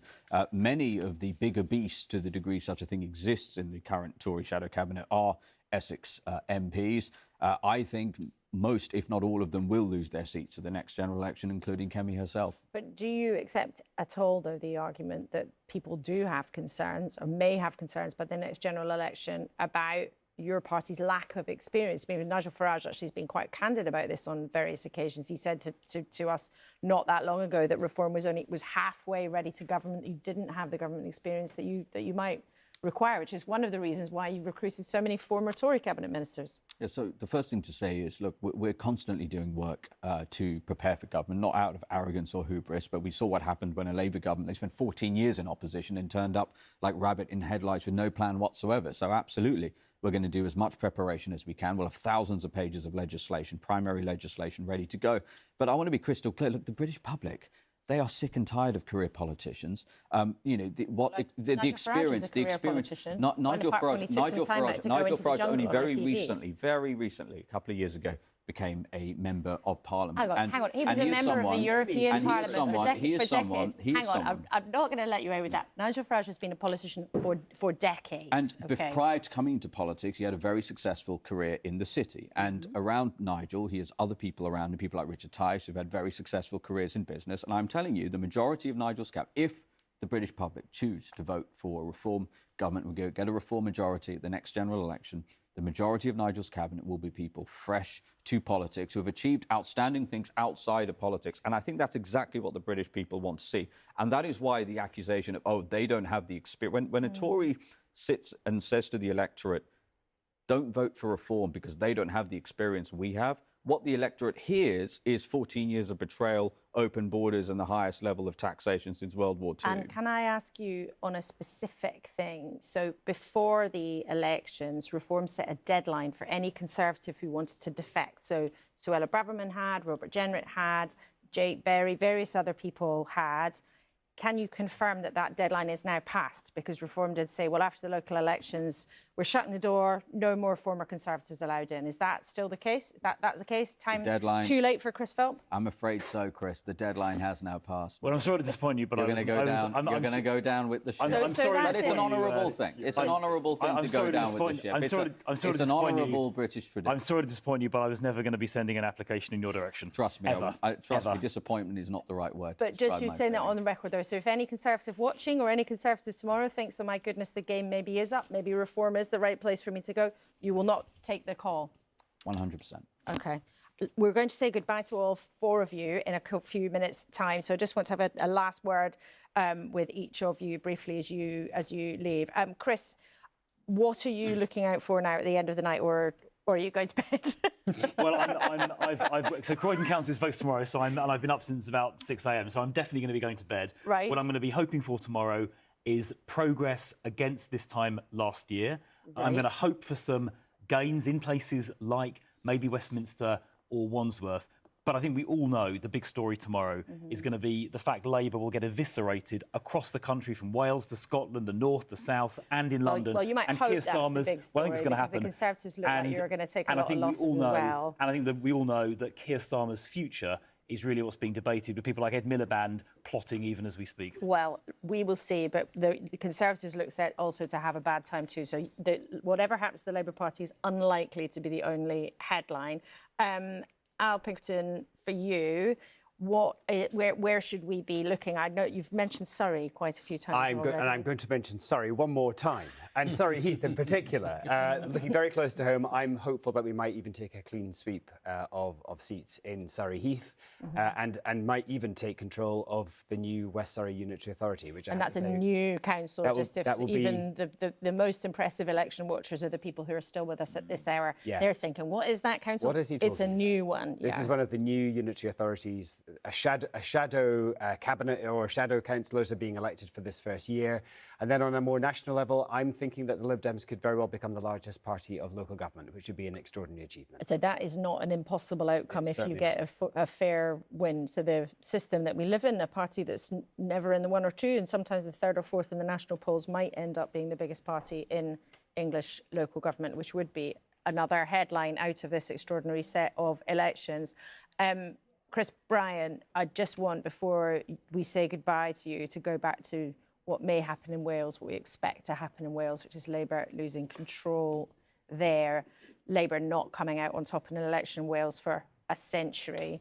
And to be clear, I think that if that is the result, we in Welsh Labour have to do a major rethink of our values are the same. We believe, as we always have done, that there shouldn't be a massive gap between rich and poor, between rich parts of the country and poor parts of the country, and that poverty isn't something that descends as some mysterious dispensation on some people and not on others. But Labour's and people been should in be able charge to there strive forever. to get on. I mean, Labour's run the devolved government in Wales forever. Well, not forever, for 27 years. Since it's existed. They've run it since it existed. They've won pretty much everything in Wales for 100 years. And when we were in Wales... No, that's not true, sorry. We've done better than other parties for 100 years. You've been but dominant. But look, I'm not trying to undermine the point that you're making, which is that this will be a very bad result for us. But my question is, whose fault is that? Whose responsibility is that? It's all of our fault. It's all of ours, in the Labour Party and in Welsh Labour. It's a bit both, I think. We in Welsh Labour need to do far better. I think sometimes we've come across as a bit too... I don't know. Complacent? No, that's not the word. I mean, sometimes it's like we've trodden too heavily on people. It's like it's felt as if we always had the answer to everything, and that's never true of any political party. So I think we are going to have to do a lot of rethinking in Wales. As I say, I think the 20-mile-an-hour policy, for instance, is a good one. It has saved lives. But it should have been implemented in a different way from the way it was, and that was because I think we felt that we just knew it all, and so we've got to change that. You took people for granted because we don't in my seat. We work very hard because we've lost it so many times in Senate elections and in council elections. We knock every single door. We work really, really hard. But look, I mean, I think it is. You used the phrase earlier, which was a complicated jigsaw puzzle. Just allow me. a brief moment, I was cheered by what we saw in Wandsworth. I hadn't expected to see that, and who knows how it'll all end up at the end of the night. And I do want to pay tribute to people who've slogged their guts out campaigning up and down the country. What am I going to do tomorrow? I've got to try and sort out some things for the steel industry. I want to make sure that we have a better working relationship with the European Union, because it is shocking that 16,000 fewer businesses in the UK now export into the EU. We need to get that back. And I'm going to try and sort out trade deals with 10 different countries over the next 3 weeks. Well, all four of you have a lot on your plate. We're going to say goodbye to this quartet at the table. Thank you very much indeed for your time. Zia Youssef from Reform UK, Chris Bryant, Minister in the Labour Government, Al Pinkerton, Liberal Democrat, and Chris Philp, Shadow Home Secretary for the Conservatives. Thank you very much indeed to the four of you for your time during a busy period here on election 2026. Let's then go back to Rita for some latest analysis of the numbers we've seen coming in. Absolutely, Laura. So we've had 16 councils declare, and that's given us enough information to have a look at what's happening to the Labour vote in areas where it's weak, average and strong. So this is what you're seeing here on this screen.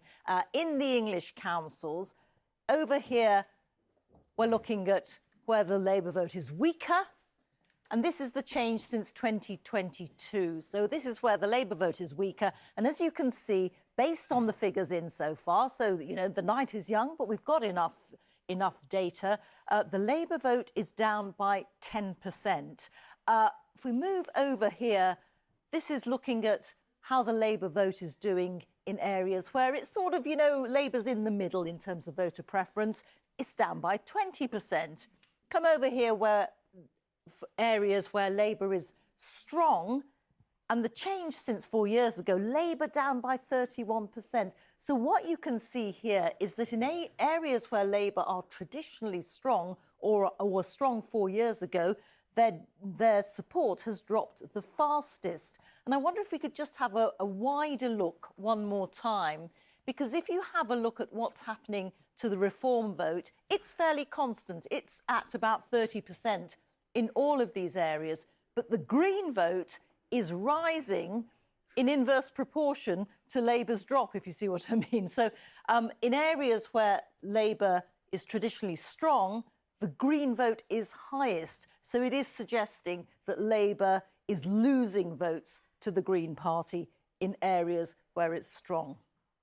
I want to show you an illustration of how this has happened tonight. Wigan is a Labour hold. In Wigan, Labour has a majority of 9 seats. And if I tell you that before it had a majority of 49, you'll see what has happened. So Labour's still the largest party here on 42 seats, Reform on 25 and Independents on 8. But this is the change since 2023. Labour have lost 22 seats, and you can see who the clear winners are.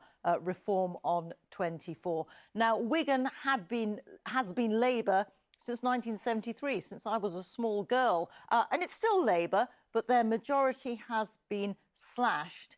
And to a certain extent, the Reform surge has been held back by the way in which the election has been held, because only a third of the seats have been up for election in Wigan. If they'd all been up for election, who knows, maybe this would have gone Reform blue. Laura. Thank you very much indeed, Rita. Well, we are joined again by Alex Forsyth, my colleague, who's here back at the desk, and also Baroness Jones from the Green Party is here with us. Thank you very much indeed for coming in. Before we get into more conversation, I want to show you what's happened in Lincoln. Lincoln is a council, a rare spot of good news for the Labour Party. They've held it, and they've run Lincoln since 2011. They only had a majority of 7 seats, but they've held it with 17 seats to the Lib Dems 7, Reform on 4, and the Tories back on 2. Now, let's look at the change, though. Labour dropped 3, Reform gained 4, and the Conservatives dropped 3 too, with the Greens taking on 1. But let's look at the vote share, though. Labour on 23%, Reform on 31%, but the Greens also up on 19%. And let's look at the change. Reform up by 31%, and the Greens up by 12. So you can see the challenger parties, if we want to call them that, they like to call themselves insurgents, newer kids on the block, maybe we might use that phrase, but Reform and the Greens both really pressing on the established parties. But the headline from Lincoln, Labour holds on to that council there. And let's just show you the state of everything where we're at. These are the totals so far as we are just after 3 a.m. Reform have gained 149 seats. The Lib Dems have dropped back 3.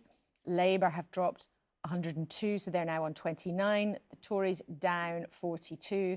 The Greens up 12 so far. But remember, the pattern of these results, the timetable is a long one, and results that might favour the Greens are likely to come a bit later in the cycle.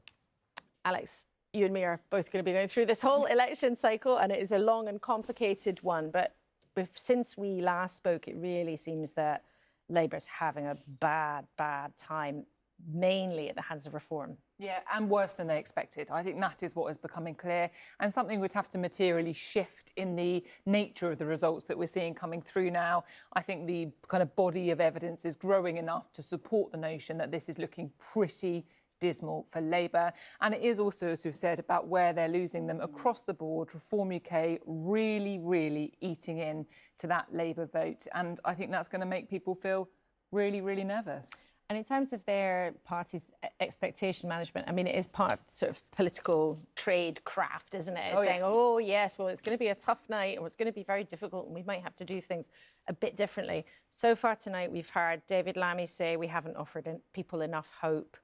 We've heard Chris Bryant say, oh, well, we need to tell our story better. They've both been alluding to the fact that things have been difficult for many people in this country for a long time. Really finding it difficult, though, I think, to accept that people are fed up, specifically with them too. Yeah, and you know, I think most people would agree there are some quite difficult problems that the country is facing around what has been for a long time like a broadly stagnating economy and issues with wages. You know, these sort of structural things that most parties would recognise aren't going to be fixed overnight. But you have to remember two things. First off, what Labour said when it was going into the general election in 2024, what was on the front page of its manifesto in massive great letters was the word change. They're now approaching 2 years into their term in office. And I think a lot of the frustration from within the party, but also from the voters, is that within the party, there are things that Labour MPs think they're doing pretty well. And you often hear the ministers reeling out the list of the stuff that they want to be talking about. But lots of MPs feel like that is being drowned out by a series of what they see as self-inflicted wounds or missteps. Like one minister said to me just a few weeks ago, this all stems back to winter fuel. And I think that is where a lot of the frustration is coming from. And from a voter's perspective, you hear it from the cabinet, you hear it across the party.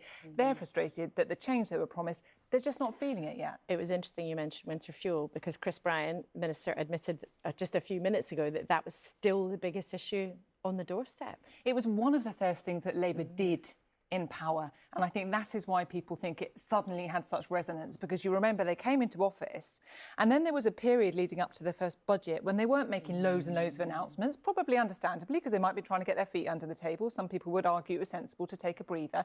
But one of the first things they did do was announce that decision to initially cut the winter fuel allowance from many pensioners, and then they had to, of course, reverse it. That has stuck with people, and I spend a lot of the time going around the country. You hear this from MPs, but I've heard it myself as well. People do still talk about it. And I think that's sort of been exacerbated then by some of the other things we've seen, like the attempt to reform the welfare system that backfired, and most latterly Peter Mandelson. And I think when there's a lot of noise around those kind of things, what Labour may or may not be doing, if you agree with it or not, isn't really getting through. And there's an acknowledgement of that at all levels of the party, that that's part of the problem. The big question is whether they think Keir Starmer's the guy that can sort that out or not. And that's really the thing, isn't it, that's going to approach Labour this weekend or in the coming weeks. There's a lot of evidence that the public is very impressed. Where's the evidence that making a change would actually transform that situation? And where is the evidence, really, that the party knows where it should go, what direction it should go in now? Because if you just take this set of results, and you're right to say it could be a shifting picture tomorrow, because where the Greens are targeting tomorrow, we're likely to get those results tomorrow. I should say later on today, given the time in the morning.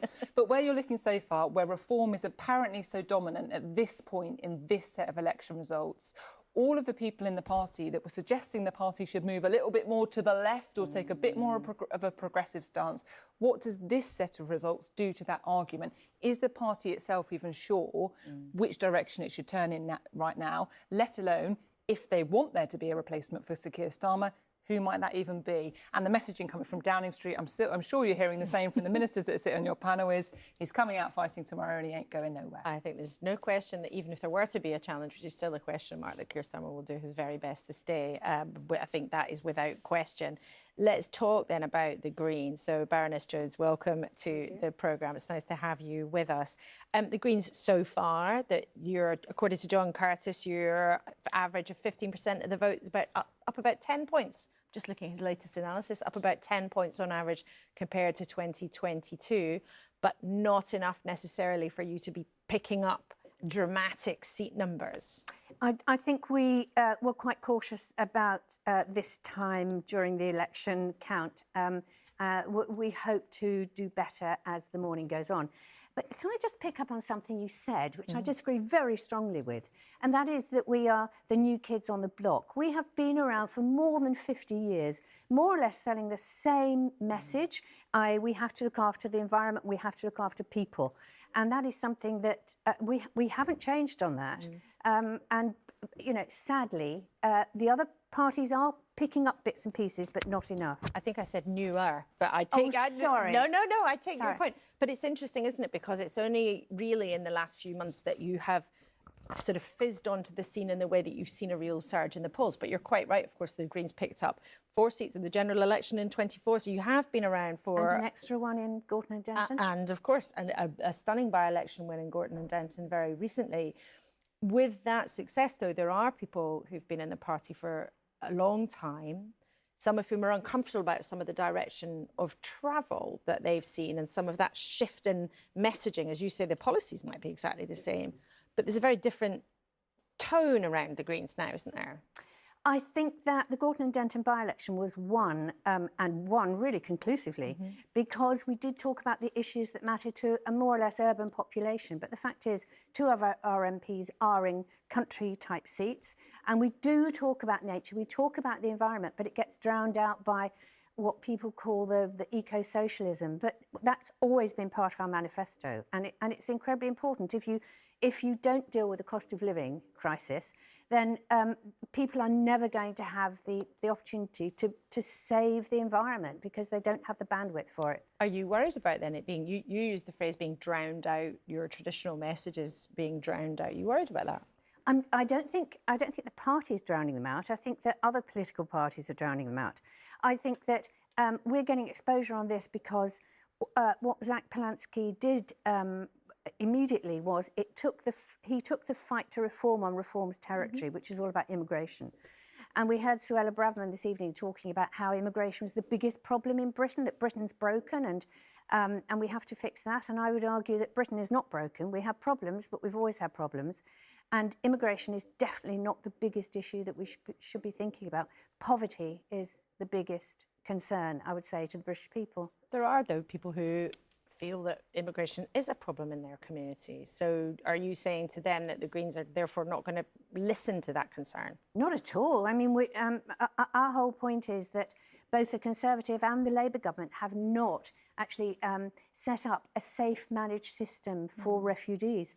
And if we did that, we would see a lot of the refugees at the moment are actually legal refugees. They come in legal routes and they end up as part of our society, and we need them. But unfortunately, parties like Reform sell the bad side of it, and that's really unfortunate. But would you believe that there should be, as you know, I believe has been in the Greens manifesto from time to time, a notion where you should have open borders? That's not in our manifesto. There's been a lot of attacks on the Green Party over the past few months, and in a way, it's really exciting that we are being held to account.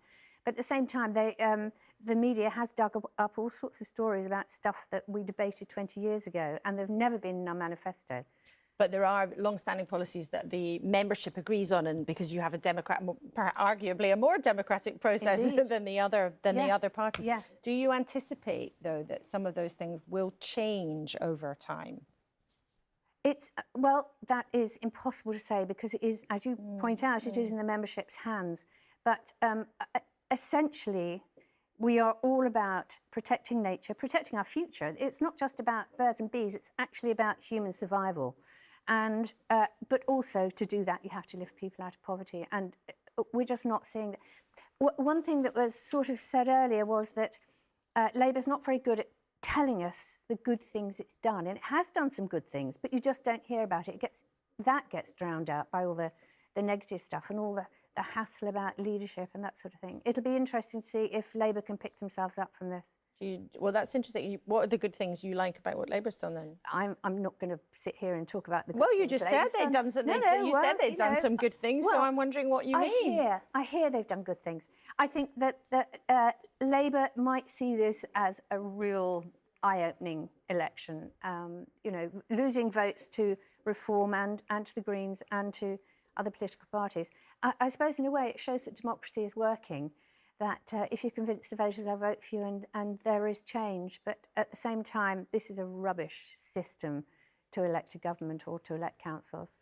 In terms of what your party and you refer then to the sort of new levels of scrutiny that your party has been under, one of those things that has turned up is some incredibly offensive things that have been expressed by people who've been running in your ticket.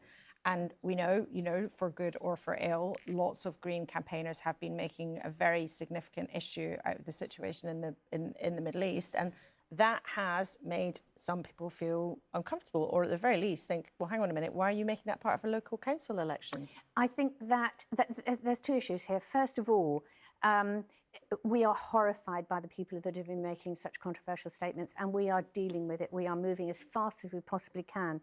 And so this is not part of our ethos to say racist things or anti-Semitic things. It's horrendous. The other thing is that people have been very quick to conflate criticism of the Israeli government with anti-Semitism. That's not true at all. What the Israeli government is doing in Gaza is genocide, and it's horrific, and that this government ought to be speaking out about it. And lots of people have got very strong views about that, but there are lots of examples of candidates who've gone to the Green Party, been running in your name, people who've expressed things that are just obviously downright racism against Jewish people. You're absolutely right. And they haven't all been thrown out of the party. Oh, well, we are examining every single case, and we are suspending people and so on. So we are dealing with it. Obviously, it's a little bit late in the process for us, but we are on the case and we are very concerned. They do not reflect anything I or the party believes. And just finally, Ginny, you've been a stalwart of the London political scene for a long time. Yeah. You've got hopes, the party, of doing well. Rachel Millward was here earlier and she sounded pretty hopeful about Hackney. There's a mayoral contest there as well as a borough, as well as a council election.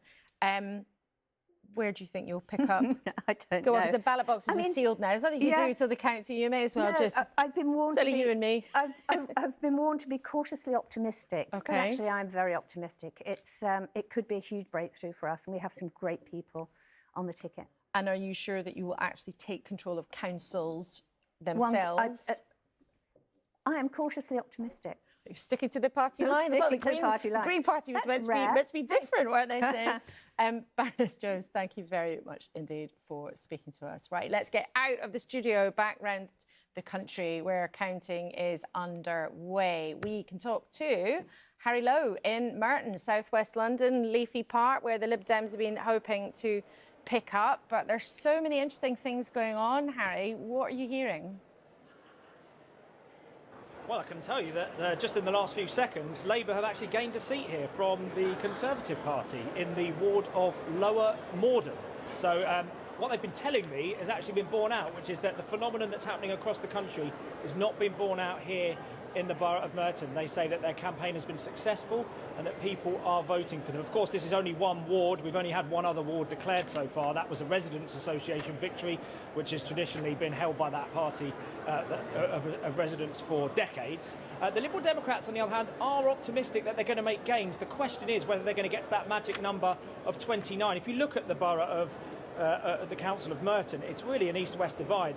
One side of the of the area is completely red, and then the rest of it has generally been contested by Conservatives and Liberal Democrats. We've had a little bit of drama actually tonight. One of the Liberal Democrat candidates collapsed on the floor just behind where I am now, and he was actually helped by a Reform UK candidate who's a doctor. He's made his way home at the moment, and he's resting up there. But yeah, at the moment it's too early to say exactly what's going to happen, but confidence from both the Liberal Democrats and Labour, certainly from what we've been hearing so far. And I will say as well that the MP for Wimbledon, Paul Kohler, is also here supporting his wife, who is a Liberal Democrat councillor, that's Samantha MacArthur. And the other thing I can tell you that we've heard in the last few minutes is that the turnout is up here. It's 45.2%, which is a gain of about 5%. So it seems that in this part of London, people are looking more likely to vote than other parts. And the only other thing to say is that if the Liberal Democrats were to win Merton, it would be the first time in their history that they've held 4 London councils at the same time, because they also run Kingston, Sutton and Richmond. Really interesting. And there we are, some humanity between political candidates, one doctor rushing to the aid of another there at account. Thank you very much indeed for joining us. Let's go to Jonathan Josephs on the other side of Greater London. Jonathan's in Havering. Now, we were talking a while ago when Reform were feeling very chipper about doing very well there. Is that being borne out? Absolutely, Laura. It is Reform that are doing very well here by all accounts. All the votes here at Havering have now been verified, checked that they're legal and valid, and they're now being counted ward by ward behind me. And what we are seeing is, like, as you say, Reform are doing well. That's a narrative shared by all the political parties here that I've been speaking to. But what's been interesting, I think, is that a short while ago we had the chief executive of the council giving us the turnout, which has been pretty strong across the board.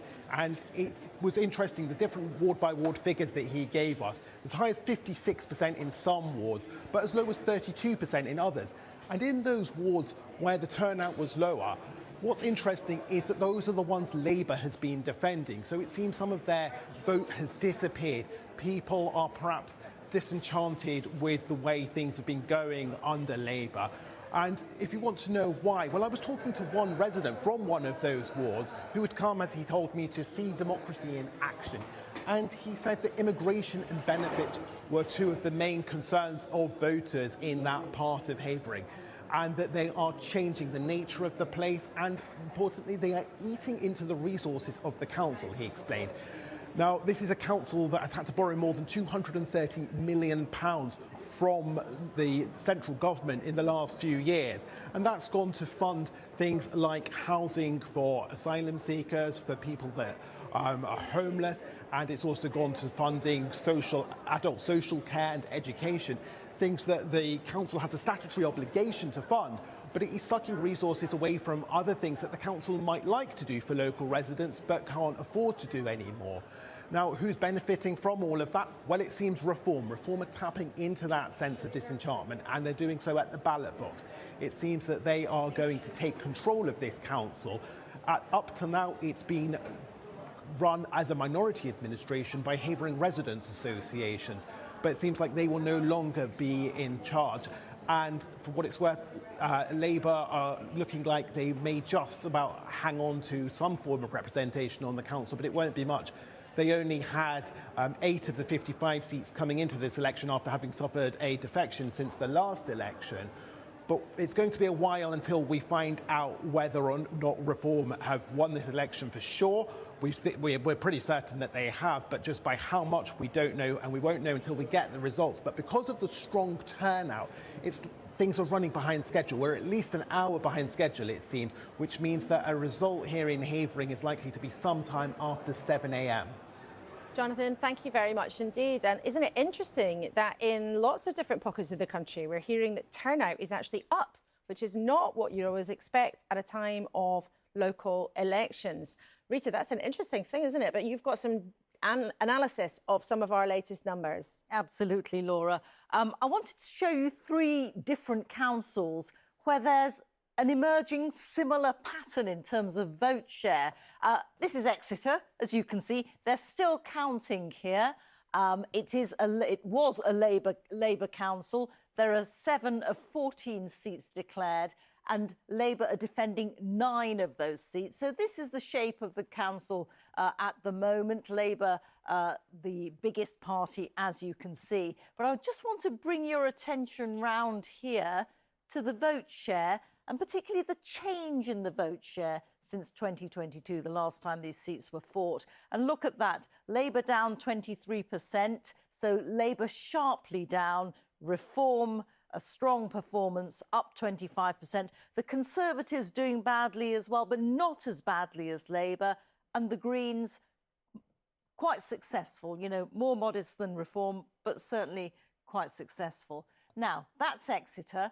I'm going to show you the graph for a couple of councils where they have declared. So Salford, a Labour hold with a majority of 8, all the seats declared here. This has been Labour since the 1960s, and because only a third of the seats were up, the Labour majority couldn't be overturned. But can I bring your attention once more to this little area here, which shows the change in the share of the vote since last time round, and you'll see a very similar pattern. Labour's vote down sharply, the Conservatives vote down somewhat, Reform a big surge, and the Greens doing well as well. So it's a similar pattern, although 2 very different parts of the country, Exeter in the west and Salford in the north. I'm going to show you one more council, Lincoln, which is also a Labour hold with a majority of 1. They've only just held it. There you go, Labour on 17 seats. But once more, if I can bring your attention to the change in the share of the vote since last time round. And you see here a very similar pattern. Labour's vote down sharply, although the Conservative vote here is down more sharply than in the other 2 councils. Reform up considerably, and the Green vote up as well. So it is fascinating, isn't it, that these are 3 councils from very different parts of England, but all showing a very similar sort of voting change since last time round, and all of them bad news for Labour. Laura. Rita, thank you very much indeed. Labour HQ was braced for it to be bleak, but I'm not quite sure they were braced for it to be quite this bleak, but we will see. One of the parts of the country where Labour used to feel, you know, pretty easy about being able to count on support is the northwest of England. But let's just look at what's been happening to councils there tonight. This is the latest tally of Northwest councillors. Reform has got 75 more. Now, remember, they ran in very few. They were going for a very low point last time because of when these elections were last held. But they've taken on 75 councillors. The Lib Dems lost 1. Labour lost 72. The Greens taking on a handful with 6. The Independents losing 3. And the Tories down 5. So you can see there what appears to be a pattern across the northwest of England, Labour taking really very heavy losses and having a grim, grim night. Let's go back to Kevin Fitzpatrick, who's in Tameside for us. That's Angela Rayner's part of the world, and plenty of other Labour MPs have got their seats, not just in that area, but Kevin, you cover that whole patch. So let's start with Tameside, but then if you can reflect on what seems to be going on in the wider region. Yeah, we were just hearing about Salford, weren't we? And a very similar story here in Tameside. We've had 12 results so far. 11 of them have been Reform gains, 11 of them taken from Labour. Labour has just managed to hold onto 1 here. Down the road in Wigan, astonishing. Labour have lost 20 councillors to Reform UK. Reform picked up some others as well. They got 24 out of the 25 councillors that were up for grabs there. And then, as we were hearing in Salford there, they've near enough swept the board there as well. Now, Wigan and Salford have such large majorities of Labour councillors that they still retain control. But here in Tameside, Labour has lost that control. It becomes a minority administration for the first time since 1979. So that's an indication of the the scale of the change here. Other places, Bolton and Oldham, they're counted tonight. Labour's lost lots more seats there as well. And another story here in the northwest, the Liberal Democrats have actually regained control of Stockport Council for the first time in 15 years. They've had a minority administration there since 2022. They needed to pick up 2 more seats to take full control, and they've done that. But beyond Stockport, in terms of the results so far, the Lib Dems aren't really part of the story. It really is reform all the way. And Kevin, you spend your life talking to politicians there and people who are making their voting decisions in the northwest of England. What is it, do you think, that seems to have pushed people away from Labour towards reform in such a dramatic fashion from the results we've seen so far? Well, the Labour councillors here, or now former Labour councillors, are pretty clear that it is Keir Starmer and decisions that have been made by the government. One of them, who was leader here until not too long ago, absolutely furious, saying hard-working councillors have been punished because of the letdown that Labour has been in government. He said Angela Rayner, the MP in Ashton-under-Lyne, she's gone. Jonathan Reynolds, former business secretary, now chief whip, he'll be gone unless something dramatic changes here. He's absolutely clear that people feel let down by what Labour promised. Straight into government, he said, they turned around and started unravelling things. The winter fuel payment cut was the first thing that he mentioned, and he said people still talk about that. People are still angry about that on the doorstep to this day, even though the government in the end ended up backtracking on that. So they're absolutely clear here that the councillors that have lost their seats, that something dramatic needs to change, and they think that's down in government, not necessarily what they've been doing here in Tameside.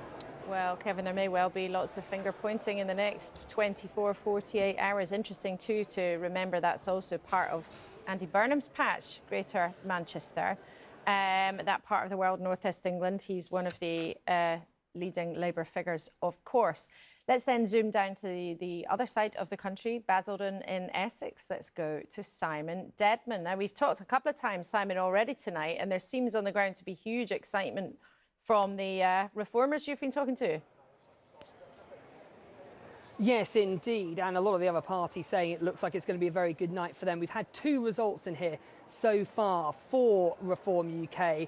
They have taken what is traditionally the safest seat of Labour, St Martin's, which is the town centre, by around 150 votes. They've also just won another seat off Labour. And indeed, Labour in the last few minutes have left the count. The council leader and his entourage have gone. They've left. And it does look like Reform could well take all the 14 seats that are up here tonight. We're still, of course, waiting for more results. There's counting underway behind me, but it does look like it's going to be a very good result for them here. Interestingly, I've been hearing from Harlow, from 2 different parties, there's a bit of a different story there, where actually the Conservatives are bucking a trend, where it actually looks like they're winning all the 11 seats that are up on that authority. So where they've got a very slim majority of just 1, and 2 years ago they clung on to the council by just 1 seat, winning it by 36 votes. This time they seem to be in a much rosier position. Why is that? Well, the party there has really focused on a brand of local Conservatives. They've campaigned on that now for a few years. There's been a lot of regeneration going on in the new town to renew it into the 21st century. Marks and Spencer's is coming to the town, which was announced a few months ago, and that does seem to have helped the Conservatives there. Meanwhile, across the county, we've got votes for the county council. Half the seats are being counted tonight. So far, I can tell you, seeing what's coming in, we've had 13 seats that Reform UK have picked up, largely from the Conservatives, but they have also taken some seats off residents' parties and I think also independents as well. Labour has lost a seat there in Harwich. The Conservatives have picked up a county division in Stansted, and the Lib Dems have held on to 2 seats in Chelmsford. The city and the centre of the county is pretty much their stronghold. But we've got more results coming in, but as I say, it looks like everyone from Labour has left the count here in Basildon. Well, if that is what happens, Simon, that probably tells us all we need to know. If they actually leave the building, it's a pretty clear message. Thank you very much indeed, and we'll be back with you later in the show. Let's just look at the overall tally. You can see ticking up on the bottom, Reform's got 179 English councillors now. Labour just 55 from the count so far. Lib Dems on 49, the Conservatives there with 37, the Greens on 23, and that pink square at the bottom right of your screen refers to the independents. So you can see still counting busily going on in Exeter and Reading and all sorts of other places around England. And we will bring you everything that happens between now and 6 a.m. Let's bring in Tim Montgomery. Welcome to you. Good morning. Still going. Always still going. This is only the beginning. We've got to get through till 7:30 tomorrow night. Yeah. Tim, you are now a very prominent Reform backer, but for a long time you were one of the best-known Conservative activists in the country. It looks like it's going to be a very good night for your party. Why do you think that is? And can you move from being what some politicians would point at and say, look, you're a party of protest at an angry time, to being something different? Well, you're right. The antagonism towards Keir Starmer on the doorstep actually upset me at times. The vehemence of it, the personal nature of it, I've been quite struck by, actually. And no one in politics quite deserves the anger that is directed towards the Prime Minister. I think he's an underperforming, failing Prime Minister. But that shocked me, actually. So there's definitely a personal element and a negative element there. But the enthusiasm of our vote, I've been, as you say, a long-time activist, probably in politics for a good 30 years. I've never known the enthusiasm that I've also seen as a quid pro quo, perhaps to some extent, to the negativity towards the Prime Minister. And people, they come up, they see the turquoise, the teal rosette, and they immediately say, half of them say, we're for Nigel as much as Reform. There's a lot of personal enthusiasm for him. But people think the country's in a lot of trouble. The country is in a lot of trouble, in my view. And I think they see Reform as the party that's most radical to deal with it. And I think the nation is at a point where it knows something has to change. They don't want steady as she goes. Now, have Reform got the policies yet to actually turn the country around? Probably not. We've got a couple of years until the general election. So we've got a lot of work to do to make sure we have a manifesto so that the British people can look at it and say, this is an agenda that will address what I'm worried about. But that desire for something different is really palpable. But is it, therefore, a symptom, though, rather than the cause? So if Reform is benefiting from people's anger and frustration, they're not then necessarily coming to you for positive reasons. So if the government was able to become popular, if they were able to do what ministers have sat there tonight and said, we've got to do more, we've got to communicate better, we've got to give people more hope, what happens to Reform then? Could it melt away? Well, anything is possible in British politics. Yeah, I think we've all learned that in the last few years. But I think this is what's the interesting opportunity of Reform and the responsibility is. It's rare that you have both of the main parties failing at the same time. And that is, I think, our opportunity and our responsibility, because I think we can win the next election. We have to have the policies that I've just been describing. But actually, if we have a third political party in a row fail, which is what would happen if Reform don't have the policies, then it's not just Reform that's in trouble, it's faith in the British political system. So I think Reform have a very special responsibility now to get those policies right. And I think Labour could improve. I think anyone probably would do better for Labour than Keir Starmer, such as the opposition towards him. But I don't think they can recover. I think the brand is very difficult for them now. And one of Reform's advantages, you'll be able to see this yourself with the results, is we're winning in almost every part of the country. We'll see what happens in Scotland and Wales later on today. But we're winning in the north, we're winning in Essex, we're winning in parts of London. No other party is really capable of doing that at the moment. And that national reach, the Conservative Party certainly isn't capable of doing that anymore. That national reach gives us the platform potentially to go on to win. Just as we talk, I just want to show people these latest numbers that we've got, because they do seem to be very striking at this stage. In a long election cycle, Reform UK putting on 180 councillors, Labour losing 130. You can see the Lib Dems so far standing still, and the Tories losing 51. But it's just interesting, Tim, I know you're very serious about politics and you care deeply about the Conservative Party, and I know it was a very big deal for you to walk away from them, and therefore you care very much about Reform being a success. But when you see some of their policies come forward and then sort of, fall apart a bit, or their sums not add up, or some people think, well, hang on a minute, are you talking about the country in a way that people feel is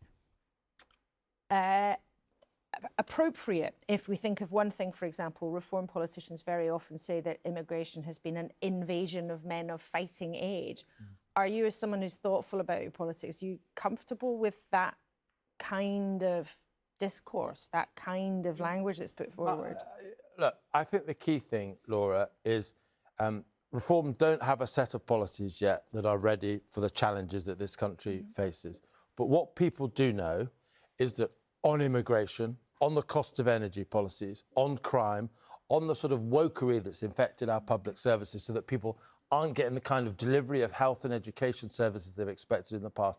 They know where Nigel Farage stands. They know where the Reform Party stands. We've got the absolute sort of ideological clarity, if you like, the principle clarity. What you're sort of Occasionally when you get the language wrong, I'm sure that's the case, and you're right to press us when we do get that language wrong. But overall, I think we are in the same place as most British people on the priorities that they have. That's incredibly important. It's not true of the other parties, I don't think. And we now have 2 years to make sure we have all of the detailed policies to ensure that we have a prescription, a manifesto that means that we don't just have the right ideas, we have the right policies too. Zia Youssef told us that as of today, he would absolutely make good on the promise that Reform had made, that after the local elections, no more Conservative defections, the door would be absolutely shut. So that's it. So even if some big name Tory came knocking on your door? Yeah, well, I've played my role in the past in helping some of the defections, but I think that's over you now. were the broker, the power behind the teal drone, were you? Well, some of the defections I've helped with, but I think the deadline was real, and I think it's now passed. That other Tory defections aren't now welcome, and I think that's important because if Reform is an outsider party, which I think it has been, is an outsider party. If you keep taking defections from one of the parties that you're always criticising, that dilutes the brand. So yeah, it's too late now for anyone who wants to follow the path that I took a little while ago. OK, Tim Montgomery, thank you very much indeed for now. It's good to have you with us. Let's just show you some of the pictures, scenes around the country. Here's Wandsworth. Now, the reason we keep going back to Wandsworth in London is because it's a fascinating race there. The Conservatives have been hopeful of grabbing it back from Labour. And you can bet your bottom dollar that if they do, they will be reminding you of it at every opportunity in the next 24 to 48 hours. Same applies to Westminster. We can show you the scene there. And there's one of the seats being declared on the stage, not the result of the council, just one of the seats there. And we can go back to Hull, where the tellers have been working very hard for a long time. Hull's a fascinating race because it's one of the places in the country. It's been run by the Lib Dems, but there are some indications that they might possibly lose control there. And that would be a really big disappointment for them because it's a big city up in the northeast of England, and it looks like it is going to be extremely close. So we've got beady eyes on what's happening in Hull, because they've won Stockport tonight and they're delighted about that, but to lose Hull would be a bitter blow for them because it's a big part of the country, a big city, and the Lib Dems have been running it for a while. Let's then look, I think we can look at the pictures in Hampshire, where you can see a Conservative there. That's currently held by the Conservatives. It's been held by the Tories since 1997, but not sure where that is going to end up. So lots and lots of different results coming in across England. Remember, though, tonight's many of the English councils. Tomorrow, though, the rest of the English councils. And crucially, the results from the election for the Welsh Senate, the Welsh Parliament in Cardiff, and, of course, the Scottish Parliament in Holyrood. So massive contests. We've seen the ballot boxes have already been secured. They've been brought in by ferry, by helicopter, and they are secured, and the counting will begin. They'll be opened tomorrow when Scotland's and Wales results will become clear. So let's give you a look at the kinds of things that are going to be up for grabs there. Here is a primer, if you haven't been paying attention to the Scottish elections so far. How dare you, from my colleague, David Wallace-Lockhart. This was how the constituencies in Scotland looked in 2021. There's a lot of SNP yellow on that map. Here's what it meant. A comfortable SNP win, but just shy of a majority at Holyrood, which requires 65 seats. Now, the SNP reckon they can get there this time around. So let's look at some key battle constituencies. And remember, there have been boundary changes in Scotland. Let's start in the capital itself, and Edinburgh Central, which takes in not only the Castle but the Scottish Parliament too. From fourth place last time, the Scottish Greens fancy their chances, with former party co-leader Lorna Slater taking on SNP Cabinet Minister, the incumbent Angus Robertson. Now, boundary changes have shifted several strong Labour areas into this constituency, so local Labour councillor James Dalgleish makes it an intriguing contest. This could mark the Scottish Greens' first ever constituency win. To the west is Rutherglen and Cambuslang, situated to the southeast of Glasgow. This is a Labour must-win if the party is to have any chance of a revival. SNP incumbent Claire Hawkey and Labour's Monica Lennon are the two to watch here. Let's head north to Scotland's largest constituency, Caithness, Sutherland and Ross. It covers 13,000 square kilometres, almost as big as Northern Ireland. The next MSP will rack up some mileage over the next 5 years here, and that will probably be either Marie Todd for the SNP or David Green for the Liberal Democrats. It's currently SNP, but this is the sort of seat where the Lib Dems, who can be strong in the Highlands, think they're in with a shot. What about Reform UK? Well, let me take you to fishing country, Banffshire and Bucking Coast. This could be the scene of a three-way fight. Once represented by Alex Salmond, the seat's been solidly SNP since 1999, until last time, when Karen Adam held on to it for the SNP by fewer than 800 votes. It's the Tories' number 2 target seat, but their candidate, James Adams, will have to see off Reform UK, who think they have a shot here with their candidate, Conrad Ritchie. Further south is another SNP Conservative battleground, Aberdeenshire West, taking in Braemar and Royal Deeside. This is where the King takes his summer holidays. Now, it's number 3 on the SNP's target list. They want to unseat Tory incumbent Alexander Burnett, who is a fourth great-grandson of Tsar Nicholas I of Russia, believe it or not, and therefore a fairly distant relation of King Charles. He'll be hoping to see off Fatima Joji from the SNP. This is a bit of a must-win seat for the SNP if they're to secure that outright majority. So there is just a handful of seats to keep an eye out for in Scotland. David Wallace-Lockhart will have a very busy day tomorrow. And of course, once those results come in Scotland, we'll be here all day on BBC One tomorrow too. But just before we cross to David, we were showing you pictures of Hull Council, where we saw people standing around looking very nervous. Well, the Liberal Democrats were worried that they might lose it, and they have lost it. That was a very tight Labour-Lib Dem battle. The Liberal Democrats only had a majority of 1, but they'd run the council for a few years, and they'll be disappointed to have lost it. There's still 1 seat to declare, but the Lib Dems have lost Hull Council. Let's take a look at the seats. 26 for the Lib Dems, still the biggest party, but here's how it's changed. Labour's lost 8. Reform has gained 9, and you can see people milling around for photographs. That looks like the Reform group, who have taken 9 seats on Hull Council. And let's look at the vote share. As they pose for their pictures, you can see the share there on the right-hand side of your screen. The Liberal Democrats on 31%, but it's Reform has the biggest share of the vote with 35%. So you can see why they are happy to be smiling there for a Kodak moment.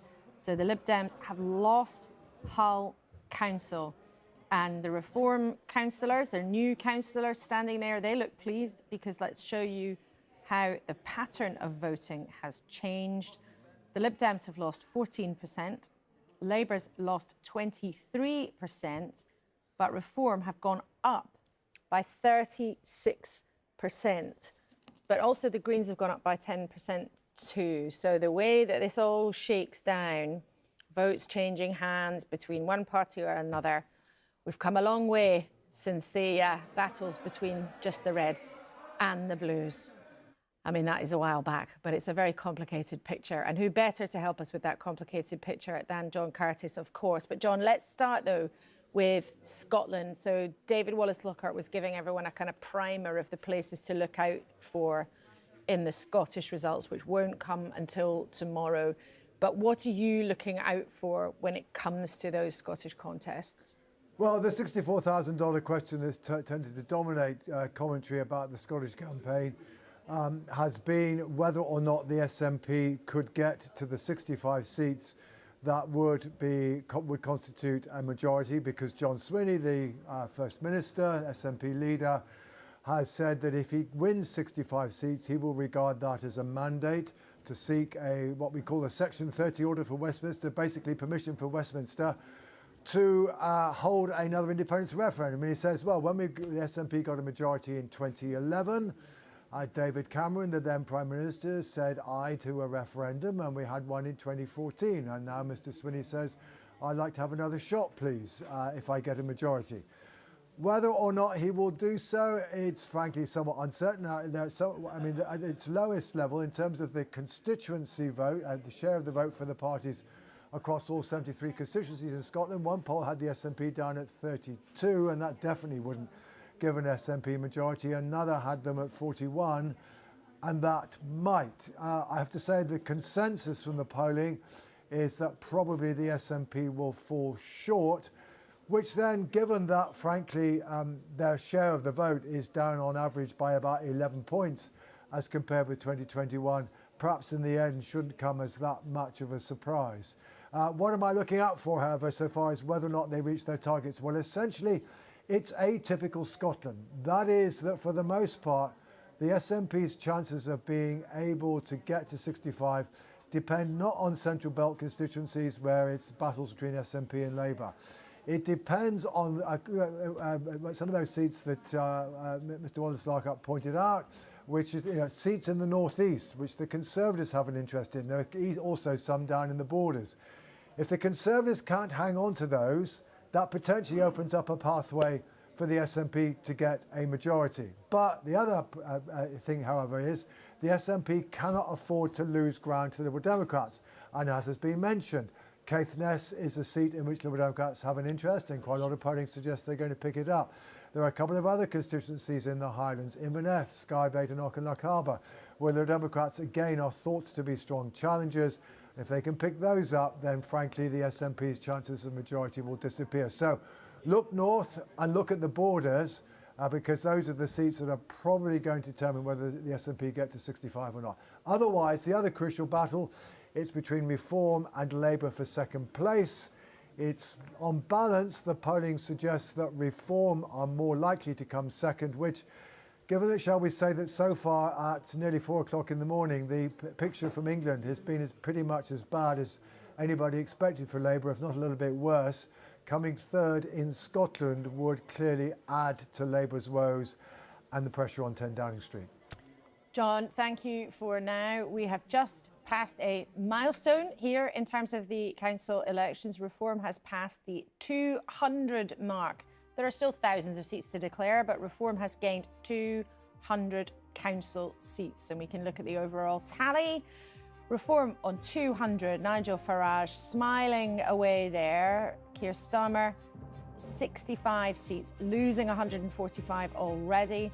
The Lib Dems on 60, having dropped one, and the Tories losing 55. And the Greens gaining 17 so far. Their tally is on 28. So as we speak, coming up to 4 in the morning, so far this has been a very good set of results from Nigel Farage. There's plenty of reasons to be smiling in that mugshot there on our tally totals. Now, Rita, let's look in some detail at some of the results that we've had in. Yes, indeed, Laura. I want to show you Exeter, which is a Labour loss. They've fallen short by 2 seats and they've lost control of Exeter. They only had a majority of 5, so it wasn't a very big majority.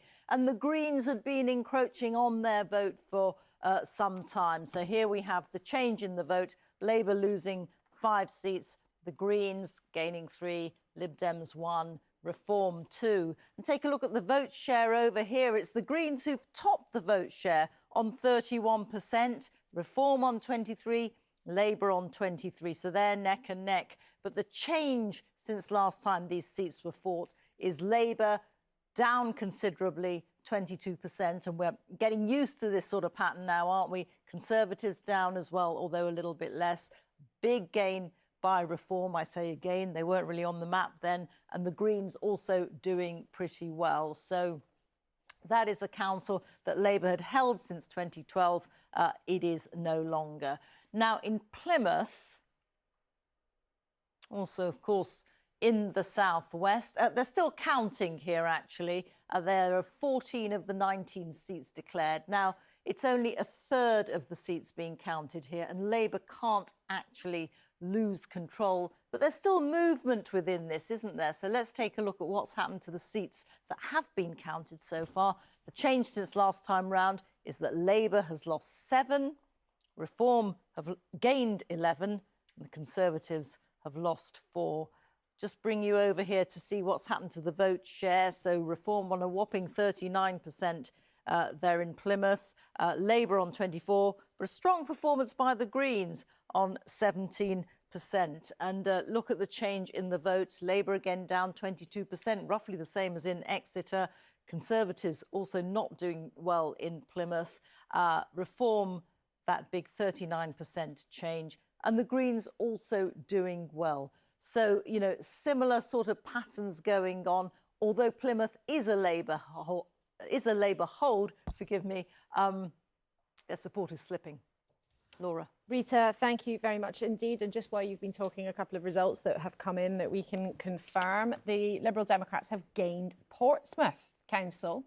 Now, no one party was in charge there since 2014, so it's been under no overall control for more than 10 years. But the Liberal Democrats have won with 22 seats, Reform on 12, Labour and the Tories way back on 4 and 3. And let's look at the breakdown. The Lib Dems up by 3, Reform up by 5, Labour down 5. But let's look at the vote share.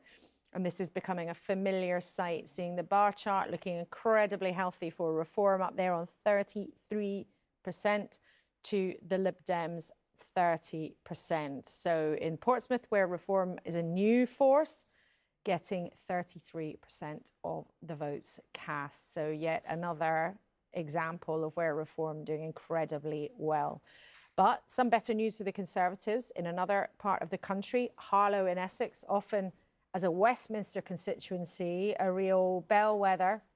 It's been held by the Conservatives. They've got 22 seats to Labour's 10. Let's look at the change. The Conservative have gained 5 seats and Labour lost 5. But it's interesting, we were talking to our reporter who is in that part of the world, Simon Dedman, who was telling us that the Tories in Harlow have run a very different kind of campaign. They've been hyper focused on local issues, and they've run in a different way, and it looks like that has paid off. They've held the council, and Reform not making gains there. I want to show you some celebration. The Greens, as we were hearing from Rita, had a very good night in Exeter. And there they go. Will that be the start of things to come as the results start to stream through in the next couple of days? Martin Oates is there for us. We were talking to him a bit earlier in the evening. Martin, so the Greens look absolutely jubilant. Yes, and of course Labour, as we heard a short while ago, have lost their small majority in Exeter City Council. I think, though, some relief and satisfaction that it wasn't as bad for Labour as it might have been. I mentioned earlier on that in the county council elections last year, all 7 of their seats here in Exeter were lost, 4 to Reform and 3 to the Greens. So they held on to half of their seats, but some substantial losses to the Greens, and in a couple of cases by very significant margins as well. But a mixed bag here. The Conservatives lost their only seat to the Lib Dems. Labour lost another seat, a single seat to Reform, and there was a Reform hold. But I would say overall, a lot of this was extremely close. There are a number of recounts and a remarkably high turnout in some of those wards, in some cases nudging 50%. Now, you will know that in local government terms, that's pretty impressive. And in fact, there were some sharp intakes of breath from some of the people listening when that turnout was announced by the returning officer. Martin, thank you very much indeed. So, cheering Greens in Exeter. Andrew Bowie from the Conservatives is here. There's a lot for us to talk about, a lot to get through. Let's just consider Harlow, first of all. So Harlow, the Conservatives actually held Harlow But what we have, heard from our teams on the ground there is that they took a very locally focused approach, and in parts of the country where they weren't doing that, people have lost.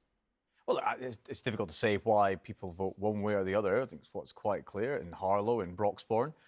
There are glimmers of light and shades of optimism in terms of the Conservative Party moving forward. This time last year, when I was sitting in this exact seat talking to you, we were having a very difficult night, less than a year out from that cataclysmic general election. I think what's quite clear tonight is that we are moving forward.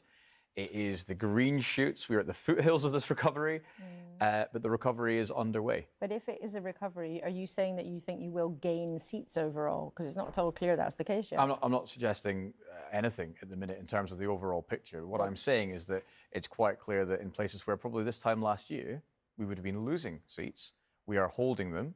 We are doing that in Broxbourne, in Harlow, and we'll be doing it in places around the country as well. I fully predict that.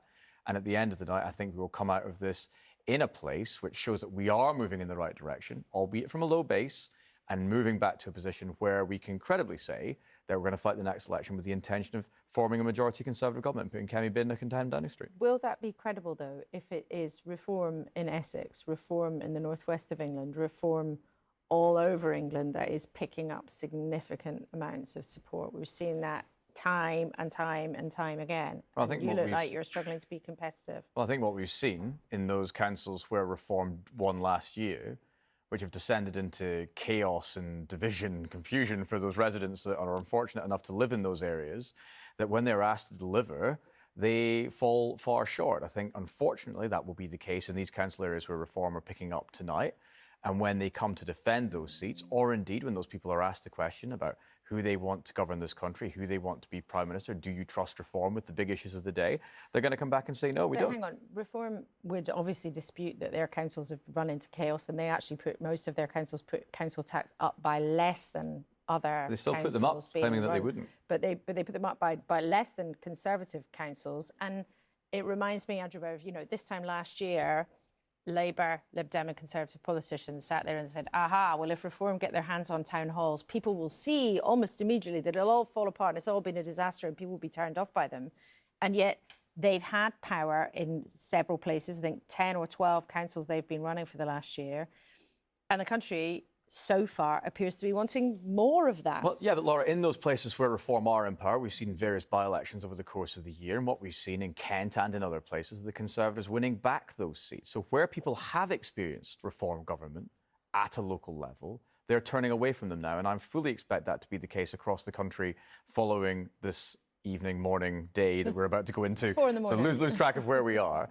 That's not to say, look, of course it's going to be a difficult night for us. The results right now demonstrate that, but there are glimmers of light. There is optimism. Notwithstanding, we're losing a lot of very good Conservative councillors, diligent local champions, and it's very sad to see them go.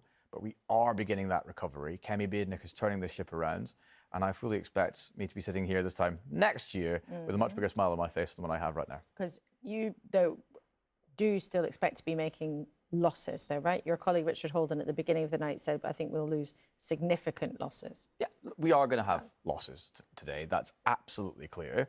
But what I'm saying is that there is the green shoots of recovery there. The ship is beginning to be turned around, and that Kemi's putting us on the right path. But that's a lot of metaphors to say you're going to go backwards in terms of seats. Try to get as many metaphors in there as possible. But no, yeah, look, we are going to be seeing losses across the country tonight. That is absolutely clear. It's a very sad situation for those local councillors involved, but we are moving forward and things are looking better. And what about in Scotland? I mean, in Scotland, it looks like the Tories might end up being, something of an irrelevance.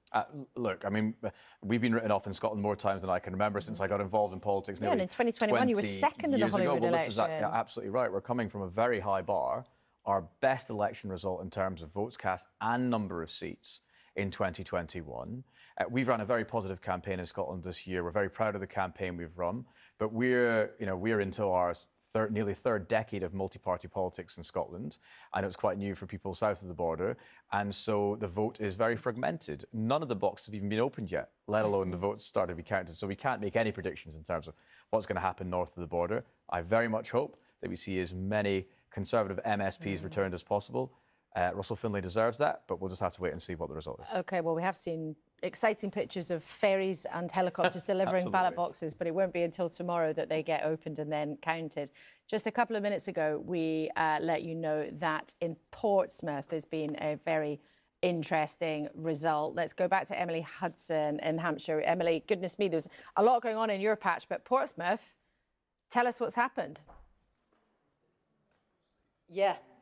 Really interesting, Portsmouth. The Liberal Democrats were worried. Reform were really hopeful. They had been saying how wonderfully they felt they'd done. They were talking about queues of voters outside polling stations at 6 o'clock this evening, saying they would come out specially to vote Reform. Well, it seems that people also came out to vote against Reform, and they picked the Liberal Democrats as that alternative because they have taken back control of the council that they've been running under no overall control since 2018.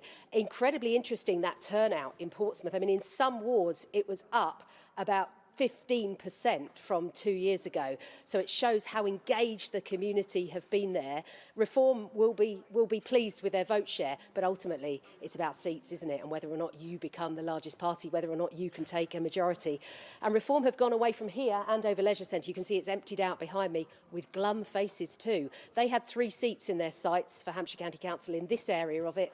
All of the Andover seats, they didn't win one of them. The Conservatives have kept them all. The Liberal Democrats have done well also in Eastleigh, and they've taken the Hampshire County Council seats in that area too. So far, in this part of the south, it hasn't quite been the victory that Reform have been hoping for. Now, one place they were really, really hopeful for is Havant. And my goodness, there's a lot going on there because it seems like the wrong ballot papers were given in certain areas of the northeast and northwest Havant seats. And they are talking about sealing them up in a box and not including them in a count, which is already being called malpractice by some of the councillors involved or the potential councillors involved there. This is going to run and run all evening. It's going to be really interesting to see what happened in Havant. But as I say, the only other really interesting piece of information from the south, by the way, Clarence Mitchell, a name you'll know, was the press officer for the McCann family. He defected to Reform from the Conservatives on Reading City Council. He's lost his seat tonight.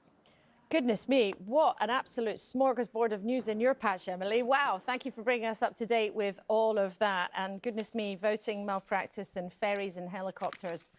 It's all going on at 4 in the morning and all going on, Rita, with another result we've been talking and expecting a lot. Absolutely, Laura. Tameside. Labour has lost Tameside. There we go. They've fallen short by 4. There it is in the Greater Manchester area, where Angela Rayner has her seat. And this is really going to hurt, isn't it? Look at this. Labour still the largest party here on 25 seats, but Reform right behind them on 19 seats. The Independents, a force in Tameside with 8 seats, and the Conservatives on 5. This has been Labour for years and years, since the 1970s. And Labour had a majority of 21 before, but they've fallen short this time. And this is why the change since 2023, Labour has lost 16 councillors, Reform has gained 18, and the Conservatives have lost 2. So yet, you know, if Labour needed more indignity to be heaped on indignity, well, Tameside is it at 4 in the morning. Laura. Thank you very much indeed, Rita. And as we're seeing these council losses stack up at this stage, it does seem like Labour might be heading for the worst case scenario, the sort of lower ends of their expectations.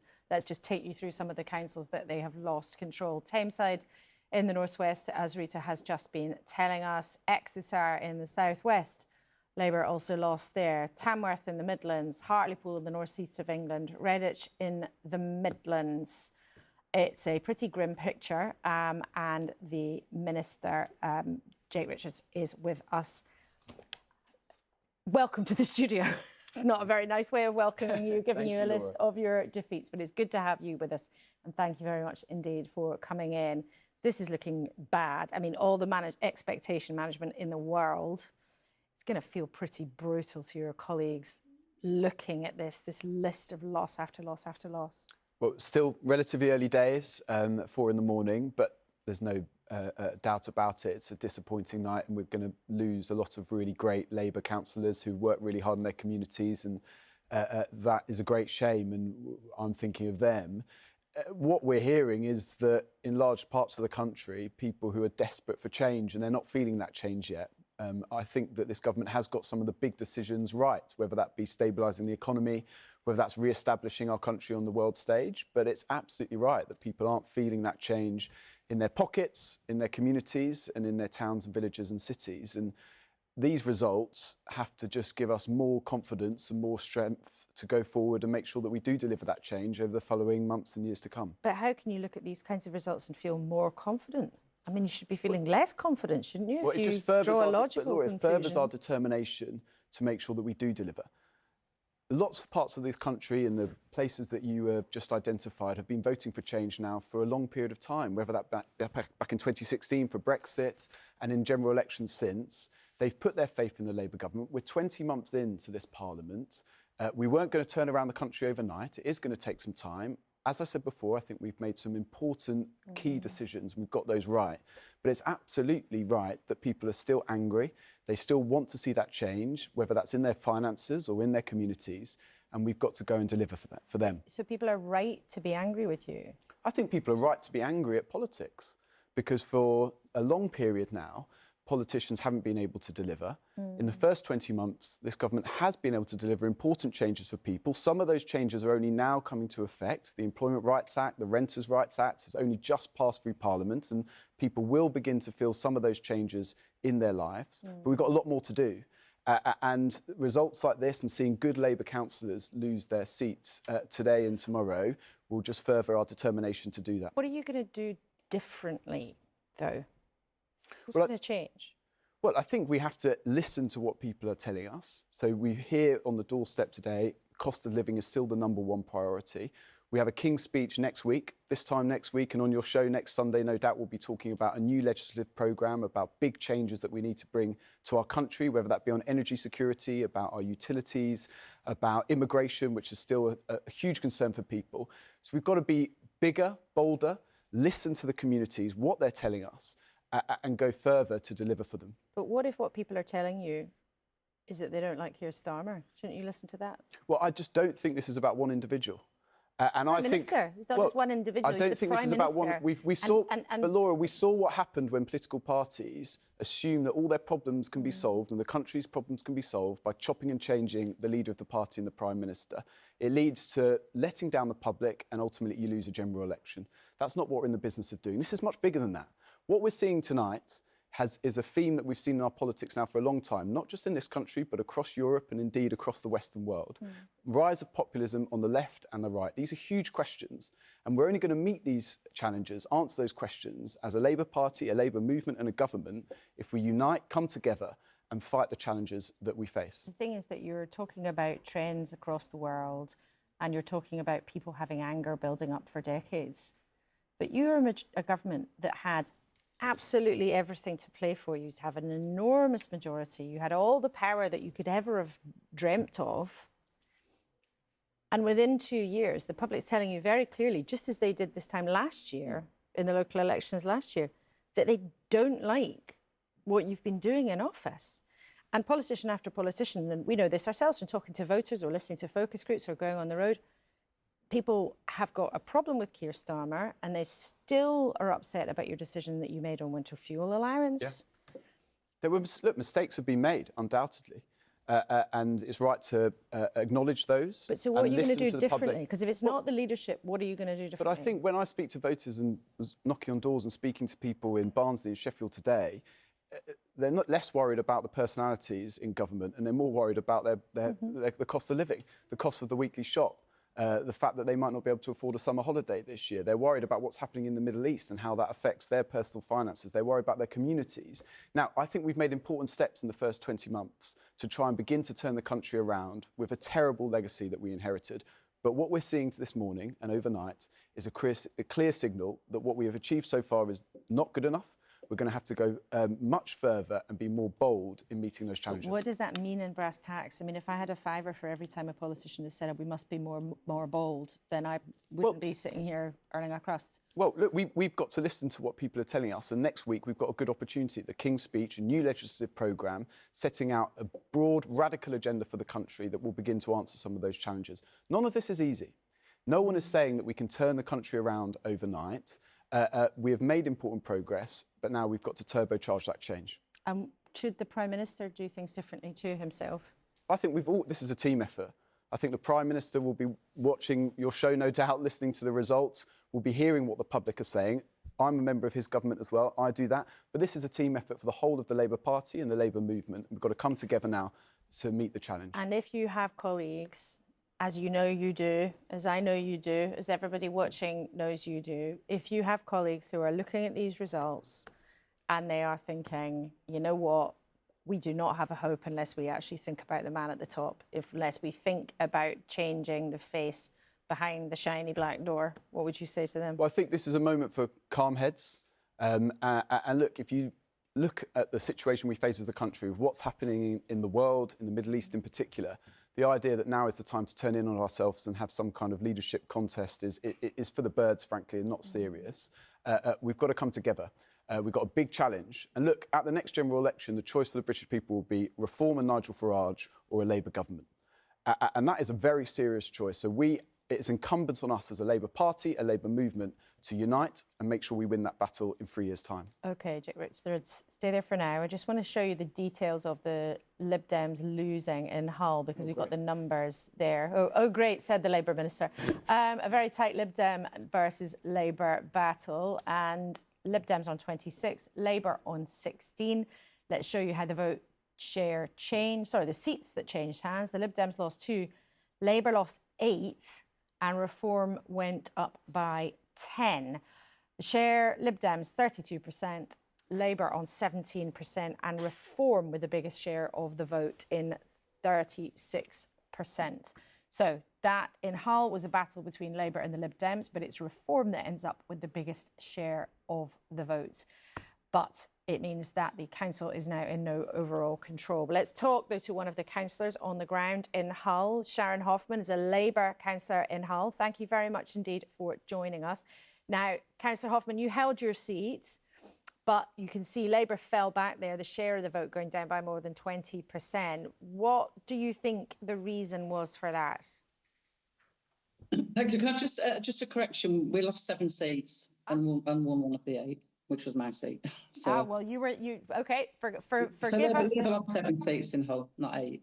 Okay, forgive us. We will correct our graphics. Thank you very much indeed, Councillor Hoffman. So, what do you think went wrong? What's the reason for Labour falling back in Hull? So, I think there's 2 reasons really. We cannot deny that the National Labour government has done us a lot of damage. You know, people on the door when we were knocking were saying, we think you're a great councillor, we really support you, but we cannot support Labour. We can't agree with the way that the Labour is behaving nationally at the moment, and so we're going to be using our vote differently, which is a really sad indictment of, you know, what is happening in this country at the moment. The other issue for us, probably specifically for Hull, is that the Lib Dems run a very divisive campaign. They totally focused on it's either Farage or Starmer. If you don't vote for Lib Dem, you will end up with a Reform. And what they've done is what they did in the mayoral that we had here last year, is that they have split the vote. So people who would have voted Labour voted Lib Dem because of the fear that they'd generated in the area, and that's across the city, not just in my ward. And people then hooked onto that and believe that rhetoric, which was simply untrue. And exactly as what's happened is what we predicted would happen with that kind of campaign technique, is that Reform swung through and wiped out, you know, people from both parties. So we lost these because of their divisive campaign tactics. But Councillor Hoffman, you say that the National Labour leadership did you a lot of damage. What kind of damage and why? Was it about Keir Starmer himself or the policies? So many people mentioned that they would not vote for Keir Starmer or for anybody that represented Keir Starmer. And obviously, as a local Labour councillor, that's what they saw me as. I'm his representative in our area. And that was the same for several of my comrades who lost their seats tonight. Very, very good councillors, but they were getting exactly the same narrative on the door. We will not vote for anybody that is supporting Keir Starmer, and where that, you know, see us as his representatives, not Labour Party per se, very much focusing on Sir Keir. And do you think that your colleagues in Westminster should therefore have a think about whether or not it's right to hang on to him? I think they absolutely must look at this. You know, this has been happening across the country, not just Hull, and that is the people of this country sending a very clear, a very strong message to the leadership of the Labour Party. And it needs to be, you know, they need to have a rethink. They need to think about what is it that is happening, what is driving people away from Labour, who fundamentally support, you know, the whole ethos of the Labour Party is to support people, working class people, and, you know, and that isn't what people are feeling at all on the ground. And you're very clearly desperately worried about his leadership. Who would you rather took the party forward?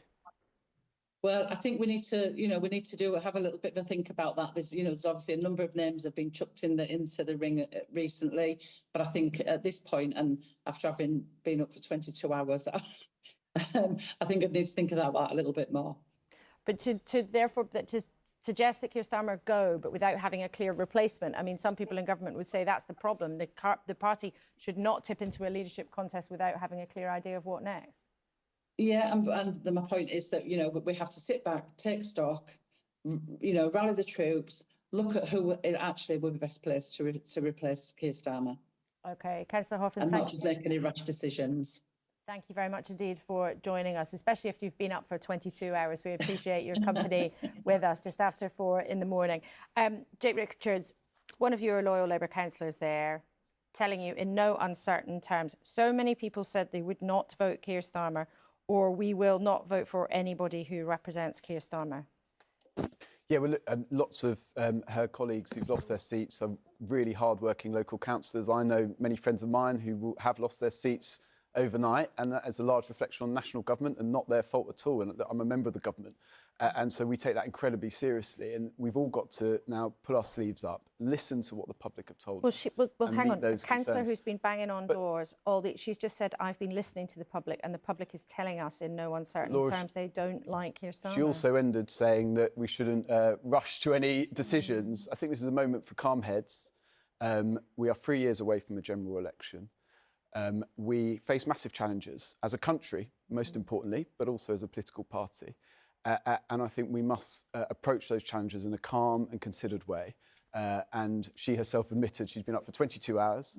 And so I think it's right that we see these results. It's still early days. And as a Labour Party, united together, meet those challenges. But you're not united, though, are you? Well, I think there is broad consensus that we need to get behind the Prime Minister. I think you'll see that over the following days. Of course, the Labour Party is a broad church, it always has been, and there will be usual people who have different views, and that's quite right for them to share those. But I think you'll see over the following days the Cabinet and the Parliamentary Labour Party get behind the Prime Minister with a strong message that we as a government need to improve our performance. The Prime Minister would be the first person to say that if he was sitting here with you today. We need to improve our performance to deliver for the country and also persuade them of our values and our vision for the future. We've got to do a better job, Laura. But I'm not sure that the Prime Minister would happily hear.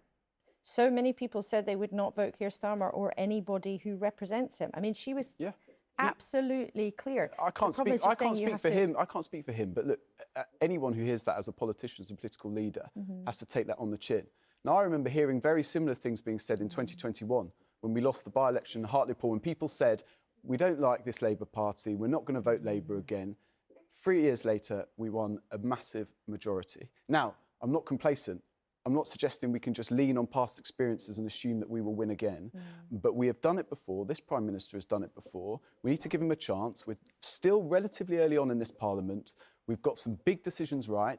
But we've got a lot more work to do, and I totally accept that. I suppose the problem is if you were telling, and we should say, we've had the first chunk of results. We haven't had everything, but the overall picture, at least when it comes to England, does seem to be now consistent and clear, is that you are losing votes hand over fist. Reform is gobbling up your votes in a big way. The Greens are also taking from you. This is a bleak situation for the Labour Party. If in government, loyal ministers just say, we've got time, we've got time, we've got time, Laura, with respect, I haven't said that. I've been very clear that we've made mistakes in the first 20 months. I've been very clear that we've got to now pursue an agenda which is more bold, which reaches people's concerns, because we clearly aren't doing that enough now. And we've got to be more urgent. There's got to be an urgency in government to make sure that we deliver for working people across the country as quickly as possible. But what does that mean? Well, it means policies that will mean that people are better off under a Labour government, that our public services continue to improve because they are improving, and that people feel safer in our country and in their communities. Now, that policy programme, luckily, we've got a King's Speech next week, so it's a really good opportunity to start setting that out and delivering. And is it going to be full of new things? Well, King's Speech usually is. So, yes. But is it going to be full of new things that nobody in the Labour Party has thought of or heard about?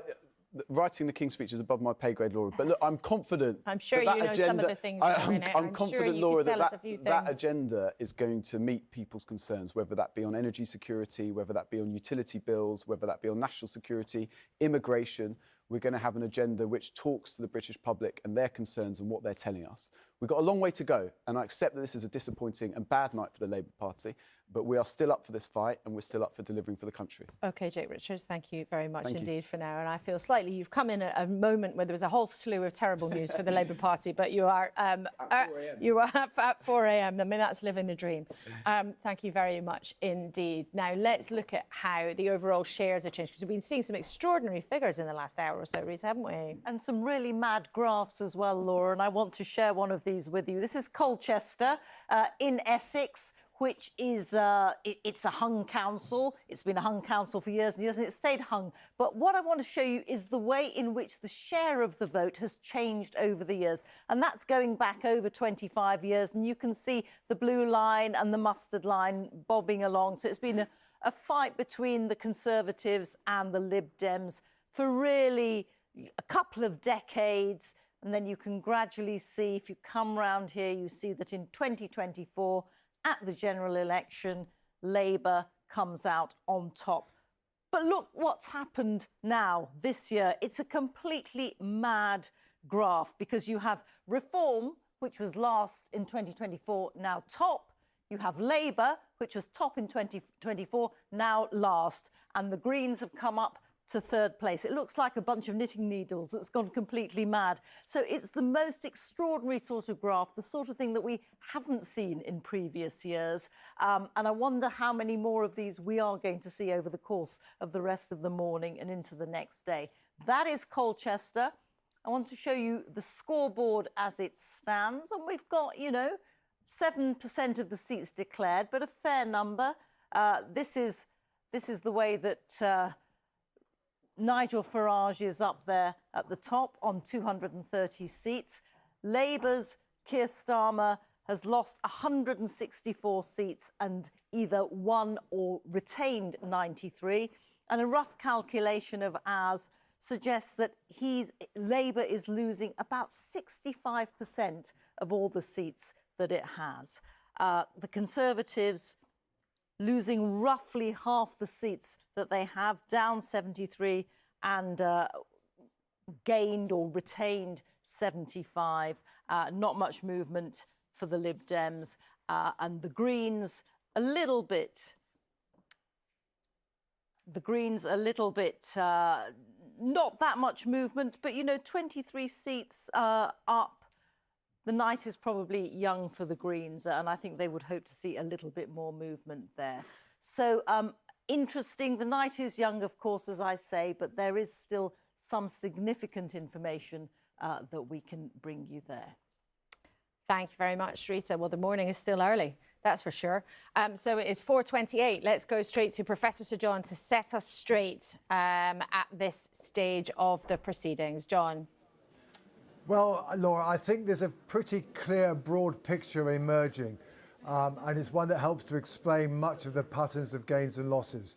Basically, Reform are ahead. However you look at it, Reform are clearly in pole position, and in truth, it looks as though when you look across the votes across the country as a whole that we've collected so far, they're well ahead of any of their opponents. Indeed, their 4 other opponents are all seemingly not that dissimilar from each other in terms of the kind of shares of the vote that they are getting.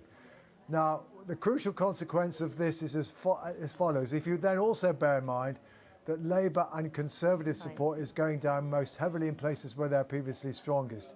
Reform are ahead, relatively evenly spread vote, under first past the post, that spells bingo. And that helps to explain why Reform are currently winning at about 45% of all the seats that have so far been declared. But equally, it also helps to explain why Conservative and Labour are losing seats at a scale that's probably towards the higher end of what they feared. And it also helps to explain why, although the Greens are getting lots of creditable performances, but they're not gaining that much in the way of seats, as Rita's just pointed out, because the truth is they're suffering the problem that many a second and third party suffers, which is under first past the post, you lose out. And basically the Greens are just not doing well enough to be able to turn something like an 8-point increase in their support as compared with 2022 into actual gains of seats in any substantial number. John, thank you very much indeed. And it's such an interesting picture. We should just remind everybody we're still, although it's 4:30 in the morning, we're still in the sort of foothills of getting the overall picture of the mountain range of voters' decisions from around the country. So these results will keep coming through all the way through, actually, to some of them till Saturday morning.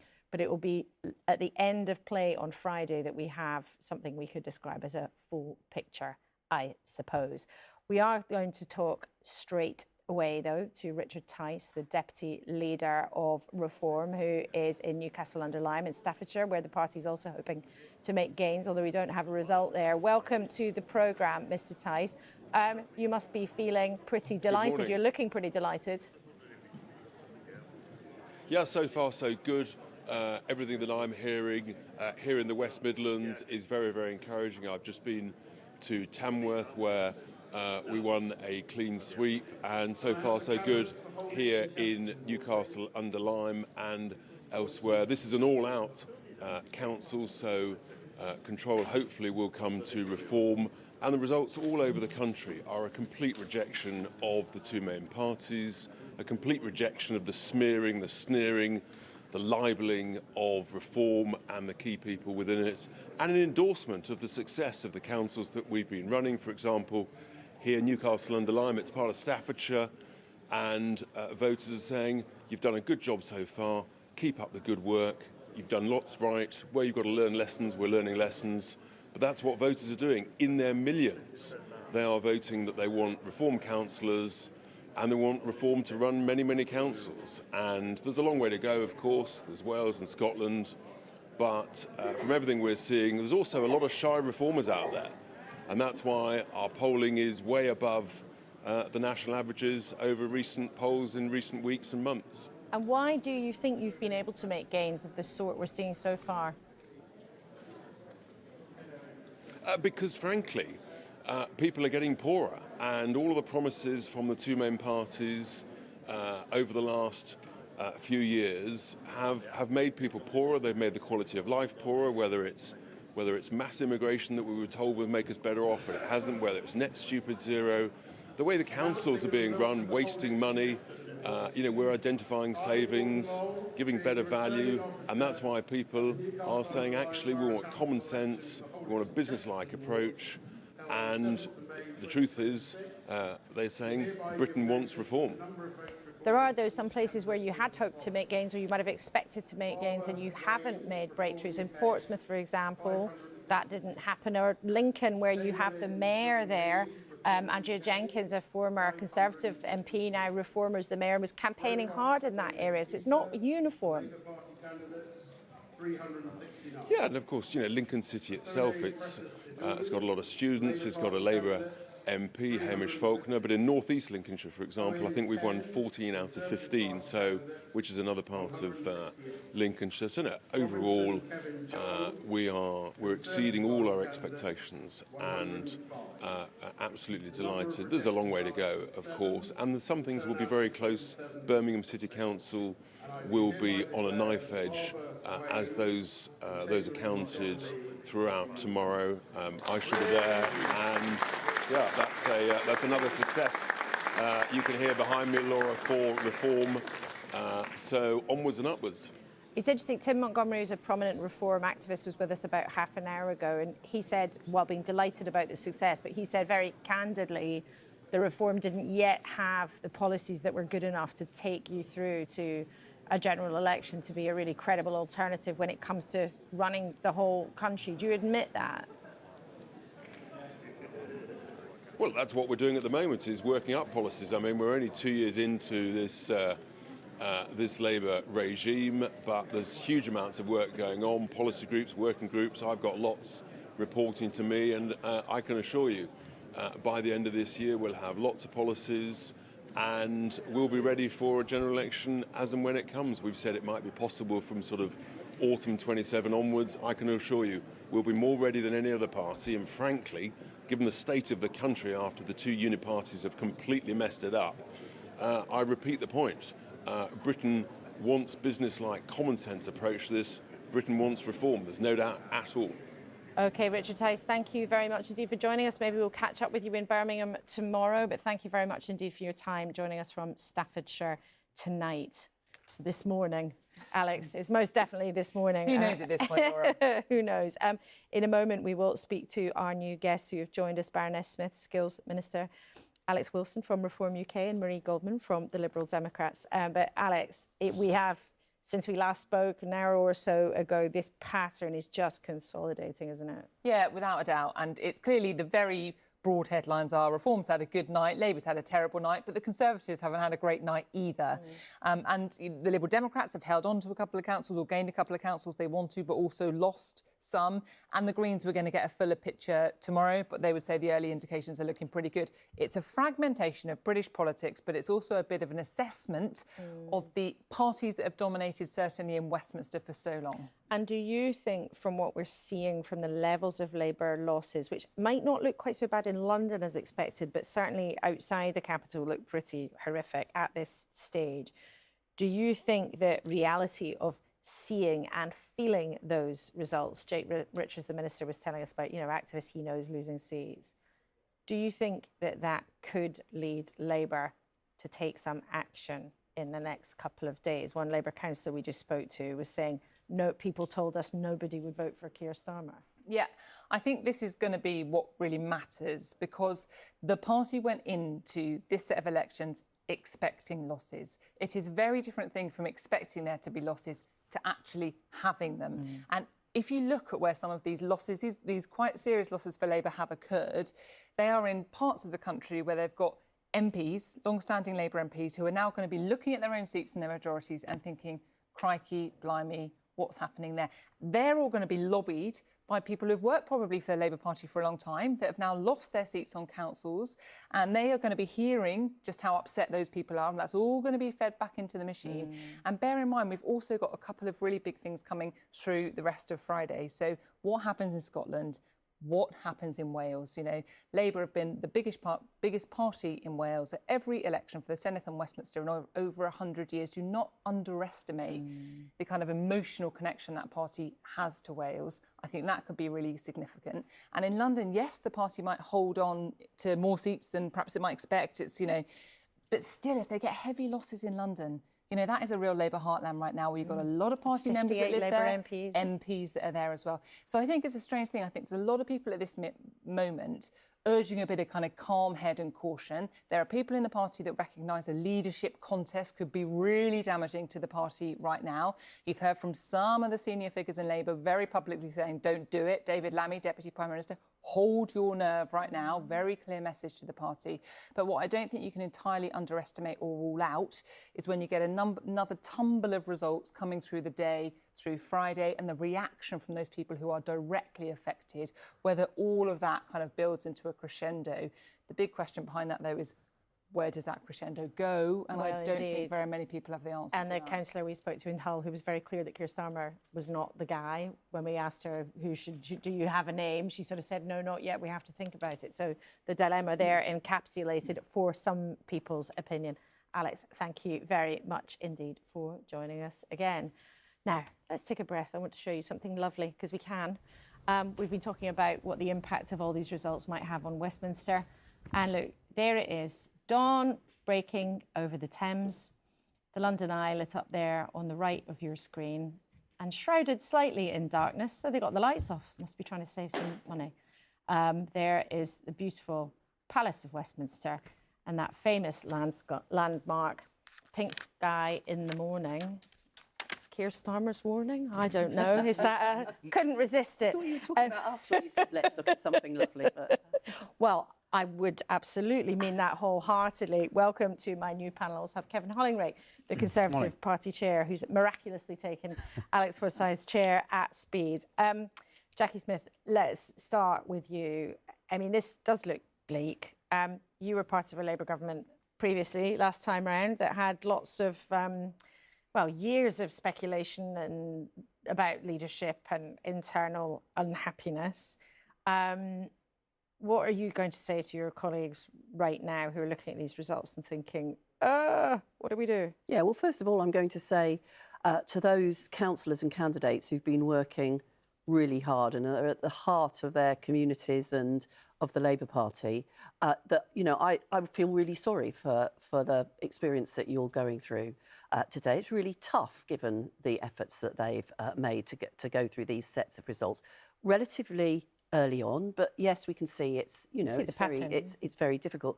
But Laura, you know, you referred to the fact that I've been around for a while. I mean, I do remember, of course, 2 years after I was elected in 1997, with Tony Blair as Prime Minister, Labour losing over 1,100 council seats, and nevertheless going on not only to win the next general election, but then 2 more after that as well. So what I would say to my colleagues, and more importantly, I think what we say to the country is, look, we understand the frustration that people feel after having been let down by government over a lengthy period of time, that you want to see change. That's what people voted for less than 2 years ago. And the challenge for us is to keep delivering that change, building on the things that have already happened, NHS waiting lists coming down, net migration coming down, new employment rights, new rights for renters.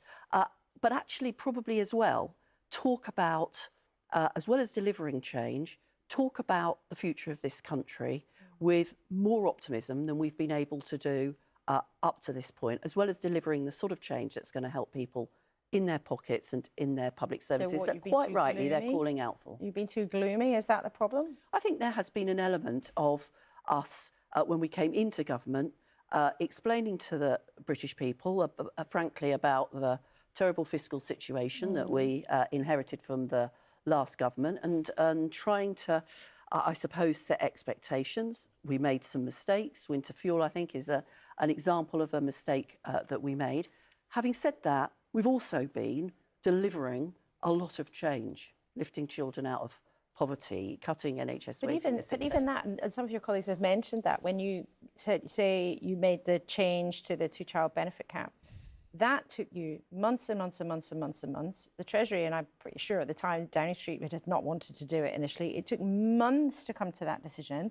Then you made a decision that most people in your party, many people in your party, were delighted about, that now you want to highlight and say to people, oh, be happy that we did that for you.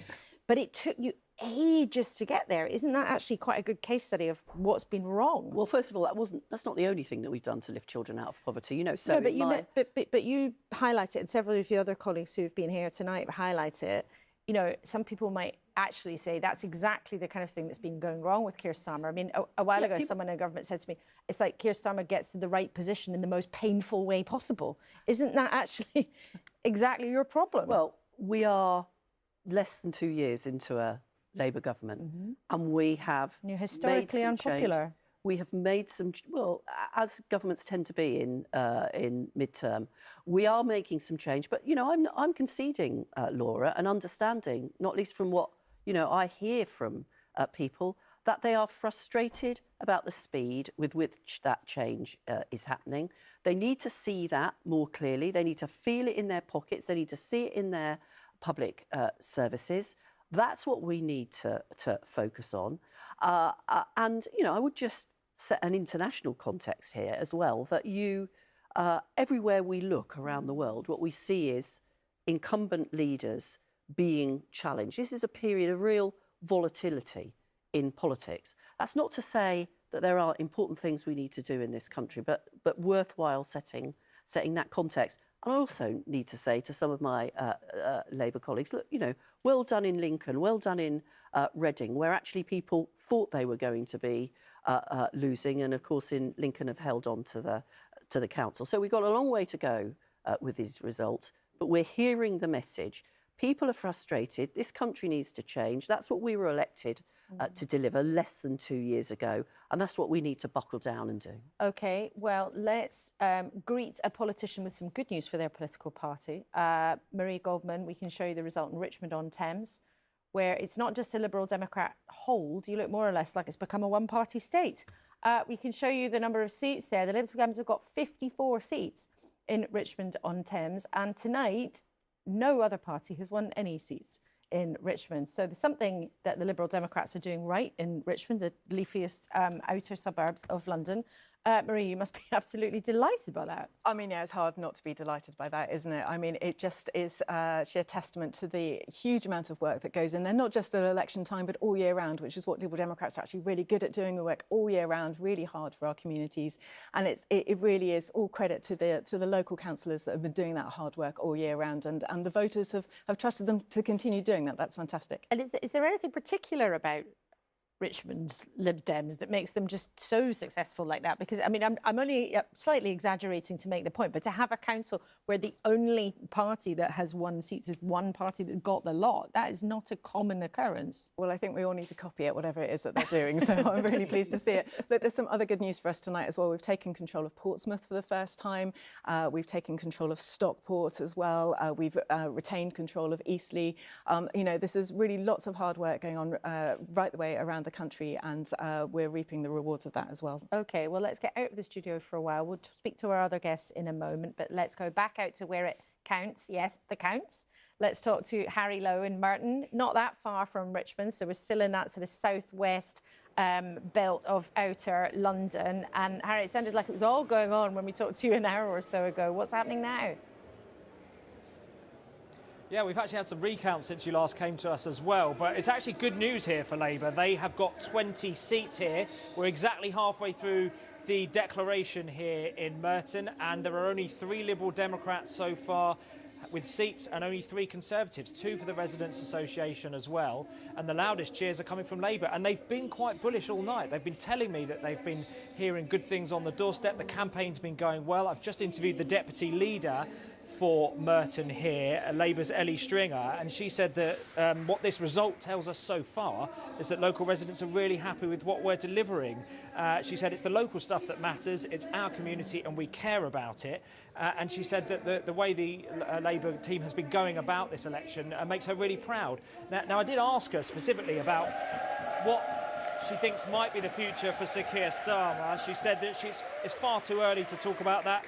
She said, I think we need to continue to put the country first, put residents first, and stay away from some of those arguments. But there's no question that Liberal Democrats will be disappointed that they're not on course to take this council, particularly, as you say, given the gains around this part of the capital and also the fact that they were hoping for the first time ever to be in charge of 4 London councils. That is looking increasingly unlikely, and Labour, it's a small glimmer of hope in what you've been reflecting has been a pretty difficult night for the party elsewhere in the country.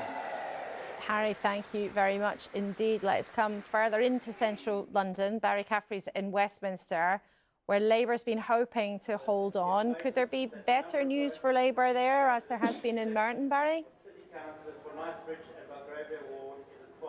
Hi, Laura. Yes, well, Labour have so far got 9 seats here in Westminster, and the Conservative Party have got 6 seats so far. There's actually just a count going on right behind me, but of course the Conservative Party really wanting to regain control of Westminster City Council. They were in charge here since the creation of Westminster City Council back in 1965. And they had that control right up until 4 years ago, when in 2022 Labour took the control away from the Conservative Party. Now, Laura, I've been speaking to councillors across the parties, and the kind of word here is that the Conservatives could do it, they could take it back from Labour. But as I say, right now Labour have got 9 seats and the Conservative Party have got 6 seats. Of course, one of the real local issues here is the pedestrianisation of Oxford Street, and that is something that London's Labour Mayor Sir Sadiq Khan has been pushing forward. He hopes to have it happening and completed by the end of summer this year, and he actually went to the government to get special powers so he could take over the management of that. And privately, Labour councillors have told me they are not happy about that. The Conservatives have made it very, very clear that they do not want Oxford Street to be pedestrianised. It really is a huge local issue that is dividing people, and it could be something, certainly from what councillors have been telling me here, that could change the way Westminster City Council is governed. The Conservative Party, as I say, hoping to regain control from Labour. We're hoping to have a result, final result in the next kind of hour to hour and a half or so. Barry, thank you very much indeed. It's interesting, some of the results and counting has taken longer than we expected, because in many parts of the country we've heard reports that turnout is actually up, which doesn't always happen in local elections, or there are national elections, of course, in Scotland and Wales, and we'll get those results tomorrow. But if turnout is up, that is an interesting phenomenon, because it doesn't always happen in a local election, let alone at a time when the country seems to be feeling quite grumpy. But Reform so far are the beneficiaries of the votes that have been counted at this point in large proportion. Look at the totals, bottom right of your screen. Reform on 236 council seats. Labour down 173. Now, it is early, Rita. We keep saying that. Early in the cycle, now very early in the morning. But why is it that we're seeing time and again Reform taking seats but not winning any town halls yet? Well, exactly, Laura. Well, let's take a look at some of the changes that have happened overnight and at how the system is actually potentially hampering Reform. So Wigan is a Labour hold. They've got a majority of 9. They had a majority of 49, so their majority has been slashed, but they've hung on to it. This is the change since 2023. Reform have come in and gained 24 seats. But remember, only a third of all the seats were up for election. Say all the seats had been up for election, so you times that by 3, they could potentially, we don't know this would have happened, but they could potentially have won 72 seats. And then Wigan would be under Reform control. Let's look at some of the other results that we've had in. Tameside, so a Labour loss. This has gone into no overall control. Labour short by 4 seats. Reform have gained 18 seats. The same thing applies. If this had been an all-out election and not just an election by thirds, they've done 3 times as many, which is, it's difficult at this time of morning, but I think that is 54. They may well have taken Tameside, and I'm sorry if I was wrong there. Let's look at another council, Redditch, Jackie Smith's old stomping ground, a Labour loss, Labour short by 1 seat. Reform gained 8 seats. Again, this was only a thirds up, so if the whole council had been up, if they'd gained all the seats, they'd have got 24 seats and they might have been in charge. Of course, there is a lot of if going on here. We don't know that that might have happened, but you can see how the system of elections is hampering Reform's progress. And one last one. This was the Lib Dem loss in Hull. We've got more information on the board here, but actually it's the seat change that we're interested in here. So Reform picking up 10 seats there. And again, it could have been 30 seats if it had been the whole council up. Now, as I say, there's a lot of conjecture there. We don't know that that would have happened, but it does seem as if the system is hampering reform's progress. Now, that will change potentially as we get more results in, because there are some councils like Birmingham, the county councils, where the elections are all out, all the seats are up. So reform, if it is going to surge, could potentially be making council gains as well as seat gains. But, well, we'll have to see. Thank you, Rita. You really have to be paying attention in British politics these days, because you've got all these different voting systems and these different kinds of contexts. But at this point in the game, it does seem that the reform is not translating their significant seat gains into taking charge of town halls, because in those councils, not all of the seats were up for grabs this time round. So if you can keep that straight in your head, you're doing pretty well. That's before we're even explaining tomorrow's different voting systems in Scotland and Wales. So let's talk to Reform about that. I mean, Alex Wilson, it does appear you're having a good night in lots of ways, but not translating it into town halls so far. Is that frustrating? Well, it's been a fantastic night so far. Still early days. Once we get to the end of this whole process, there will have been somewhere in the region of 5,000 seats up for grabs across 136 councils. So what we've had tonight is merely just a taster of what's still to come. But we've seen huge swings in vote share, and of the seats being contested, huge swings and transfers of those seats. But you're absolutely right to point out that most of the councils that have been counting overnight are those that have been counting, electing by thirds, and therefore a big swing in vote share and a big swing in those portion of the seats that are up for grabs isn't on its own going to lead to dramatic changes in control. But when we get to the results tomorrow and looking at places like Sunderland and Barnsley and perhaps places like Coventry and Walsall in the West Midlands, where we've been doing very well vote share-wise, those should translate into a much, much bigger transfer of seats, and with that, hopefully, control of councils. And what about the outer ring of London, sometimes called, the donut, where Reform has been hoping those sort of London-Kent borders? What can you tell us about that? It's your neck of the woods. Yeah, it is. Well, we've been working very, very hard across London, but particularly targeting those outer London boroughs. It's quite frustrating that we haven't had a huge number of results yet to really comment on, but picking up signals from people on the ground at the council look very, very positive about Havering. I think Bexley's looking too close to call, and until we see some real results there, I don't really want to give too much of a forecast there. But it's going well.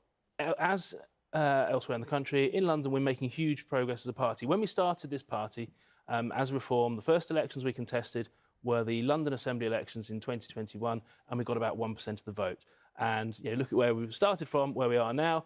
And a lot of that is because the growth of the structure, the organisation and the branch network. I know Jackie was talking about how a lot of Labour councillors, candidates have been working hard and are losing. A lot of our people are working very, very hard and are now getting reaping the rewards of that. I mean, as far as Reform's concerned, actually, Alex, I mean, you are a veteran. You're one of the people who's been involved from 5 years since the start. What difference has it made to you having Conservatives joining your ranks? I mean, your colleague Zia Youssef said very firmly, actually, the door was now shut to former Tories. Yep, the transfer window is closed. They had until the 7th. So, sorry, Kevin, you can't join us now, I'm afraid, even if you wanted to. That was never going to happen. But I think it's important that we have brought people on who have got some real-world experience in government, which is helpful. But ultimately, we want to build a broader party that isn't just a load of ex-Conservatives. We want to bring people from other parties and, more importantly, people from outside the world of active politics as well, because it's real-world experience in business, in public service, in charities. Those are the kind of people we want to bring who have sound and solid judgment and can bring those skills to then hopefully making change in government. Kevin Holleray, welcome to you as well. When you hear Reform representatives tonight talk with great enthusiasm, quite understandably looking at their results, why do you think that voters are going to them, not you, when the government's really unpopular?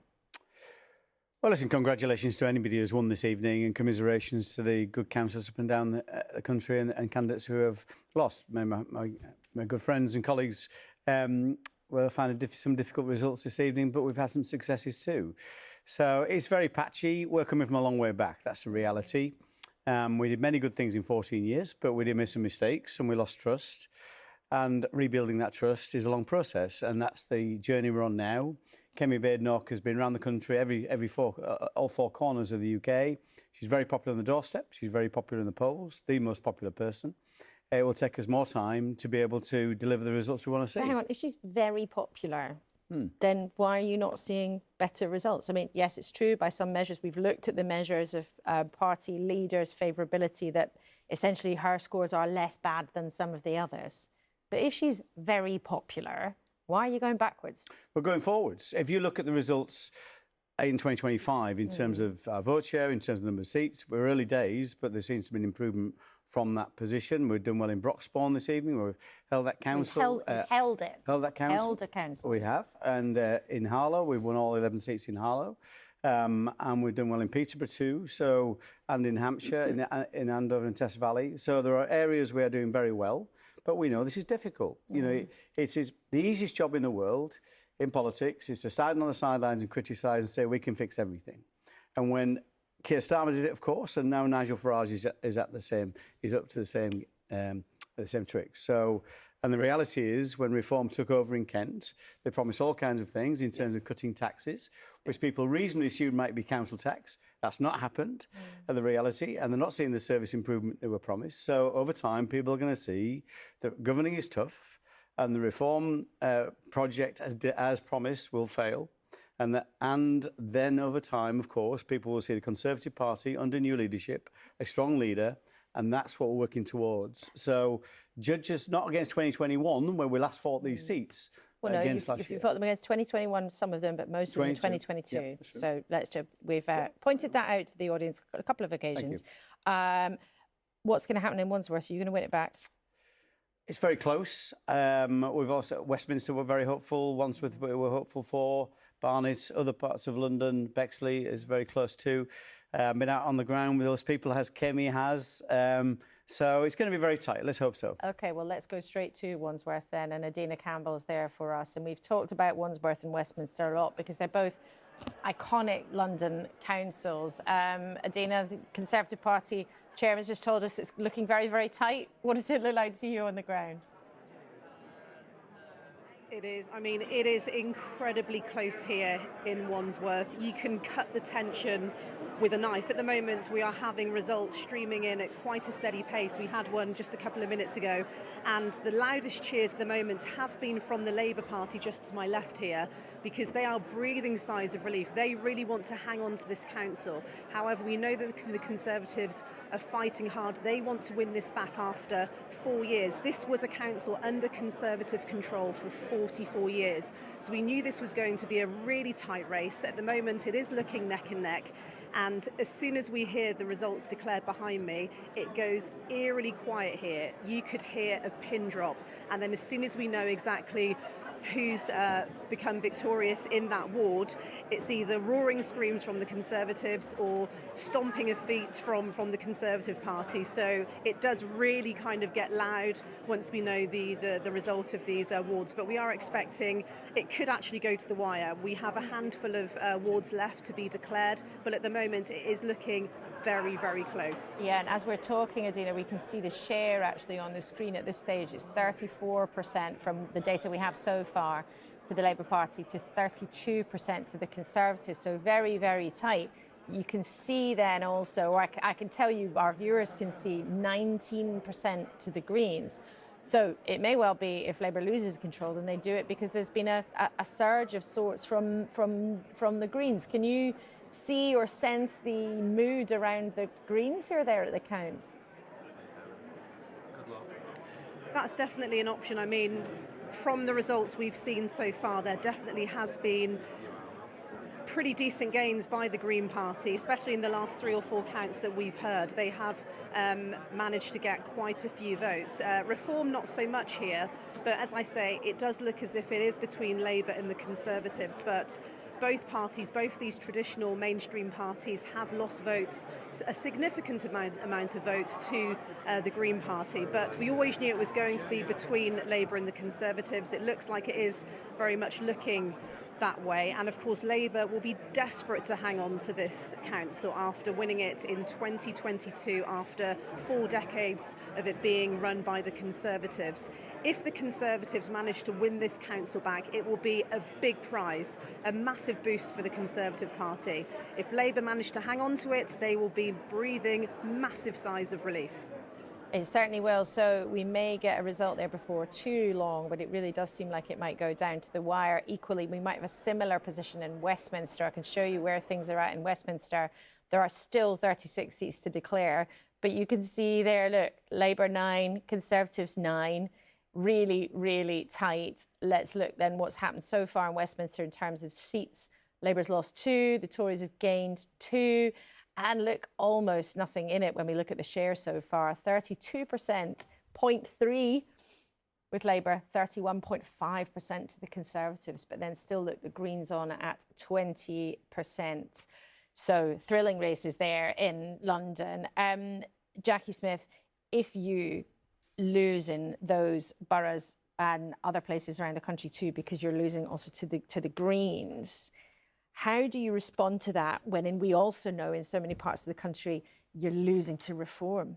Well, and Rita described Redditch as being my former stomping ground, my former constituency. She's right. And looking at the results there this evening, it's really tough.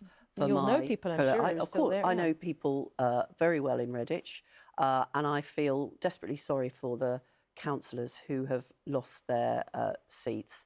But the interesting thing, of course, about Redditch, and you know, I sort of agreed with Kevin on this point, is Redditch sits within Worcestershire. Worcestershire is one of those councils, Alex, that actually Reform are already running. And what we see in Worcestershire is 9% council tax increases, a complete failure to deliver on the things that they said they were going to deliver for the people in Worcestershire, a ousting of one of the new people that Reform had brought in as the leader by a former Tory politician as their leader, and Nigel Farage saying he wishes he hadn't bothered with Worcestershire. When they get into positions of responsibility, they are failing, as we're seeing in Kent and as we're seeing in Worcestershire. And when we get to the next general election, people will need to decide whether or not they want that party threatening their NHS, dividing us as a country, focused on who to blame rather than what to put right, or whether or not they want to continue with a Labour government delivering the change. But are you saying that voters in Redditch were incapable of seeing what was happening in Worcestershire? No, I didn't such a disaster. No, I did not. I did not blame the voters, Laura. But you made the point of saying, look, Worcestershire, you're claiming Worcestershire has been a disaster for Reform, but then acknowledging that that's like right in your part of the world in Redditch, people have chosen Reform. So you are suggesting that they're not. So the point I was making was I wasn't blaming the voters. I was saying it's clear, isn't it, that there is a battle between Labour and Reform. And my feeling is that's going to be the basis of the next general election as well. And when people are making that decision, they can look at the record of Reform councils who are failing in their own terms, even when they bring in superannuated Tories in order to lead them. Alex Wilson. Yes, people will judge us on our record in local government, and that's why people can look and see how across, you look at the councils across the piece that we're controlling, we have the lowest average increase in those council tax rates. In Worcestershire? Yeah, Worcestershire is a very special case. We inherited a complete financial basket case from the Conservatives, as the Lib Dems did in Shropshire, and did a similar 9% council tax rate. in the country, but we didn't say we wish we hadn't bothered. You keep talking about the 22 billion black hole every time. Which is what Nigel Farage said about Worcestershire.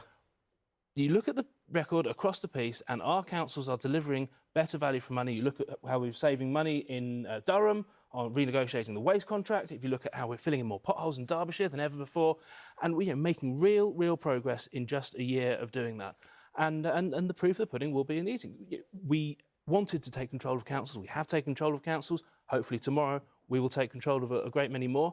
And yes, you will be able to judge us on our record, just as the country right now is judging your government on its record of putting taxes up to the highest burden since the war, on failing to stop migration, illegal migration. Well, net migration is down under you talk about smashing. Net migration is down.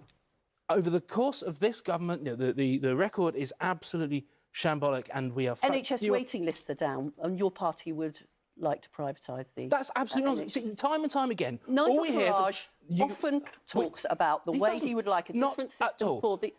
Are you telling me that Nigel Farage has not said that he would like a different system in terms of the way in which we fund the NHS, policy has always undermining the basic principles but have delivered an NHS It's a smear, it's a lie. We have made it very, very, very clear time and time again, NHS treatment will always be free at the point of delivery. And for the Labour Party to constantly smear us on that is an absolute disgrace. But people can see through it. We just listen to what Nigel Farage says. In Worcestershire, we hear him saying he wishes he hadn't bothered.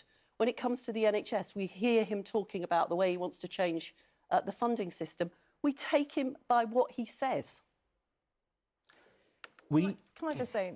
I was just about to come to you, because these two aren't going to agree, are they? So No, you're I mean, sitting in the middle of this tennis match going on between them. Yeah, and they aren't going to agree. And the problem is that the public just wants people to get together and fix the problems that the country is facing. And they want them to genuinely feel, when we talk about NHS waiting lists coming down, I mean, they're still sky high. It doesn't really matter whether you're waiting 18 months or 16 months. You know, you're still waiting a really long time to get treated. And people want to be able to see a GP when they want to be able to see it, which is, you know, Liberal Democrats want to make sure that when you need to see a GP, you either get to see them in 7 days or 24 hours if it's urgent. Those are the sort of things that the public want to fix. They don't want to hear politicians having a go at each other. Let's get together and fix the problems that the country is facing. And, you know, the public is just genuinely fed up with it. There are so many things that are affecting the country at the moment. You know, the cost of a living crisis, you know, people are really feeling it in their pockets. And it's all very well saying, oh, we're making progress, we're making progress. Nobody is feeling that at the moment. We need to really get down to get to grips with the problems that the country is facing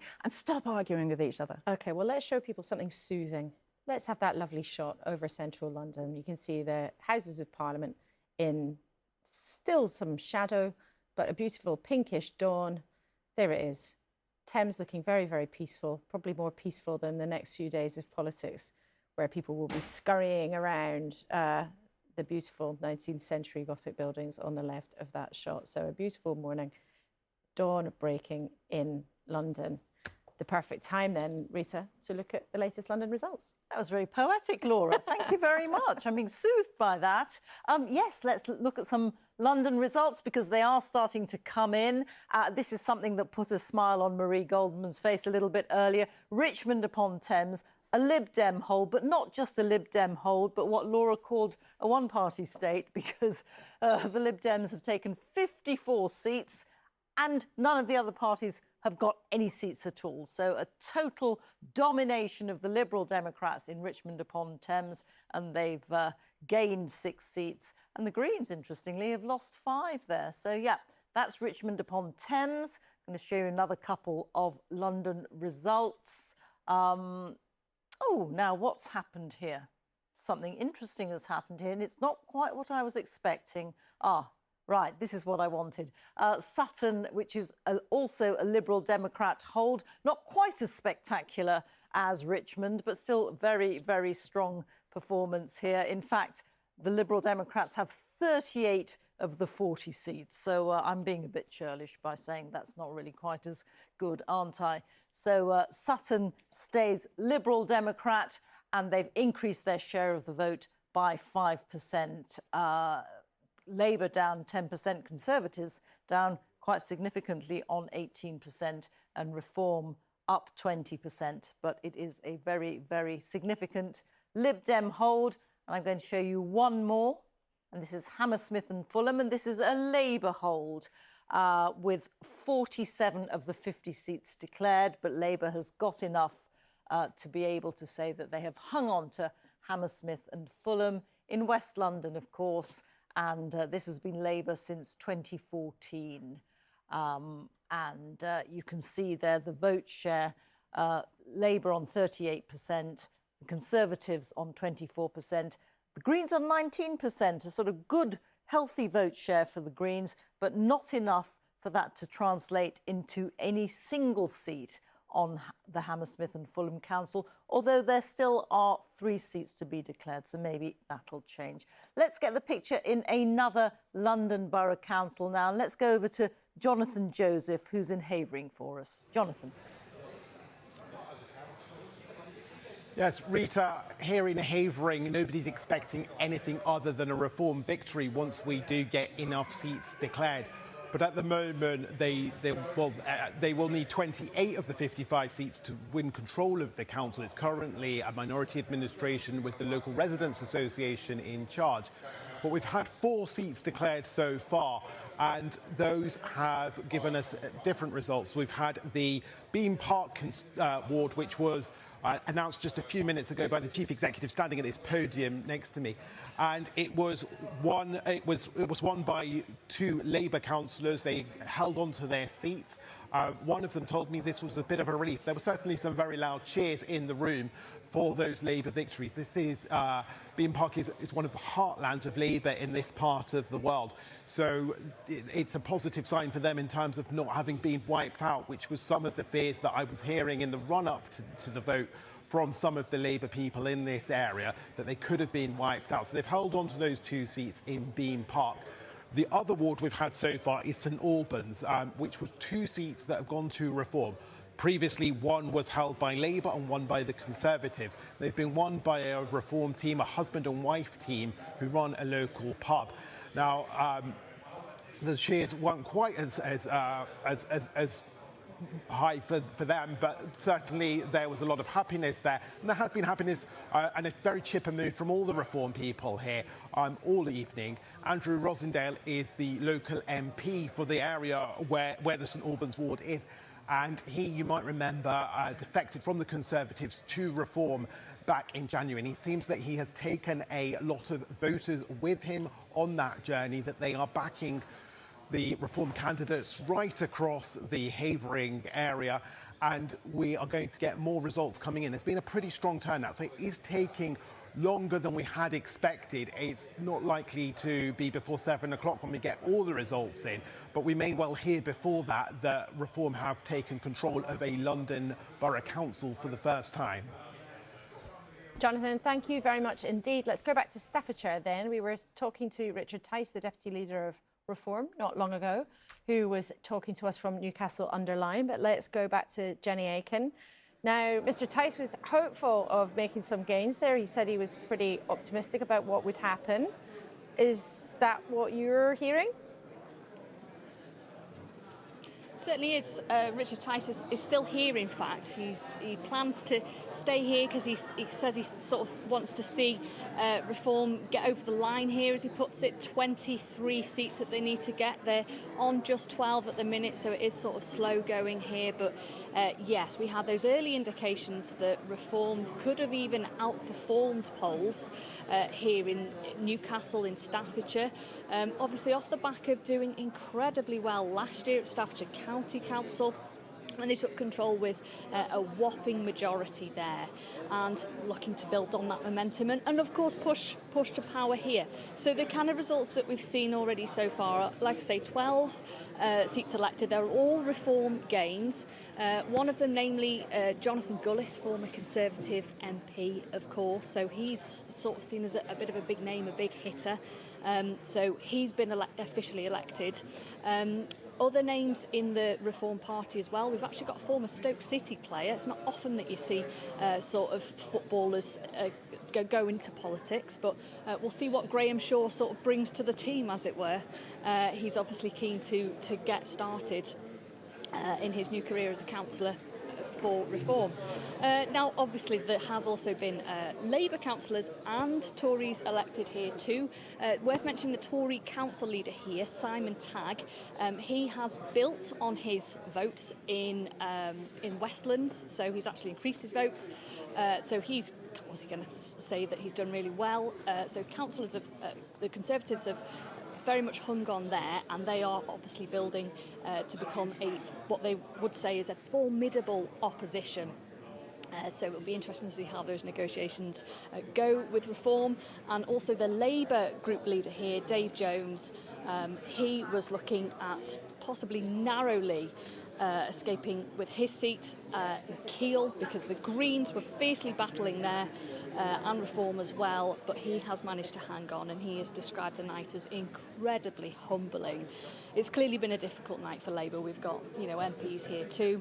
Another MP we've got in the mix, a former Tory MP. He's actually been elected as well. So the Conservatives really sort of pulling in the strength and experience into their ranks, as well as Reform, who, as we know, are inexperienced politically, and we've had Richard Tice obviously saying that all of that sort of fresh business experience is what politics needs, but very much being put to the test.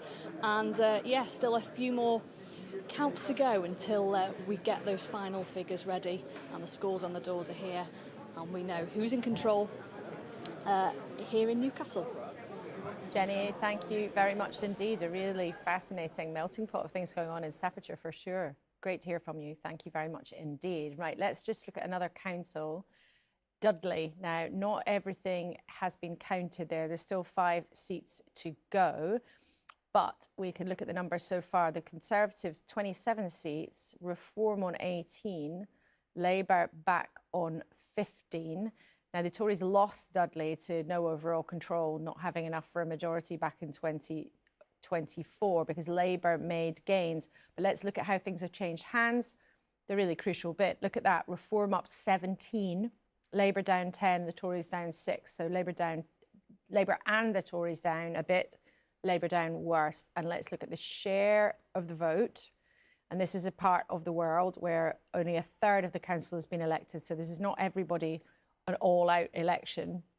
But look at that. Reform with 43% of the share of the vote in Dudley, ahead of 23% for the Tories, more than double the Labour share of the vote. So Dudley in the Midlands, from the numbers there so far, more than double the vote for the Labour Party being scored by Nigel Farage's Reform UK.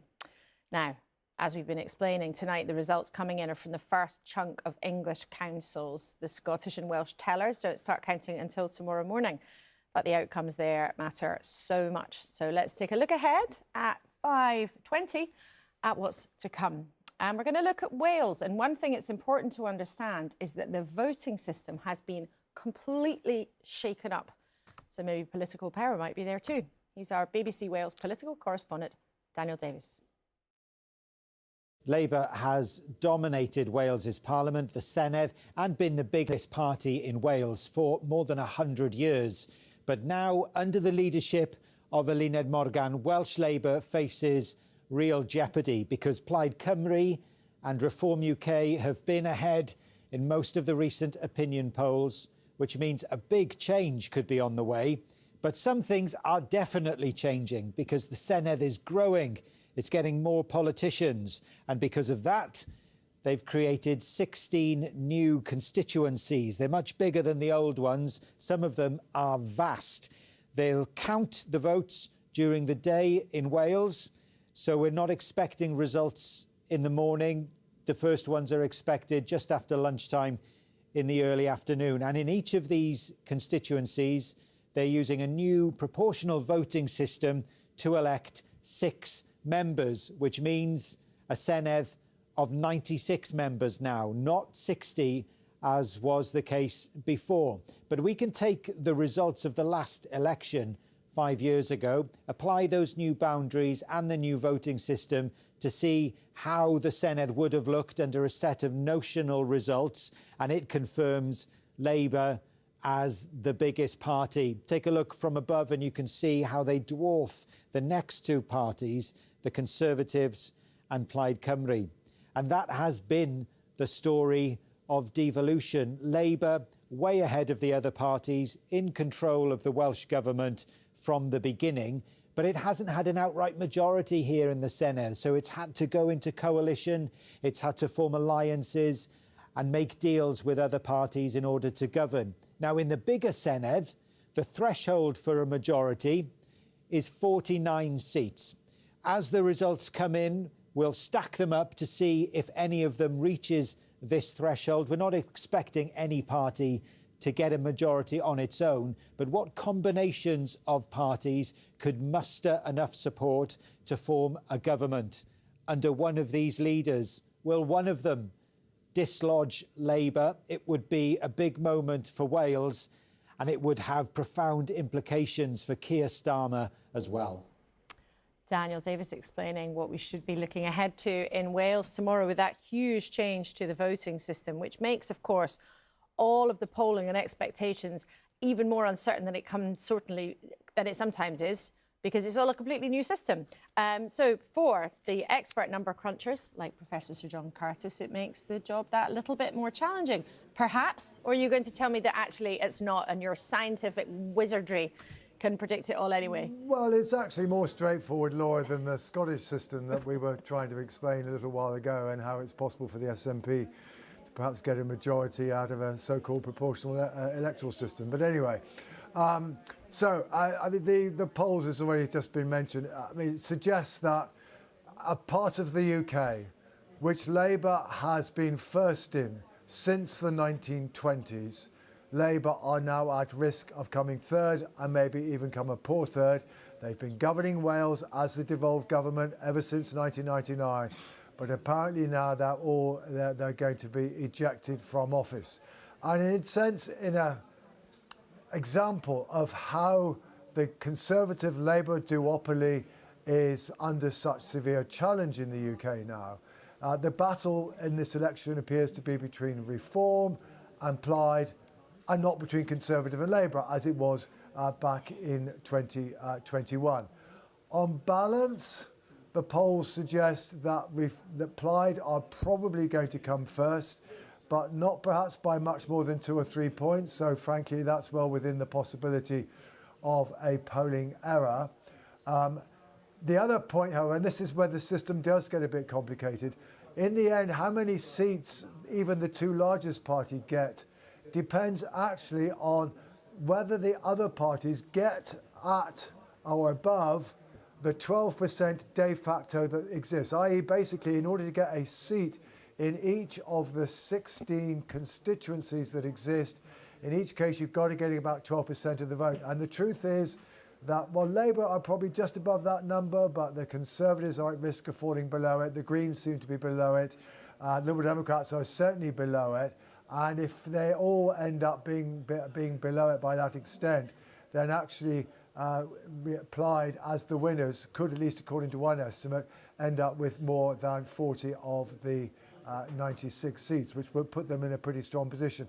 Either way, it has to be said, the expectation is even if Reform gets most seats, because few other parties will be willing to vote for a Reform First Minister, apart from perhaps the Conservatives. We're expecting Rhys Aberworth to be elected the next First Minister of Wales, which, assuming John Swinney remains the First Minister of Scotland, means we will have nationalist First Ministers in Edinburgh, in Cardiff and in Belfast.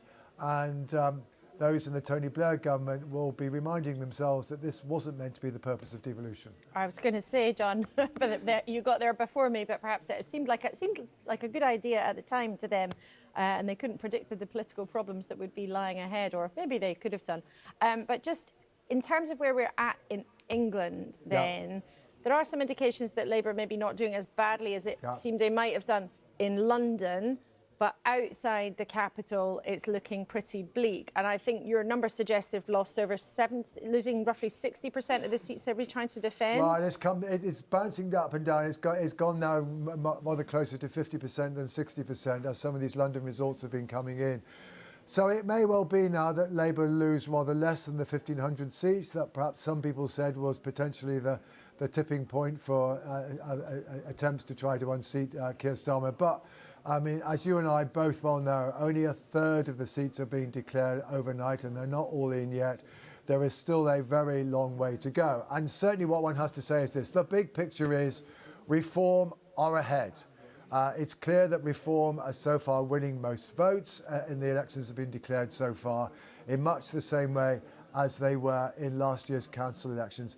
And then they're basically being trailed by four parties that are all of them just a little bit below 20% or so, somewhere between 15 and 20%, but are actually at the moment quite difficult to disentangle. So we've got, I mean, none of the parties are very big. Let's make that clear. Even Reform are probably not quite at 30% of the vote. So the fracturing of British politics is underlined by these results and confirmed by them. But because Reform are ahead, they're doing relatively well in terms of seats, and everybody else is picking up the spoils thereafter. But it does mean in particular that the Greens, although, yes, they're up there more or less with Labour and the Liberal Democrats, etc., they're struggling to convert that success into seats, at least so far, because Basically, they're getting far too many creditable second and third places, not enough first. So I think they're going to find it difficult to signify the scale of their achievement in terms of votes, in terms of successes, in terms of seats.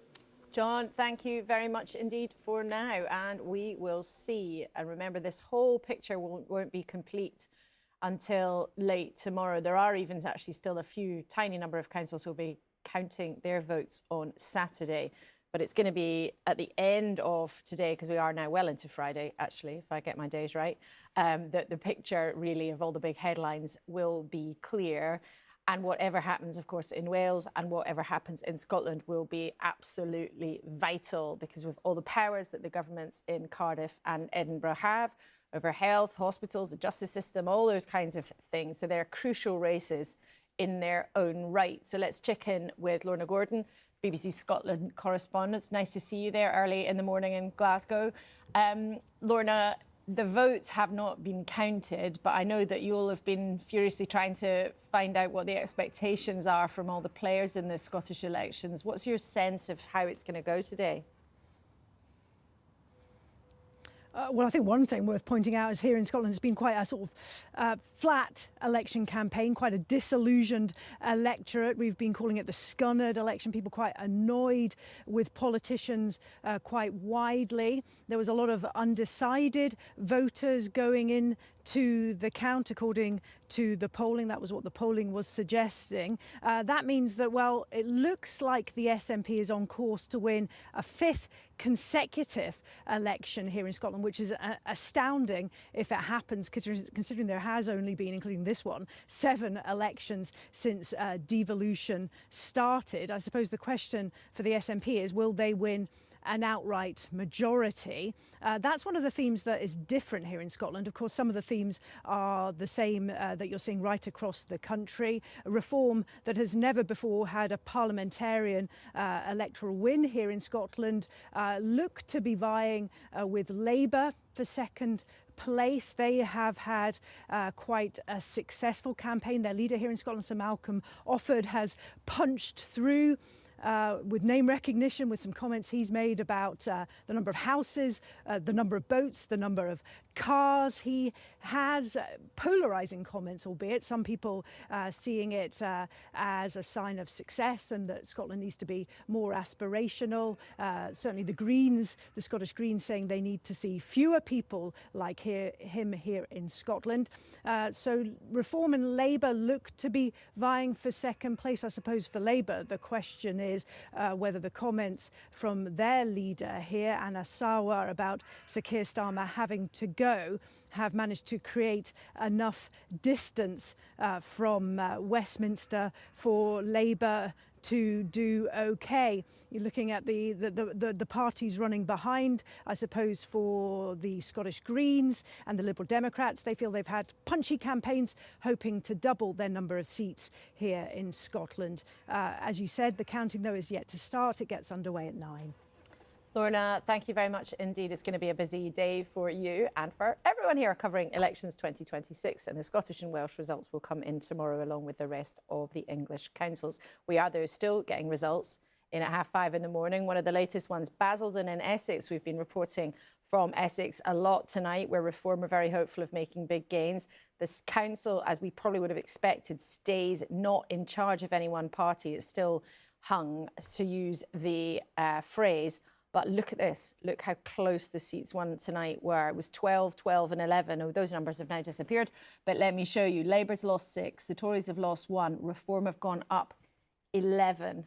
So a stride forward for Reform in Basildon in Essex. They've been very hopeful and chipper of making big gains right across Essex.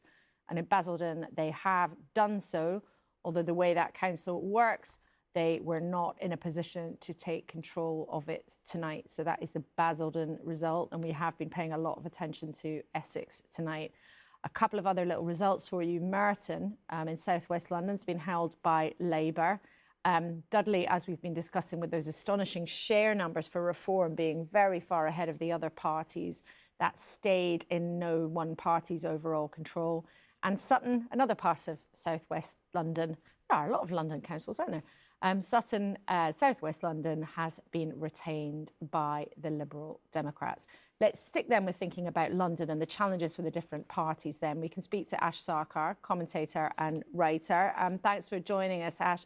When it comes to Labour, we've been putting it to some of our Labour politicians here in the studio. Who's the bigger threat to them, the Greens or reforms? What's the answer for Labour to respond to this big challenge for Reform UK? Now, you're very much on the left of the Labour movement. But what ought they to do differently, do you think? Well, the problem is for Labour is that it's going to look very different in different places. So I'm based in Tottenham, which is a real target for the Greens. And if you'd have said that a place like Tottenham, where traditionally they weigh the Labour votes, that could go Green at the next general election and that it's a target for a Green party, which has traditionally been seen as more middle class, people would have laughed you out of town about a year and a half ago. The sort of eco-populist turn of Zach Polanski, his ability to capitalise on real disappointment with Labour in terms of their economic policy, but also on foreign policy as well, has completely turned that around. So the strategy which might work in a place like Tottenham, you're not sure if that's going to work in bits of the country which are flirting with reform. The one bit that they may have in common, however, is economic populism on other issues such as drugs decriminalisation, migration liberalisation. That's not really going to work. So I think that that's the essence of the challenge for Labour, which is they have a depressed vote. People aren't turning out to vote Labour. They're hemorrhaging votes to their left with the Green Party. And Reform are able to pick up votes, not just of former Conservative voters. I think it's fair to say that they've all but replaced the Conservative Party at this point. But those sort of, Labour Brexiteers who were so defining of that period of politics, 2016 to 2019, they're turning out for Reform. If they are bigger in number by this time tomorrow, then isn't the decision for Labour actually quite clear that if they want to be in the running for the next general election, they're going to have to appeal much more to those parts of their coalition from 2024? There's an interesting thing that comes up on the doorstep, which is a lot of people have said, I just don't think that this Labour Party believes in anything. And I think that you can get away with a lot if people think that this is authentically what you believe. So you think about Gorton and Denton, which was, of course, the seismic by-election win for the Greens recently. And it was a seismic loss for Labour. Now, lots of people would have thought, okay, Reform are your competition, you're going to have to lean rightwards. Obviously, that created this huge space to their left. So I don't think it necessarily holds up that what you have to do is just traipse to the right, especially when there's a party that can do that very, very well, and it's called Reform. There's also, I think, a danger in over-determining from certain issues. So obviously, Reform capitalise on people's disaffection around the issue of immigration, right? Obviously, that's what they do. And so there might be a vein of thinking, which is, okay, well, Labour has to pivot to the right on immigration. By far and away, the most important issue across all the different parts of the electorate, regardless of their voting intention or indeed ethnic background, age, geography, is cost of living. So I think that there's a danger in saying, well, you just have to pivot to the right and that's how you stem these losses to Reform. The thing which brings together, a working class, Muslim voter in East London, and a white working class voter in the Northeast is that cost of living is their number one issue. Certainly what you hear time and time again. Ash Sarkar, thank you very much indeed for joining us. So dilemmas abound for politicians, even when people often agree about the most important thing that affects them. Jackie Smith, as we wend our way towards close, if you were advising Keir Starmer, now I'm sure you do, talk to him, but if you were sitting in number 10, maybe even watching these results as they unfold, we've heard already your colleagues saying we have to be bolder, you've got to give people more hope. But if there was sort of one bit of brass tacks thing that you would say Labour has to do to try to start to turn this around, what would it be? Well, I thought what Ash said was really important, and I agreed with her, and that is there is a mainstream coalition in this country that any successful government has to both tap into and has to deliver for. And that means continuing work to tackle issues around cost of living. It means building on the success that we were having in turning around the economy, but recognising as well, in a period of international instability, as Keir has been really clear about, protecting people's well-being, protecting people's pockets, supporting them when there is a fear that bills will go up, but not rushing into foreign wars that we shouldn't be part of, but recognising what the impact of those will be. That's what we need to concentrate on as a government, as well as the change programmes, improving our public services, getting children out of poverty. That have been a really important part of what we've done. But when inflation is predicted because of the conflict in the Middle East to go up perhaps quite significantly again, then how do you do that? And I'll have another go at asking for one brass tacks thing that you could do. Keep at it, be optimistic, deliver the change that the British people want to see. So Keir Starmer needs to look like he's a bit more cheery, cheer up a bit. I'm not sure it's about being cheery though I am.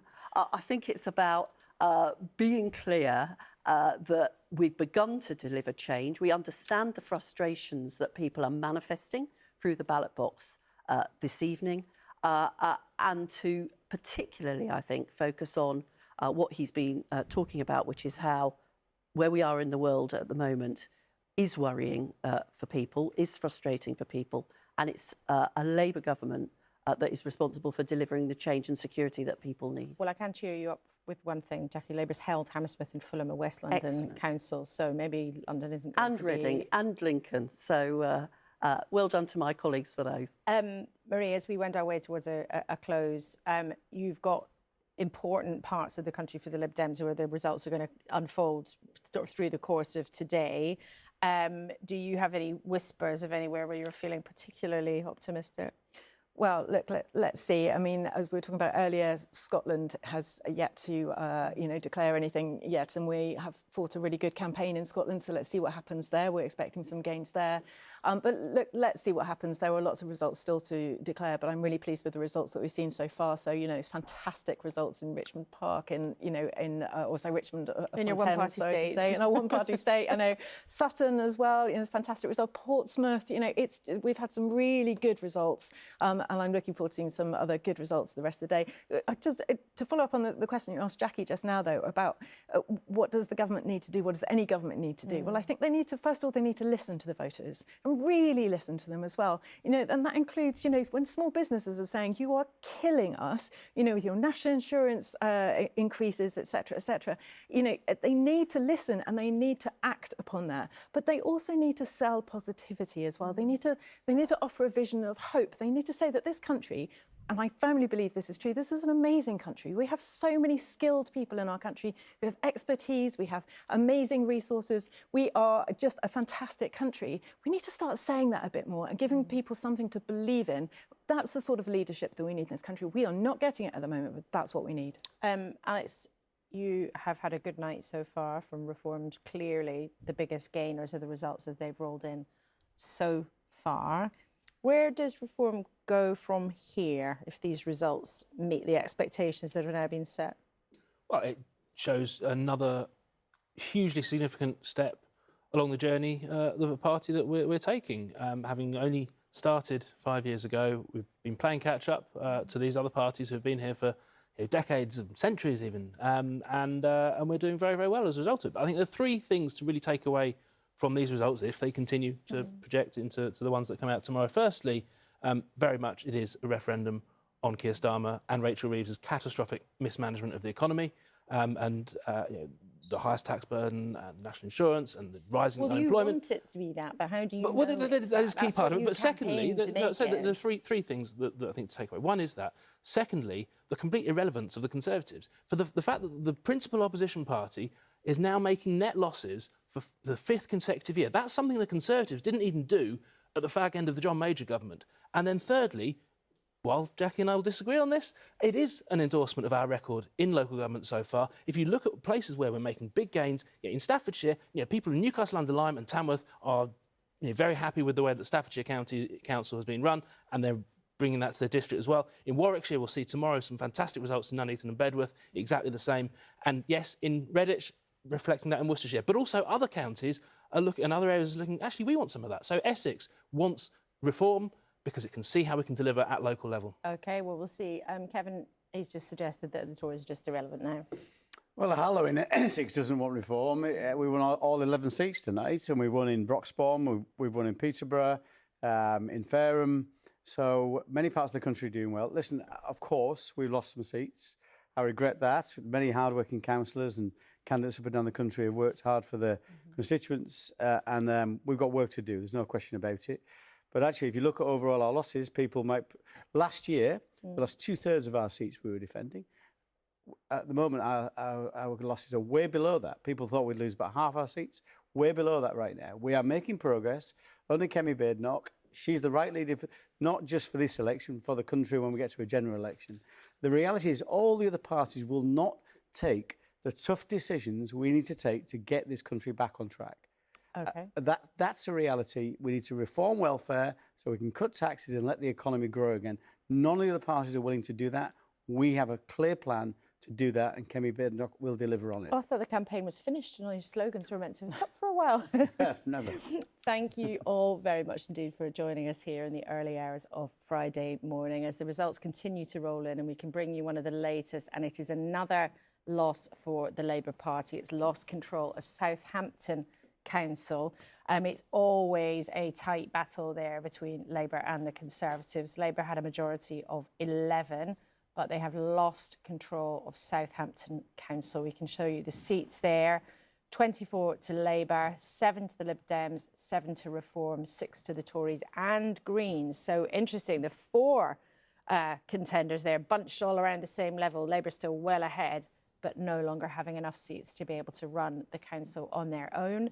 Let's look at how things have changed hands. Labour dropping 9, Reform gaining 7, and the Tories also falling back.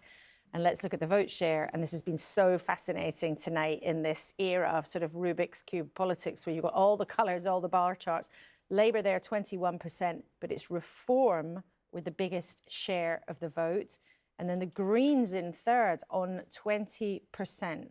So this really is a multifaceted set of results with shares, seats changing hands, numbers all over the place, reflecting the really complicated patchwork of British politics in 2026. But there's just that latest result that we've had in Labour losing control of another council. Now then, Rita, it's nearly 10 to 6, believe it or not. Here's a last word from you, although we'll be reunited later today. Let's take a look at some of the Labour losses that have happened overnight, and 2 or 3 other councils as well. So we've had a whole host of disappointing results for the Labour Party. They've included Tameside in Greater Manchester, Angela Rayner's stomping ground. That has gone from Labour to no overall control. When it's dark grey like that, it is no overall control. Exeter in the west, similarly, was Labour, and they've now lost control of it. There's no one party that has gained control of that. Tamworth, similarly, has gone no overall control. Hartlepool, which only went Labour in 2024, Labour has also lost control of that. Redditch in the West Midlands has also gone into no overall control. It is a hung council. There's been movement for the other parties as well. Hull, which used to be Liberal Democrat, they've lost control of Hull Council. That is now a council with no one party in overall control. But better news for the Liberal Democrats in Portsmouth and in Stockport, which have gone from being hung councils to being Liberal Democrat. Now, I want to show you 1 or 2 of these councils, taking a look under the bonnet to see what has happened. Let's start with Tameside. So, as I said, this was a Labour loss. Here you can see the numbers of seats. Labour on 25, Reform, a strong performance in Tameside with 19 seats. But they didn't, of course, manage to take the council. This is the change in the number of seats. Labour losing 16 seats since 2023 and Reform gaining 18. Now, the reason this is interesting is because, like many councils counting overnight and more into the following hours, Tameside was only having a third of its seats up for election, which has meant that has stymied Reform's advance potentially. Imagine if all the seats had been up for election, that 18 seats that Reform gained could potentially have been 54. We don't know that they'd have won all those seats, but it could potentially have been considerably higher. Let's look in more detail at one of the other councils as well. Here it comes. Now, this is Exeter, which looks rather different in terms of the graph, because here you can see the Greens have had a strong performance. Now, the Greens have been eating into Labour's support over recent years, and you can see they're in second place in terms of seat number, 10 to the Greens, 18 to Labour. These are the changes since 2022. Labour have lost 5 seats, and the Greens have gained 3. And you can see in terms of the vote share, it's actually the Greens who come out top on 31%, with Labour and Reform UK actually in joint second place. And the change here since 2022, Labour down 22%, so a very disappointing performance for them. Reform up 23, and the Greens on 10. So you can see how the sort of checkered landscape of our politics during these elections are demonstrated exactly here.